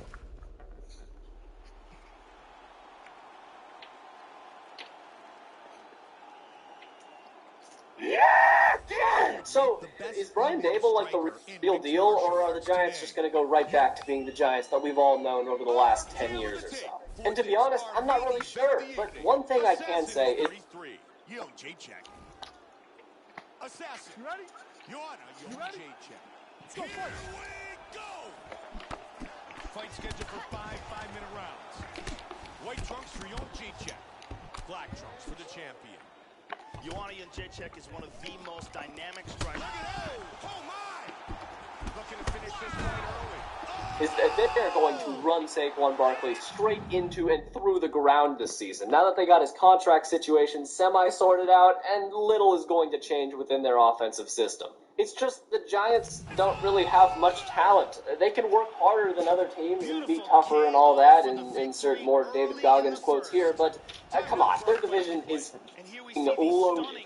All it takes is one misplaced chair to end Saquon's season, and the Giants' year along with it, too. And that's not even counting that Daniel Jones will probably regress with his only real weapon being his tight end, who seems more interested in his rapping career. And if Evan Neal doesn't develop fast, Danny Dimes is going to get folded. And in a matter of time, you might be looking dead in the eyes at Alex Leatherwood 2.0. But, hey, at least Kayvon Thibodeau is good, so there's that. Are you sure about that? There is one singular question that is going to be answered for better or for worse for the Bears this season, and it will determine their next 5 years as a franchise. Is Justin Fields good at football? He's going to get an opportunity to prove himself, and the DJ Moore trade with Carolina is going to be such an interesting trade to look back on in a few years, and there will be a clear winner and loser of this deal at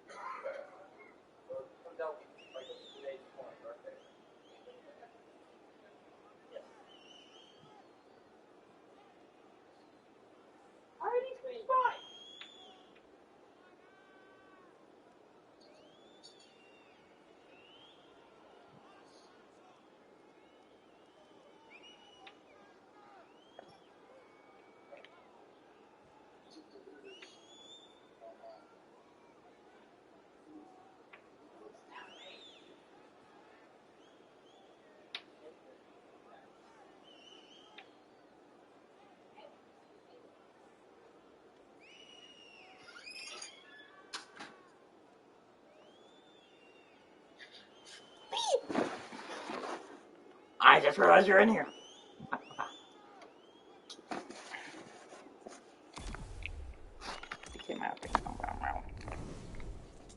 At some point. For now, though, this team isn't going to make any noise this season. It's essentially just going to be a free-for-all where the Bears try and figure out what these teams' needs are for the season after are to be able to confidently gaslight themselves into believing they can contend for something. An era has ended.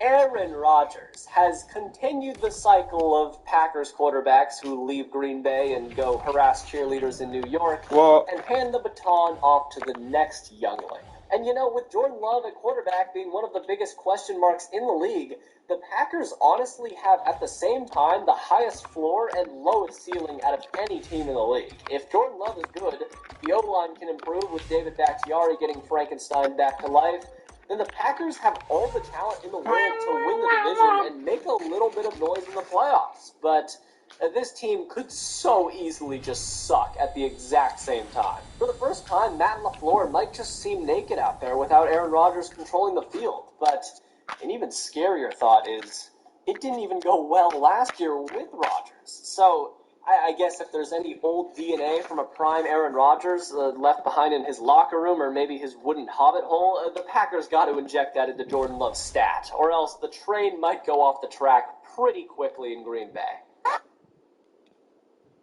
The new 2023 GMC Sierra AT4X is equipped. Coming up next, it is... You let me down last year, Minnesota. You really did. And, you know, I think I would have been right. I think Minnesota really could have been something special if, you know, they didn't have the worst passing defense in the entire history of space and time itself. From the eye test, this team looked like a true contender for the Super Bowl. But the stats... Oh, man.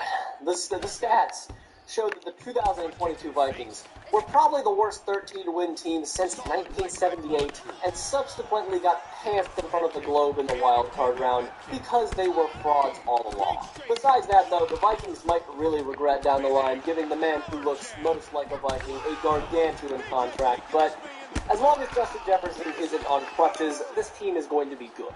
Not great, but just good. Introducing every single non-NFC North fan's second favorite team from now on, the Detroit Lions. I am petrified of putting a single decimeter into this team's stock, but I can't help it. The Lions are just reeking of fun. They probably just had the happiest ending to a season where a team fails to make the playoffs. And with the continued development of the young dudes like Amon-Ra and Aiden Hutchinson, the Lions will without a doubt be a problem this season. Unless this dude ruins everything. As long as Jared Goff is still a good quarterback, all will be well. And the Lions, please, do not sink the ship, Jared. It's really looking like the Lions might be reborn this season. With Chauncey Gardner-Johnson and others brought in to help the secondary, they will improve defensively without a doubt off of that alone. And hell, even the Lions' turf, which has been elite at ending careers, is finally gone. I mean, if your biggest issue outside of maybe Jared Goff is determining whether Jahmyr Gibbs is just going to be a DeAndre Swift clone or one of the best running backs in the league, then that's a good problem to have. And just, you know, enjoy your season, Lions fans. You really, really deserve it. But first, football season's pretty much here, so...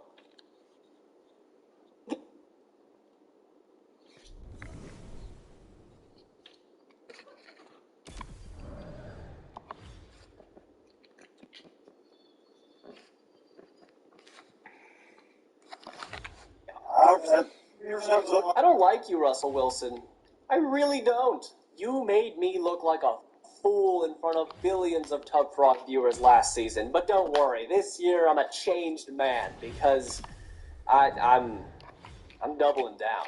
I know, but look, if this isn't the year where Russell Wilson's body double gets replaced with the real Russ we saw in Seattle, then this future Hall of Fame quarterback will eternally be remembered as the goofball who ruined the Broncos and ate burritos or whatever. Sean Payton will obviously not solve every issue they have, and nobody can, but I fully expect him to do what he did with Drew Brees in his twilight years, leaning more on Javonte Williams and short throws to mask Russell Wilson as a passable NFL quarterback, and to be honest, that seems like the worst possible case scenario for Denver's offense. If Russell Wilson can 1v1 Father Time and win, and Jerry Jeudy can come back quickly from his injury, then we might be looking at a very, very good playoff team. And, I would be higher on the Broncos if it weren't for him. I am just sick of this man.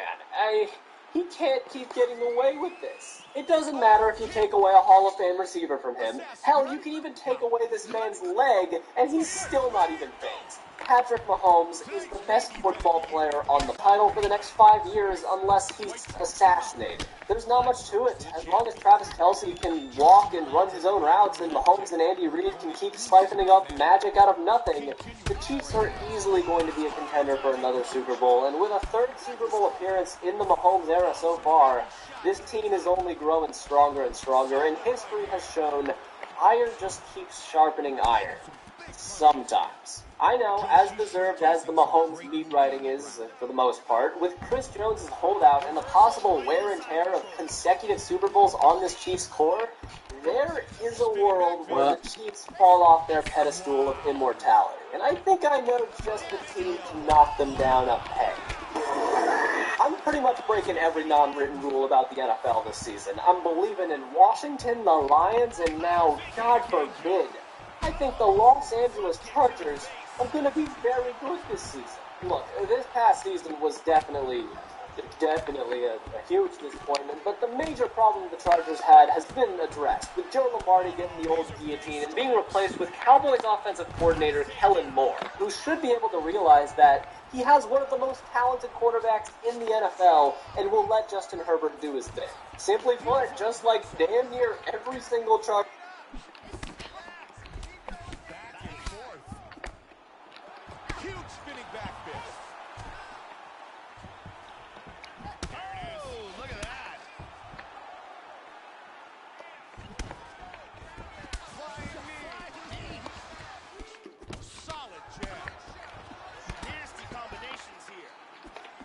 Chargers roster ever, this team is oozing with talent. And if Rashawn Slater looks great coming back from his injury and J.C. Jackson decides to be good again, you can add them onto the pile. The only thing that is in the Chargers' way is, well, the Chargers. They are simply the Los Angeles Chargers. They are not allowed to be good at football. It's all right there on the depth chart. This team is loaded, but we've all been saying this for years now. So, honestly, I've just confused myself at this point. I think they're going to be good, but I don't know. Just don't waste Justin Herbert, please. Stockholm Syndrome describes the psychological condition of a victim who identifies with and empathizes with their captor or abuser and their goals. That is what's come to for me. At this point, I've developed a sick fascination with losing. I expect to lose so often, even while holding insurmountable leads, that when the Raiders do inevitably pick everything up, I almost feel satisfied. And this season, things might just keep getting worse. There's no world where the Raiders are better than the Chiefs, and unless Aiden McConnell gets PG, the Chargers and Broncos will definitely overtake the Silver and Black too. It's going to be the same year again. Max Crosby will carry one of the worst defenses in the league, while Josh Jacobs and Devontae Adams do what they can with a playbook drawn in crayon if they don't demand trades. I'm really not sure how I'm going to talk about this team this season. It's not going to be easy, but at least none of our rookies have been arrested yet. I'm just going to say it. You're done. The Tennessee Titans are no longer a good, feared football team. And along with the rest of this miserable division outside of one team, the Titans are going to roll out of bed and poke Derrick Henry with a stick a few times and tell him to run his 37th HB dive until he needs a cane at the age of 44. Also, unlike in years past, outside of maybe DeAndre Hopkins coming in, there is not one factor going in Derrick Henry's favor. The man is another year older, his offensive line is unquestionably the worst in the entire entire NFL, and Ryan Tannehill's career is one ankle roll away from ending up on the Arizona Cardinals. Hell, even Derek's long-shot successor is gone for good because he did the thing that NFL players tend to do, and all this comes together to form the perfect formula for a 7-10 season. Enjoy what's left of Derrick Henry this year, if there's anything still in that tank, Titans fans, and enjoy watching last year's New Orleans Saints every week, I guess. It ain't my dad's razor, Dad. This green bar releases trapped hairs from my face for the ultimate Gillette shave.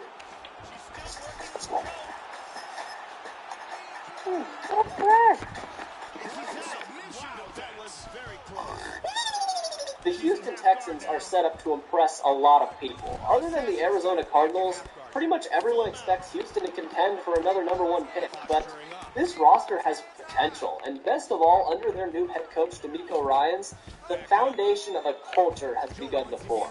Now, the culture might just be the 49ers 2.0, but with a running back like Damian Pierce sporting that Texans logo, maybe that's not the worst thing in the world. And with a young secondary led by Derek Stingley and Jalen Petrie, this team's going to have a ton of energy for sure, but don't get me wrong, they're still going to be bad. And as long as CJ Stroud can make a cool highlight or two, this season will be an improvement from last year by far.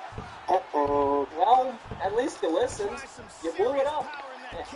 And wow, yeah, you really blew everything the f*** up. And although it's nice that the Colts post-nut clarity finally kicked in after losing Andrew Luck, We'll never.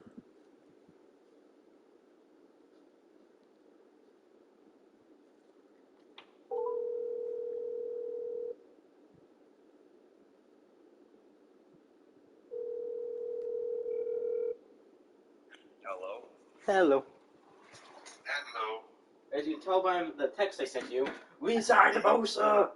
Yep, I was watching a video right now when I woke up of the Niners' reaction of the guys being interviewed. Yep, we got him. He's playing.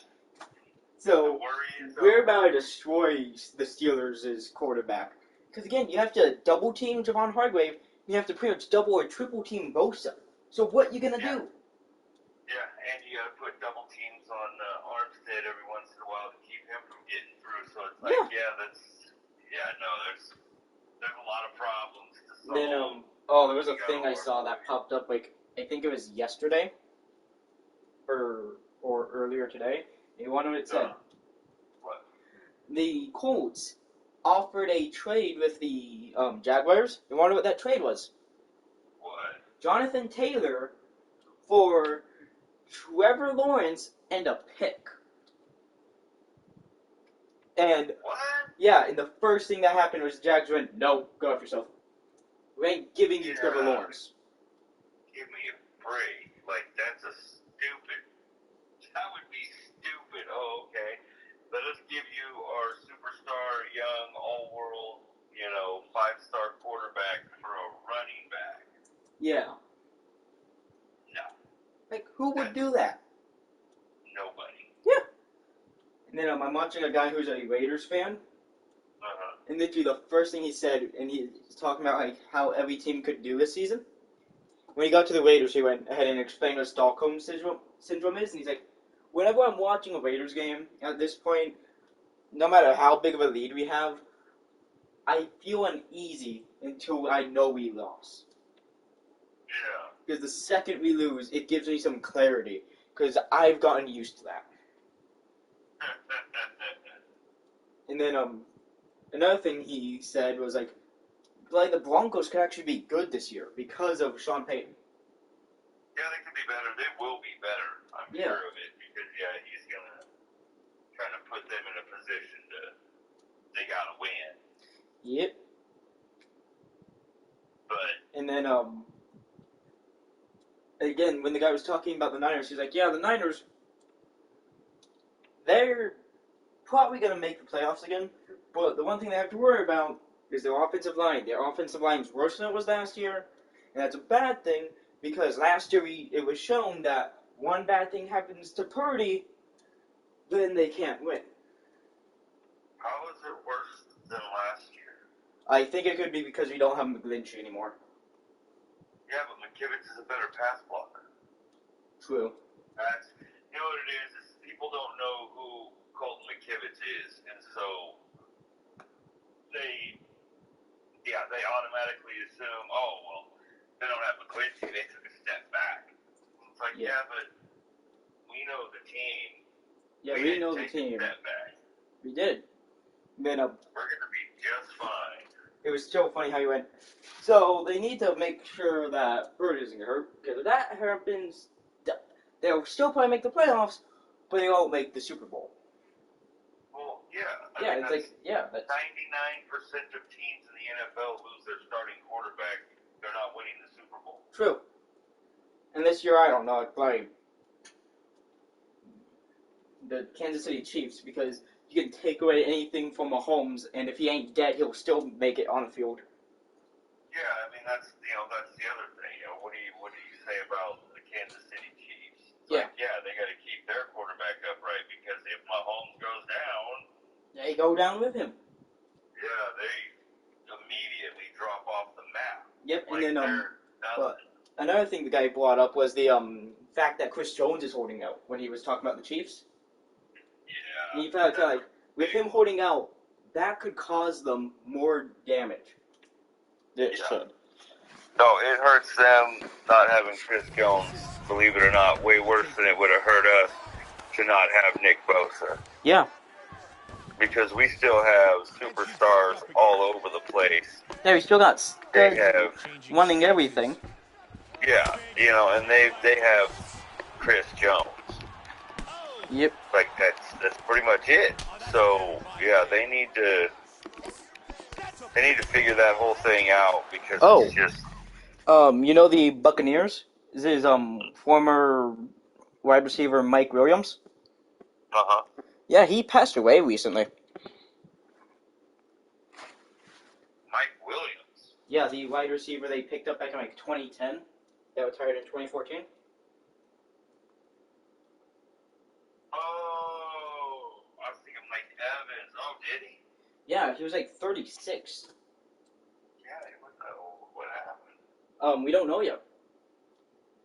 He passed away like 2 days ago, I think. What the heck? Well, that's sad. Yeah. And also his career was literally only 4 years. Yeah, no, I know his career wasn't super long. Yep. And then, better than all of that, you want to know something funny? I was talking with Brandon, and I was talking to him about the Niners. He doesn't watch football at all, but when I told him that Bosa almost had 20 sacks last season, he went, oh. And then when I told him about how many sacks Javon Hargrave had, he went, ooh. What are they going to do now? And then I sent him that clip of Drake Jackson doing the cartwheel and then backflip. Yeah, that's always a good one. That's a big guy. Yeah, and when I told him about it, he went, how big is he again? And I went, he's 273, or like 272. Yeah, exactly. And he said, after I told him that, like, so this man broke this man just disobeyed Isaac Newton's laws.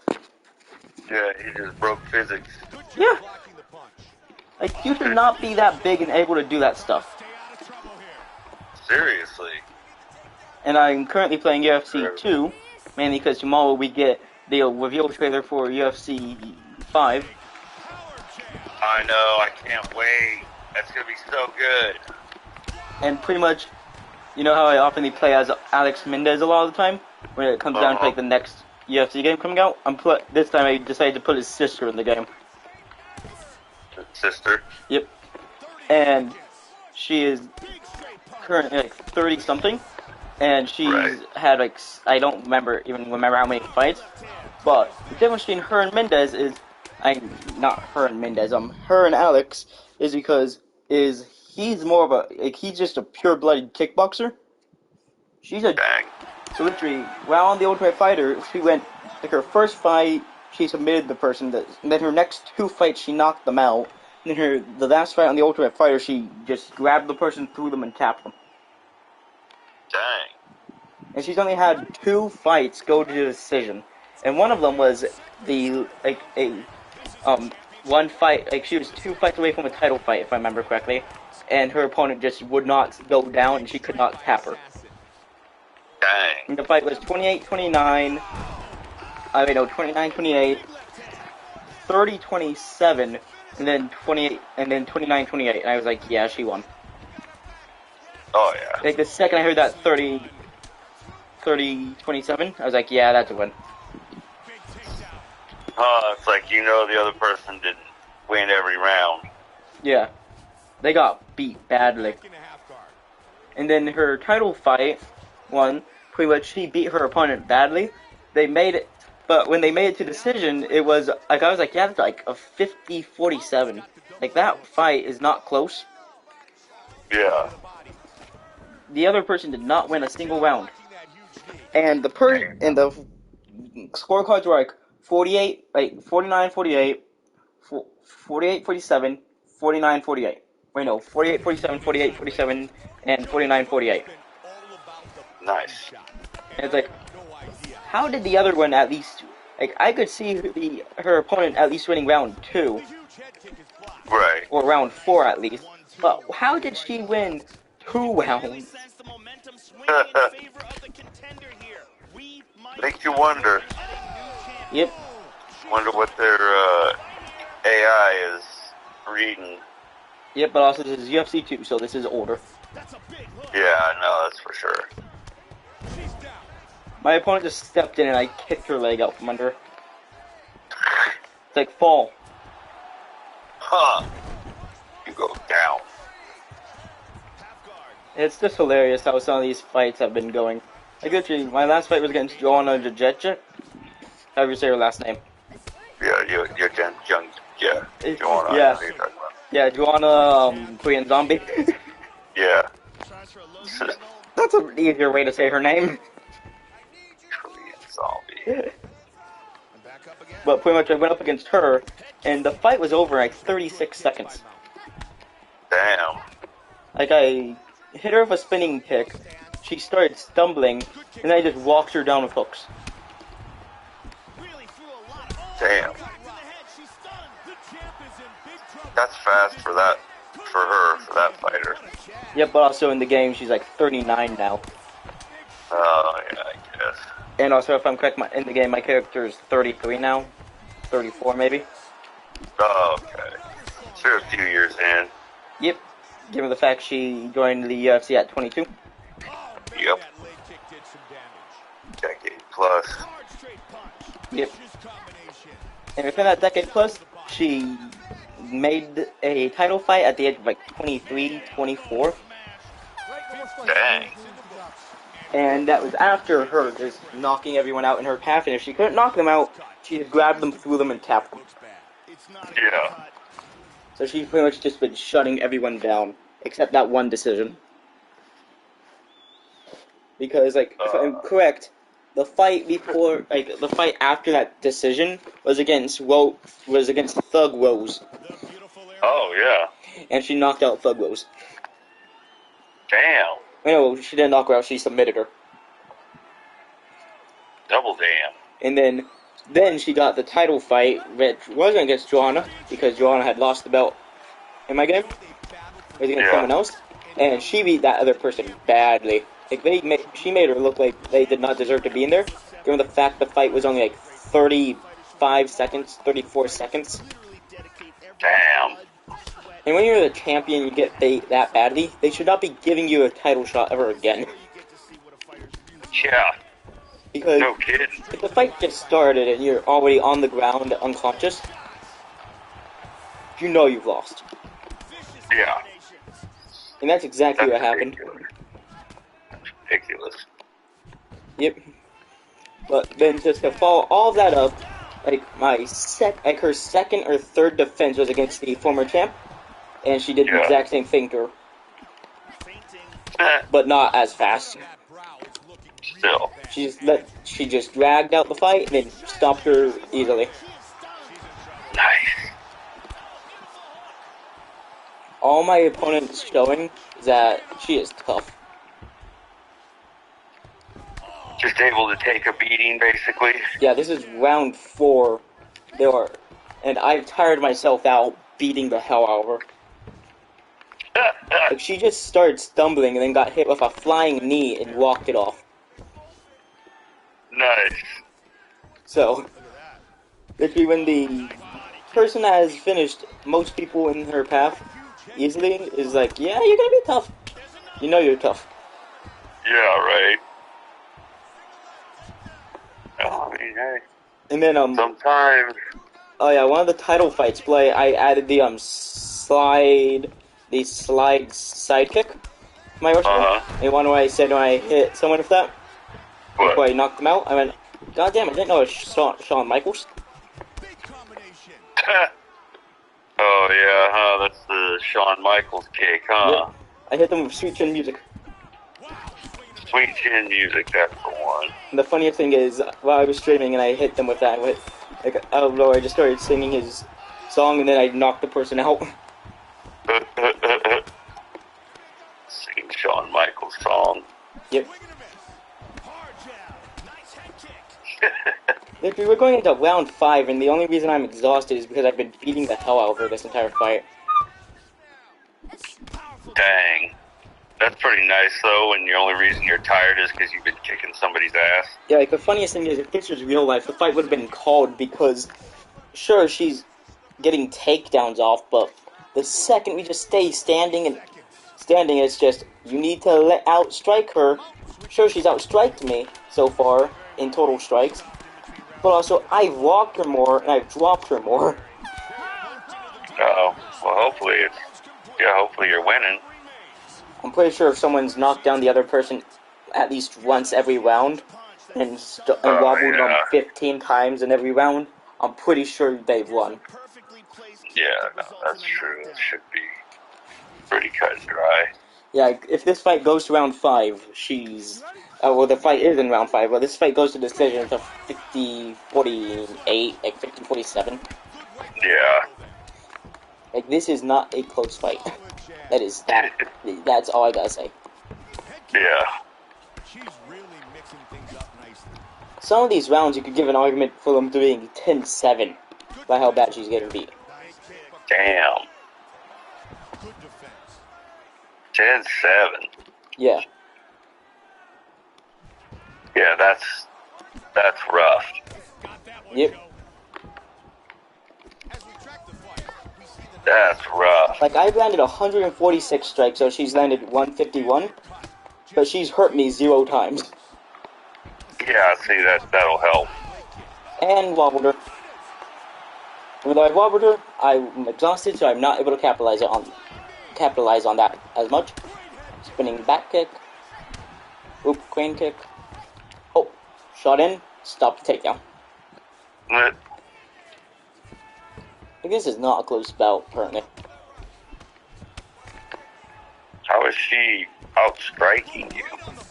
Pretty much on the ground, the more strikes you land, that counts as well.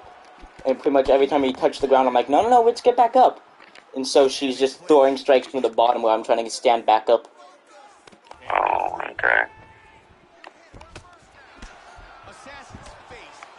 Like, this is probably the only round I'm gonna lose. And wobbled her. She wobbled her. That's the second time I've wobbled her this round. Damn. Maybe you won't lose then. Yep. Keep wobbling her, keep rocking her.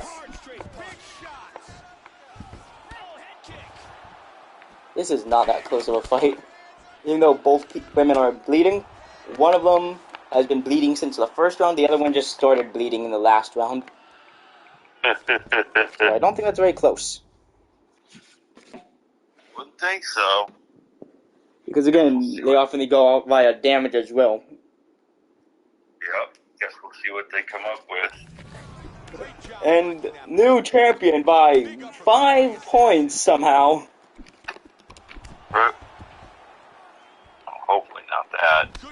It's a UFC game. They're probably gonna have the same bullcrap judges as they do in real life, so they don't know how to do their job. Yeah.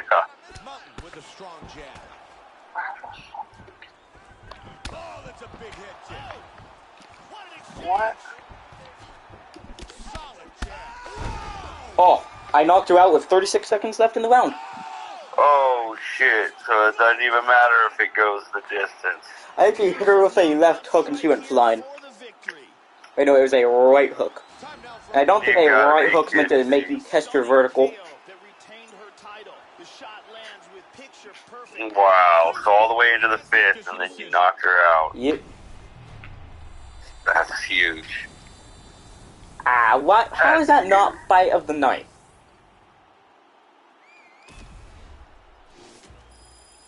Last I checked, like, that was not fight of the night somehow. No, I've never gotten a fight of the night, so I don't even know what you're supposed to do to get it. I don't either, because that was almost 5 whole rounds, with there being a total of 100. No, I'm gonna do the math real quick by a calculator, because I don't feel like doing the math. Okay, so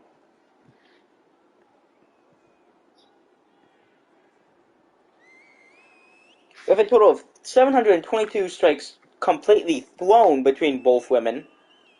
Jesus. And between landed by them,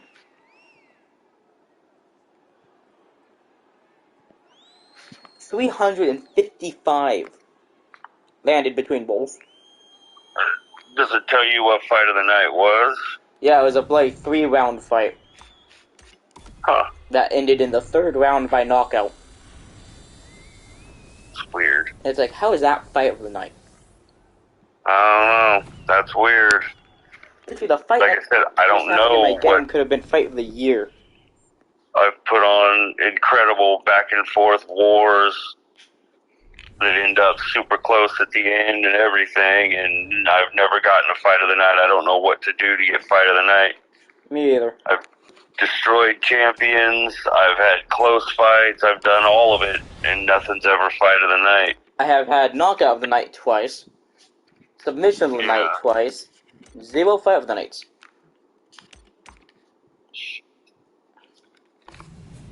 And then, other than that, my character is 30-0. So she's currently better than Habib.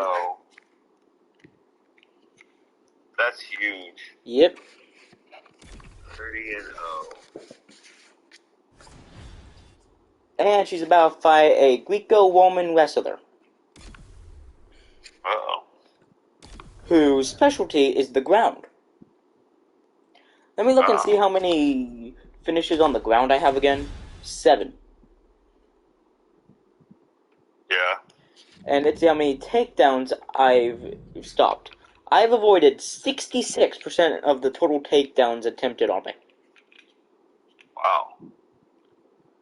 That's pretty good. I don't think this is going to be fair.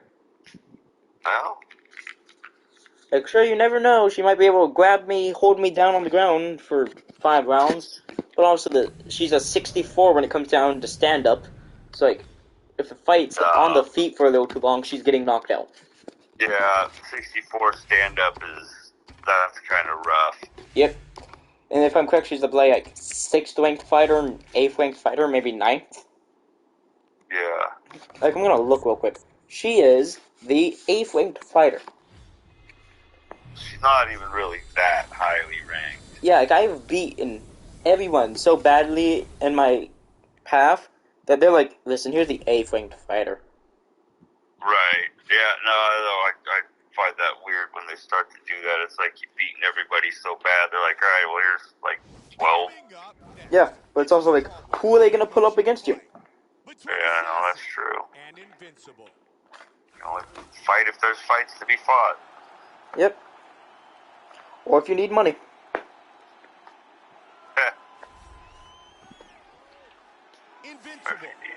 But also, I don't think the sister of Alex Mendez is going to, I don't know, need money. Yeah.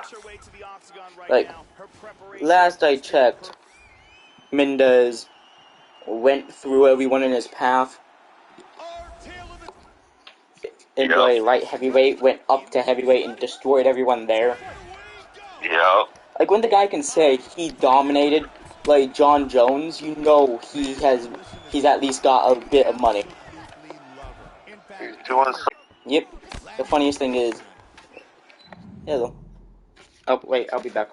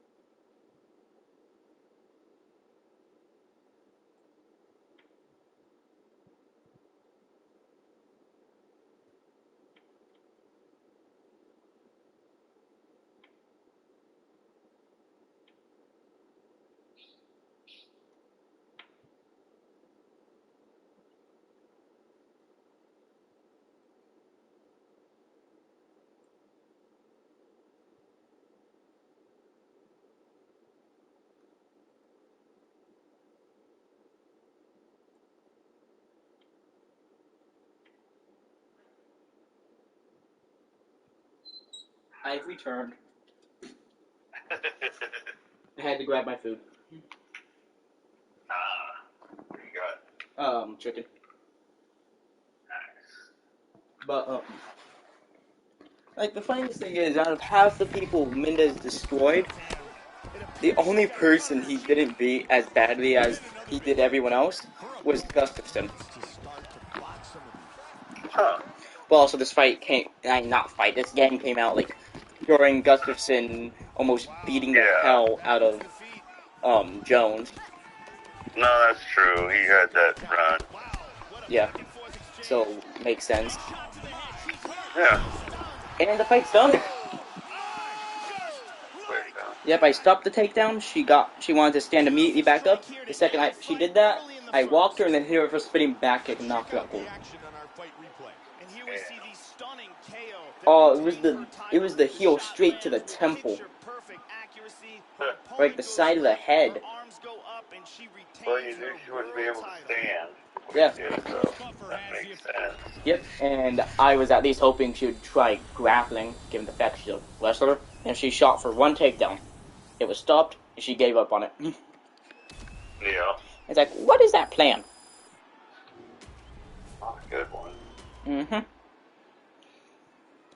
It's like Aljamain Sterling's plan. Yeah. Dang it, I didn't look at how old the character is now. Well, I'll look at that after my next fight. And because this next fight is going to be against...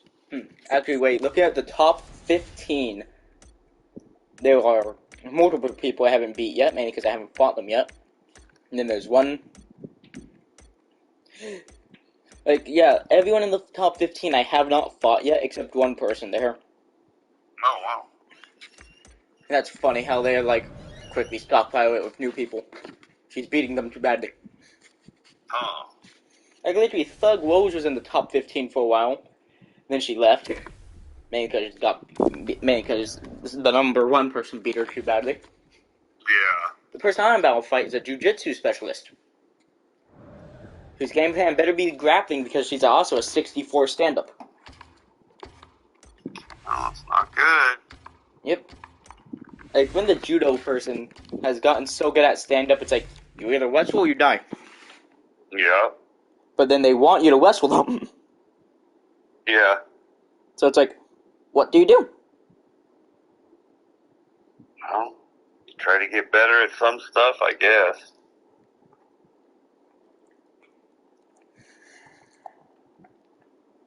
It's like Charles Oliveira. He's incredible on the ground, but you can't stand with him at this point. Yeah. You stand with him, he'll just drop you and get you down there. Again, getting better. Mm-hmm. I can't wait for October. Why? That's the, what's his face? Makachev Oliveira too. Oh, yeah. And then, don't forget about tomorrow at 11 a.m. Yep. Get the reveal. Mm-hmm. I can't freaking wait. House Stroyfield. I haven't played it yet. I just woke up. Damn. I was exhausted. I had to sleep. Fair enough. Yeah.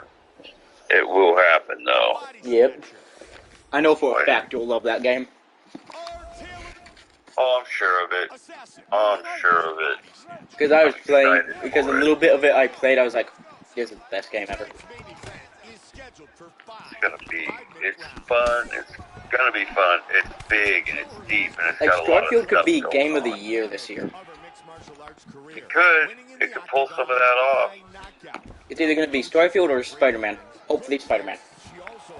Oh man, yeah. Hopefully Spider-Man's as good as last time. That's another one I can't wait for. Is that also October? Is it? Yeah. Spider-Man and UFC 5 is October. So UFC 5 is already coming out. Yeah. That Holy comes out shit. this year. So they're basically done with it. Yeah. And then if I remember correctly, like Spider-Man comes out on Trent's birthday. Yeah. What day is that again? Yep. 27th or 27th of October. I'm gonna look at the UFC 5 real quick. UFC 5. That game's release date is apparently October 27th. Oh wow. Those are that's the exact same day. Yeah. That's cool. Damn, bro.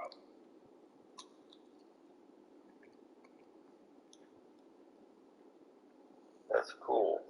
I love the fact that the cover is Volkanovski. I know. Like, I don't care about Shevchenko being on there. Get out of here, Shevchenko. You don't deserve it. I think it's weird that Shevchenko's on there, even though she lost her title. They could have been planning that for a while. Yeah, I guess.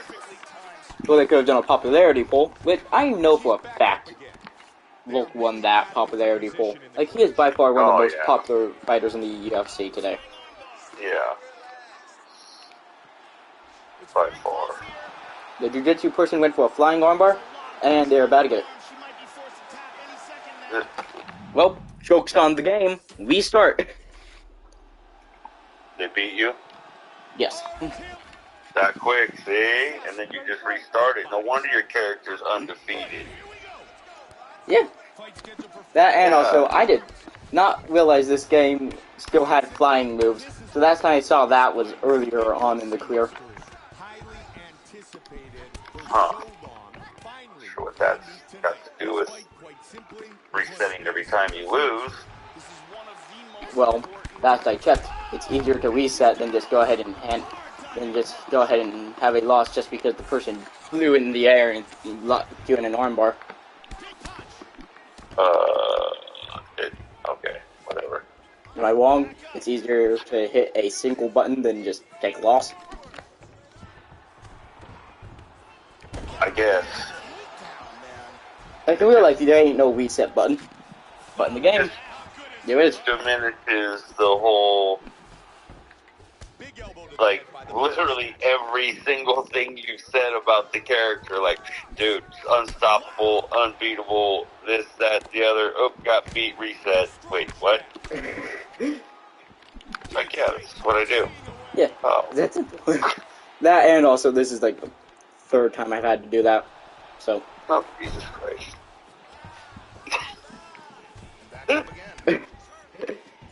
Look for the single. Well, I guess. Yeah, it's pretty easy, just reset.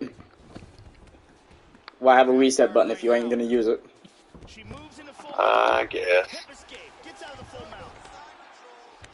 It's like, why have a TV if you're not gonna watch TV on it? Yep. Why have an air conditioner if you're just gonna let yourself burn to death during the summer? Like, why have a reset button if you're not gonna use it? Alright. Makes sense, I guess. Yep. Got the double underhooks. And from here, transitions to the Muay Thai clinch. And there's a nice straight by the body set. And another one gets to the head. Why? How good is that? That's it. I won. Hey, what do you know? Who would have guessed? Super impressive. Yep. And also the funniest thing is, I was not expecting for the spinning back kick to knock the person down for the finish. Yeah. Yeah, I was just kind of throwing that, and it hit them in the back of the head. Oh. No wonder it knocked them out. It was literally to the back of the head. Nice. I don't think that's very legal. Maybe not. I'll talk to you later. Okay, I'll talk to you later. Okay. Bye. Bye.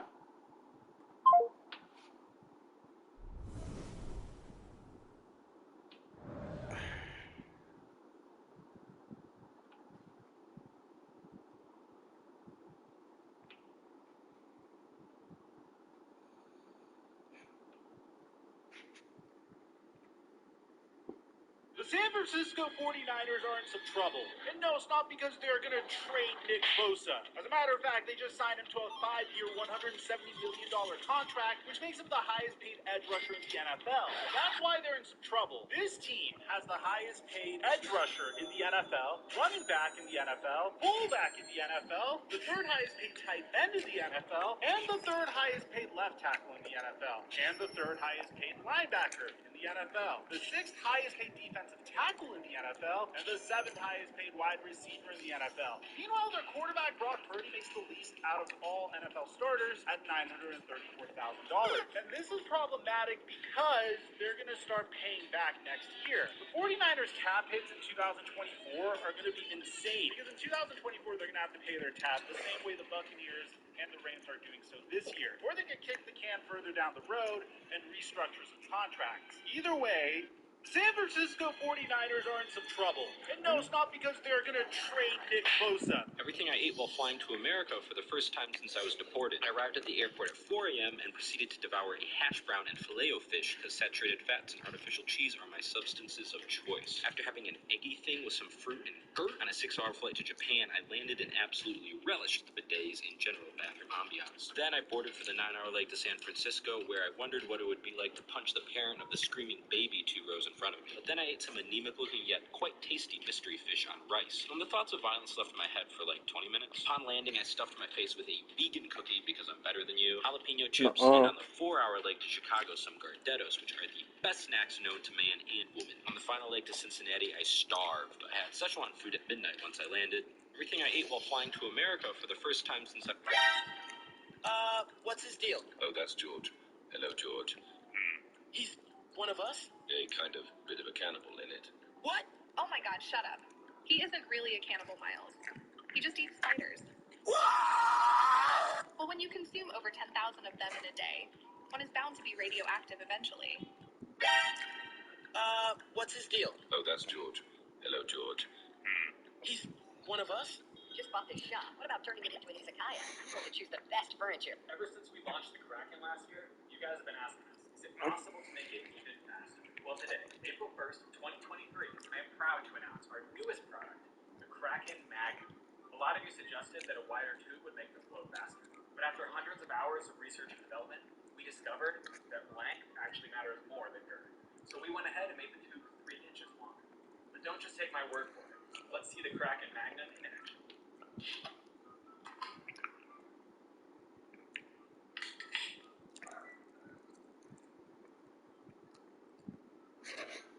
And there you have it, folks, the all-new Kraken Magnum. Mischief made another super normal shoe. This is the brand new orange milk colorway, and I wanted to see if there were any hidden features or interesting details that Mischief likes to include on their shoes. Now, Mischief is the same company that made the backward shoes and the big red boots, as well as the white pair of these that actually had some real money hidden inside some of the pairs, so I wasn't sure what to expect with these. They come in just a black box and have this distorted look all across the shoe, and this pair in particular really stands out because of that bright orange color. But after taking a look at the leather on the upper and getting them on feet, unless there's something hidden inside the shoe itself, these might finally just with a secret from Mischief that's actually pretty normal. Mischief made another super bad game idea. It's one of those poorly made mobile games that you see everywhere. Like, they're usually under, like, South Park or Family Guy clips for some reason. No matter how fast I skip them, when they come up in my feed, they always come back. But every time you die or you lose in the game, whatever, the game completely changes to one of, like, a other cheaply made mobile games, all for maximum stimulation. You can't get tired of the game. It changes every time you play it. And instead of working towards, like, different skins, all the microtransactions just unlock different Family Guy episodes that play above it. Bad game idea. Oh, It's yeah. one of those poor... I'd love that. $60 protein. No way, I'm allergic to nuts. It's just some nuts. Can't hurt.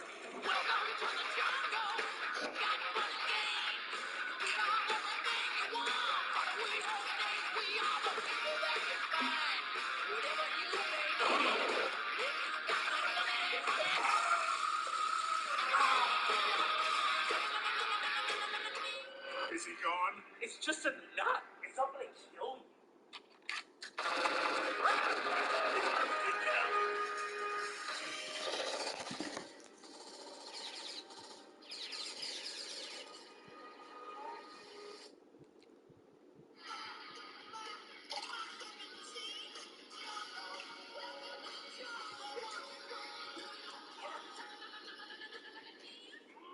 Don't eat more. You're so allergic.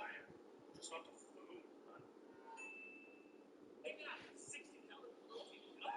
No way, I'm allergic to nuts. It's just some nuts. Can't hurt.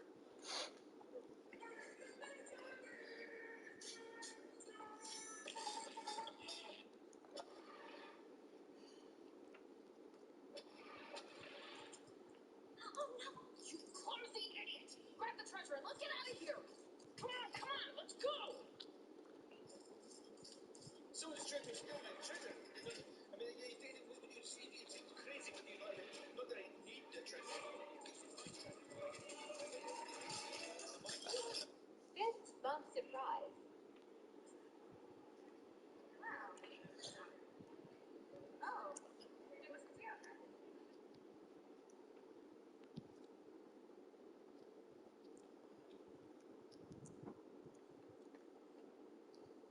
How's that?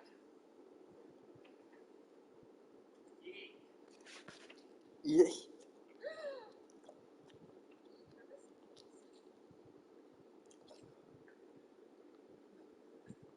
No.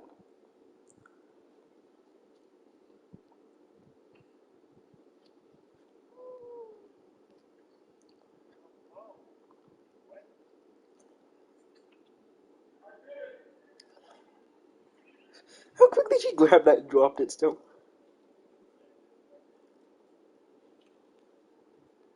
Fist bump. I'm not even joking, I'd do something like that.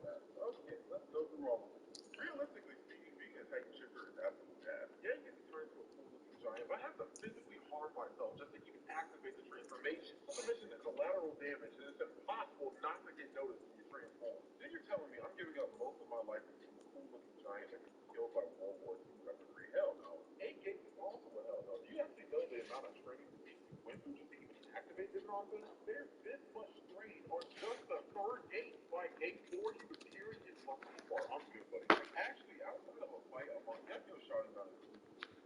It was a more advanced stuff than practical as hell. Like, I'm not risking total blindness and having my eyes closed for a chakra back. That said, one for all is definitely the best pick because it's not a hard work to use. Just don't be an idiot. Deku struggles because he has a young box. Literally, random heroes were able to use his power. It's not that hard. I'm taking one for all. I will fly one of you to do the 1,000 leg throw with me. It's happening. Millions of you have asked me to do the... This is my day 1 versus day. Hello there. Hi, thank you so much for coming to the Parent Teacher Conference. This is the most useless path in Mario Kart Deluxe. On 3DS Rainbow Road, this entire turn is just completely useless. Yes, it looks cool with all the tricks and whatnot, but there's literally no reason to take this. Now, I know what you're thinking. JPG, that's the only route you can take here. Well, allow me to enlighten you. After tricking up the 4 boost ramps, you can actually just skip this entire turn by just falling down to the straight after the turn. I mean, it's clearly faster, and you definitely don't get counted out of bounds. If you want to get better at Mario Kart, This was the worst time for his handling. At the end of Dressrosa, our favorite fanboy Marlo Mayo was practically begging for the autographs from the Straw Hats. So Oda revealed in an SBS what each of these autographs looked like. Luffy's autograph straight up says me, which is legendary. But at some point, he should probably change it to him because Luffy is him. Zoro's autograph says sword, and honestly, fair play. While Nami's autograph actually says her name and shows her tattoo, which is pretty wholesome. As an egoist, Usopp's autograph wouldn't be complete without drawing a silhouette of himself. My boy even includes a dedication to the recipient. Homie actually goes all out. Sanji's cooking with his autograph. He'll stab the J similar to his eyebrow and dot the I with a kiss as if he's still in middle school. Robin's autograph is her name along with drawing a rooster, which is peak. And the reason why it's hilarious is because rooster is what Luffy calls Bardo. Frankie has a super autograph and will sign his name under his signature star and will usually include a dedication to the recipient. And Brooks' autograph automatically clears, but he does have a lot of experience. Like, homie actually goes all out. And Chopper's autograph is his cow print. At the end of the Liver King is a liar. Because near the end of 2022, the Liver King would rise in fame after exploding in the fitness industry. But this would all come crumbling down after this YouTuber exposed that his entire online presence was a lie. Because the Liver King would be known for preaching about his primal lifestyle, eating raw meats, and even telling his fans to buy supplements. He would also tell them that if they work hard, buy his products, and eat like him, that they would be like him. But he would end up having forced to reveal that this was all a lie, and that his physique wasn't achievable in an ancestral lifestyle. Because look at him, he's eating raw meat in a private jet. This isn't a primal lifestyle. But fans would begin to worry, because after many of them were baited into buying his fake products, they would soon notice physical changes to his body that could indicate that he is dying. Like the redness seen here could indicate very high levels of blood pressure, or the fact that he looks like he's aged 30 years in only 8 months. So if you're concerned too, the 5 funniest police station moments in Family Guy. At number 5, we have Joe interrogating Peter, and Peter gave Joe a special gift. It's more where that came from. At number 4, we have Peter working as the police sketch artist. At number 3, we have Peter unable to spot the fridge that assaulted him. They all kind of look the same. What do you mean they all look the same? At number 2, we have Joe taking Cleveland to the police station. Up for the racial profiling. Stay for the comfort. At number 1, we have Peter escaping from the county station. Jail isn't what you always do it again. Keep with me. See if I don't crash this bus and kill you all. the bus driver from Transit Red is very toxic and very smart. Hey, I'm telling you to stop, or else I'm driving you off my back. Here are most of Ted's abilities as being a main character in COD Zombies. If you shoot or knife Ted, you either trap him inside the bus by locking the doors, Your privileges have been revoked. kick you out of the bus completely, You get your ass off my bus. or simply not stop at the next location. You. Now I am not stopping. When the bus is driving over the bridge, Ted would either say this, As we drive over this collapsing bridge, please remember there is no afterlife that your loved ones will be joining you in. or this. Holy crap, the bridge is going down! Wait, stop! And finally, if you throw an EMP grenade at Ted, the bus will completely shut down and he will say, This bus is out of order. The replacement driver has been notified and will be here in approximately 123 years. Hey, I see the cookies. You want 1 or 2? Is it sealed? Of course it's sealed, dude. It's brand new. Hey, hurry. Grandma's gonna be here in 2 minutes. I got it. Great! See, I told you it's sealed. I can fix it. These were Grandma's favorite cookies. I know. It always happens like this. I think it's the box. Wait, maybe these are the cookies. No, they're not. The sewing kit. You want some help? Oh, this only takes 3 ingredients. Here's nothing. Just gotta pop these in the oven. They're ready. Here we go. Hey guys, see the cookies? How are they different? Well, this time, yellow boots are an official collaboration with Crocs. Materials are much different and actually feel like a pair of Crocs, where the red boots feel more like a harder rubber. On the yellow, there's holes on top, just like a pair of Crocs that go straight to the heel, where the red boots are completely themselves. The same way, there's nothing on the back of the red boots, but on the back of the yellow, the pocket Croc strap that will always be stuck in sport mode. But the biggest difference between these two lies in just how difficult they are to take off for me. You may have seen some people get stuck in the red boots, so are the yellow and make it easier to take off. Even though Paris Hilton got stuck in them, have the right size, they are thankfully already easy.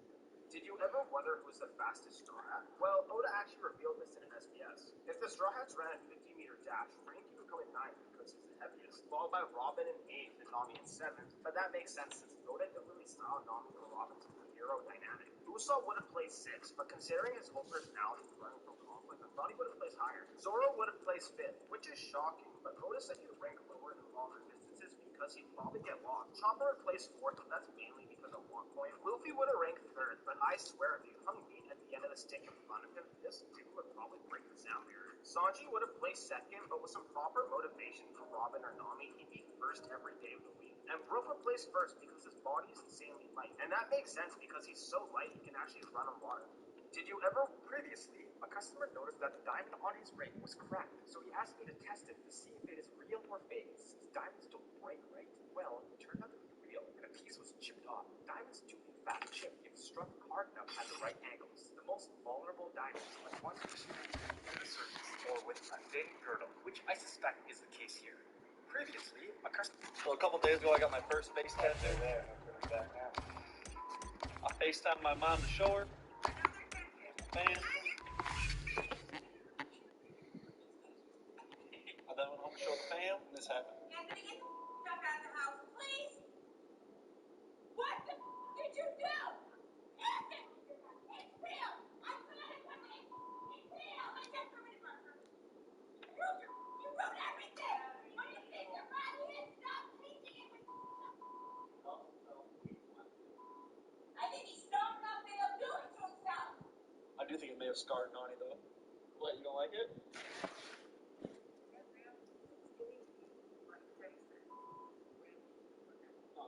And I still haven't told him it's a temporary tattoo. It's real. What are you trying to do for it? It's not coming off. So a couple days ago, I got this.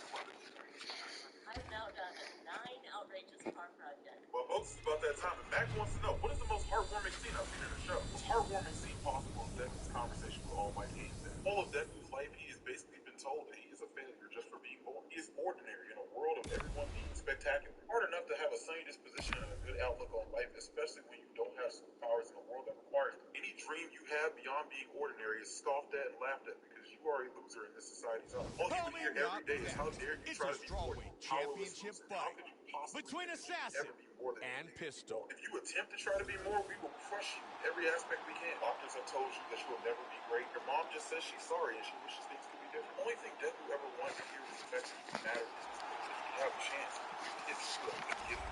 Every day we all go through our own struggles. We all have Assassin, our own dreams. making her way all he wanted to hear was yes, main you event of the can be great. evening. Pistol is This scene 25. always hits. Assassin Folks, is it's about 35. She will have a 7-inch reach advantage.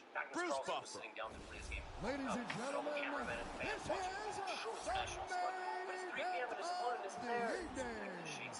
and when the action begins, He actually makes a phantom handshake and intimidation tactic that will defeat any opponent, and then he looks away like this is gonna be a gun.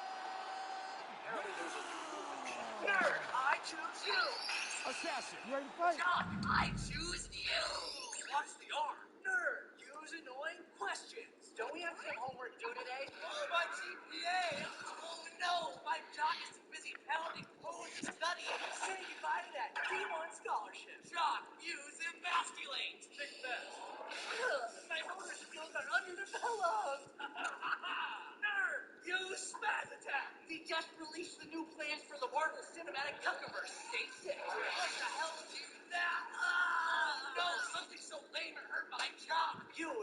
Kamara, no match for us. Stop. Use my vision. Here we go. Ride to hard. Fight scheduled for 5 minute rounds. White choices for pistol. Black choices for the champion. She's down. She's back up. Oh, big head kick. Here's the combination. Solid right hand. Body kick with that. Powerful kick. Watch the arm. Nerd. Use annoying questions. Don't we have to get homework due today? Could be it. Oh, look at this. He saw that coming. Oh, she's down again. Hard diving punch. And it is over. Wow. Beautiful strike here to end the fight early in the first. Time now for our fight replay. Let's take a look at the replay. This is the shot that drops her. Perfect technique. She's clearly hurt badly here. Let's take a look at it one more time. Here's the knockdown. Vicious strike. Look at this. Oh, man. KO. With the official decision, here is Bruce Buffer. Ladies and gentlemen, referee Herb Dean has called us off to this contest at 1 minute, 4 seconds of the very first round. Declaring the winner by knockout and still the undisputed UFC strawweight champion of the world, Assassin. And she remains your UFC strawweight champion.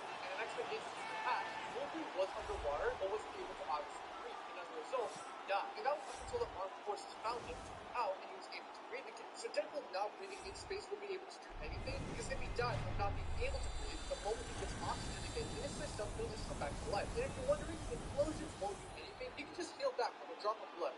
So with every new Pokemon game, Big Flex will make their own Pokemon. Some of them, while others aren't. But the biggest loser in Scarlet Violet has to be Zamazenta. Not only did its ability get nerfed to work once per battle, but it also lost 10 points in attack. They did not realise that Sword and Shield is as useful as the swimming pool on the Titanic. He should have been bugged, not nerfed. So with that What's the dumbest move you've had to win?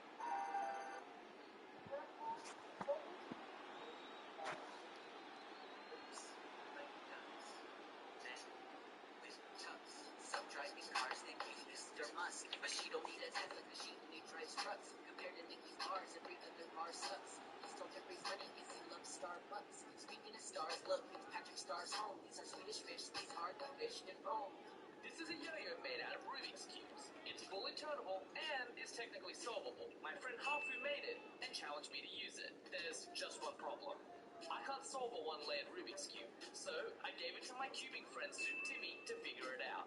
It took him a few turns, but he eventually solved it. Oh, what? Now, it was time to yo-yo with it. Surprisingly, it was able to go up. Did you notice these 5 things in Despicable Me 2? At number 5, when the owner of Stuff a Bear overstuffs a bear and it explodes, it makes a little boy cry. The boy is the same one that Gru made cry by popping his balloon in the first movie. At number 4, Eduardo Perez has a key necklace for Eduardo, and when he is El Macho, the necklace is turned around to form an M for Macho. At number 3, in the end credits, you can see that Bob has heterochromia iridium, as his left eye is brown while his right eye is green. At number 2, when Silas Ramsbottom shows Gru a video of a rabbit having the mutation serum, the name tag of the scientists in the video read Coffin and Renault, a reference to the directors Pierre Coffin and Christopher Renault. $1 boba? My grandma spends way too much on boba, so I'm gonna change that by teaching her how to make it better than her favorite cafe. Let's get bobaing. So we cooked the frozen boiling water, and she was eating them like chips, the ones that aren't crunchy. Then we got a cup of water, added flavoring, and mix.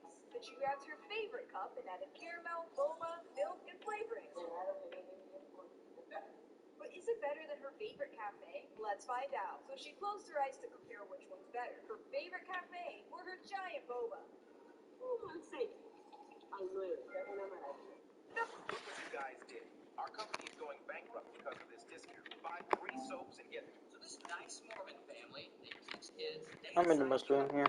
Peace out. So they Goodbye. do all these wholesome vlogs with the whole family, and they get really popular on YouTube. But then people started to notice they had a really harsh parenting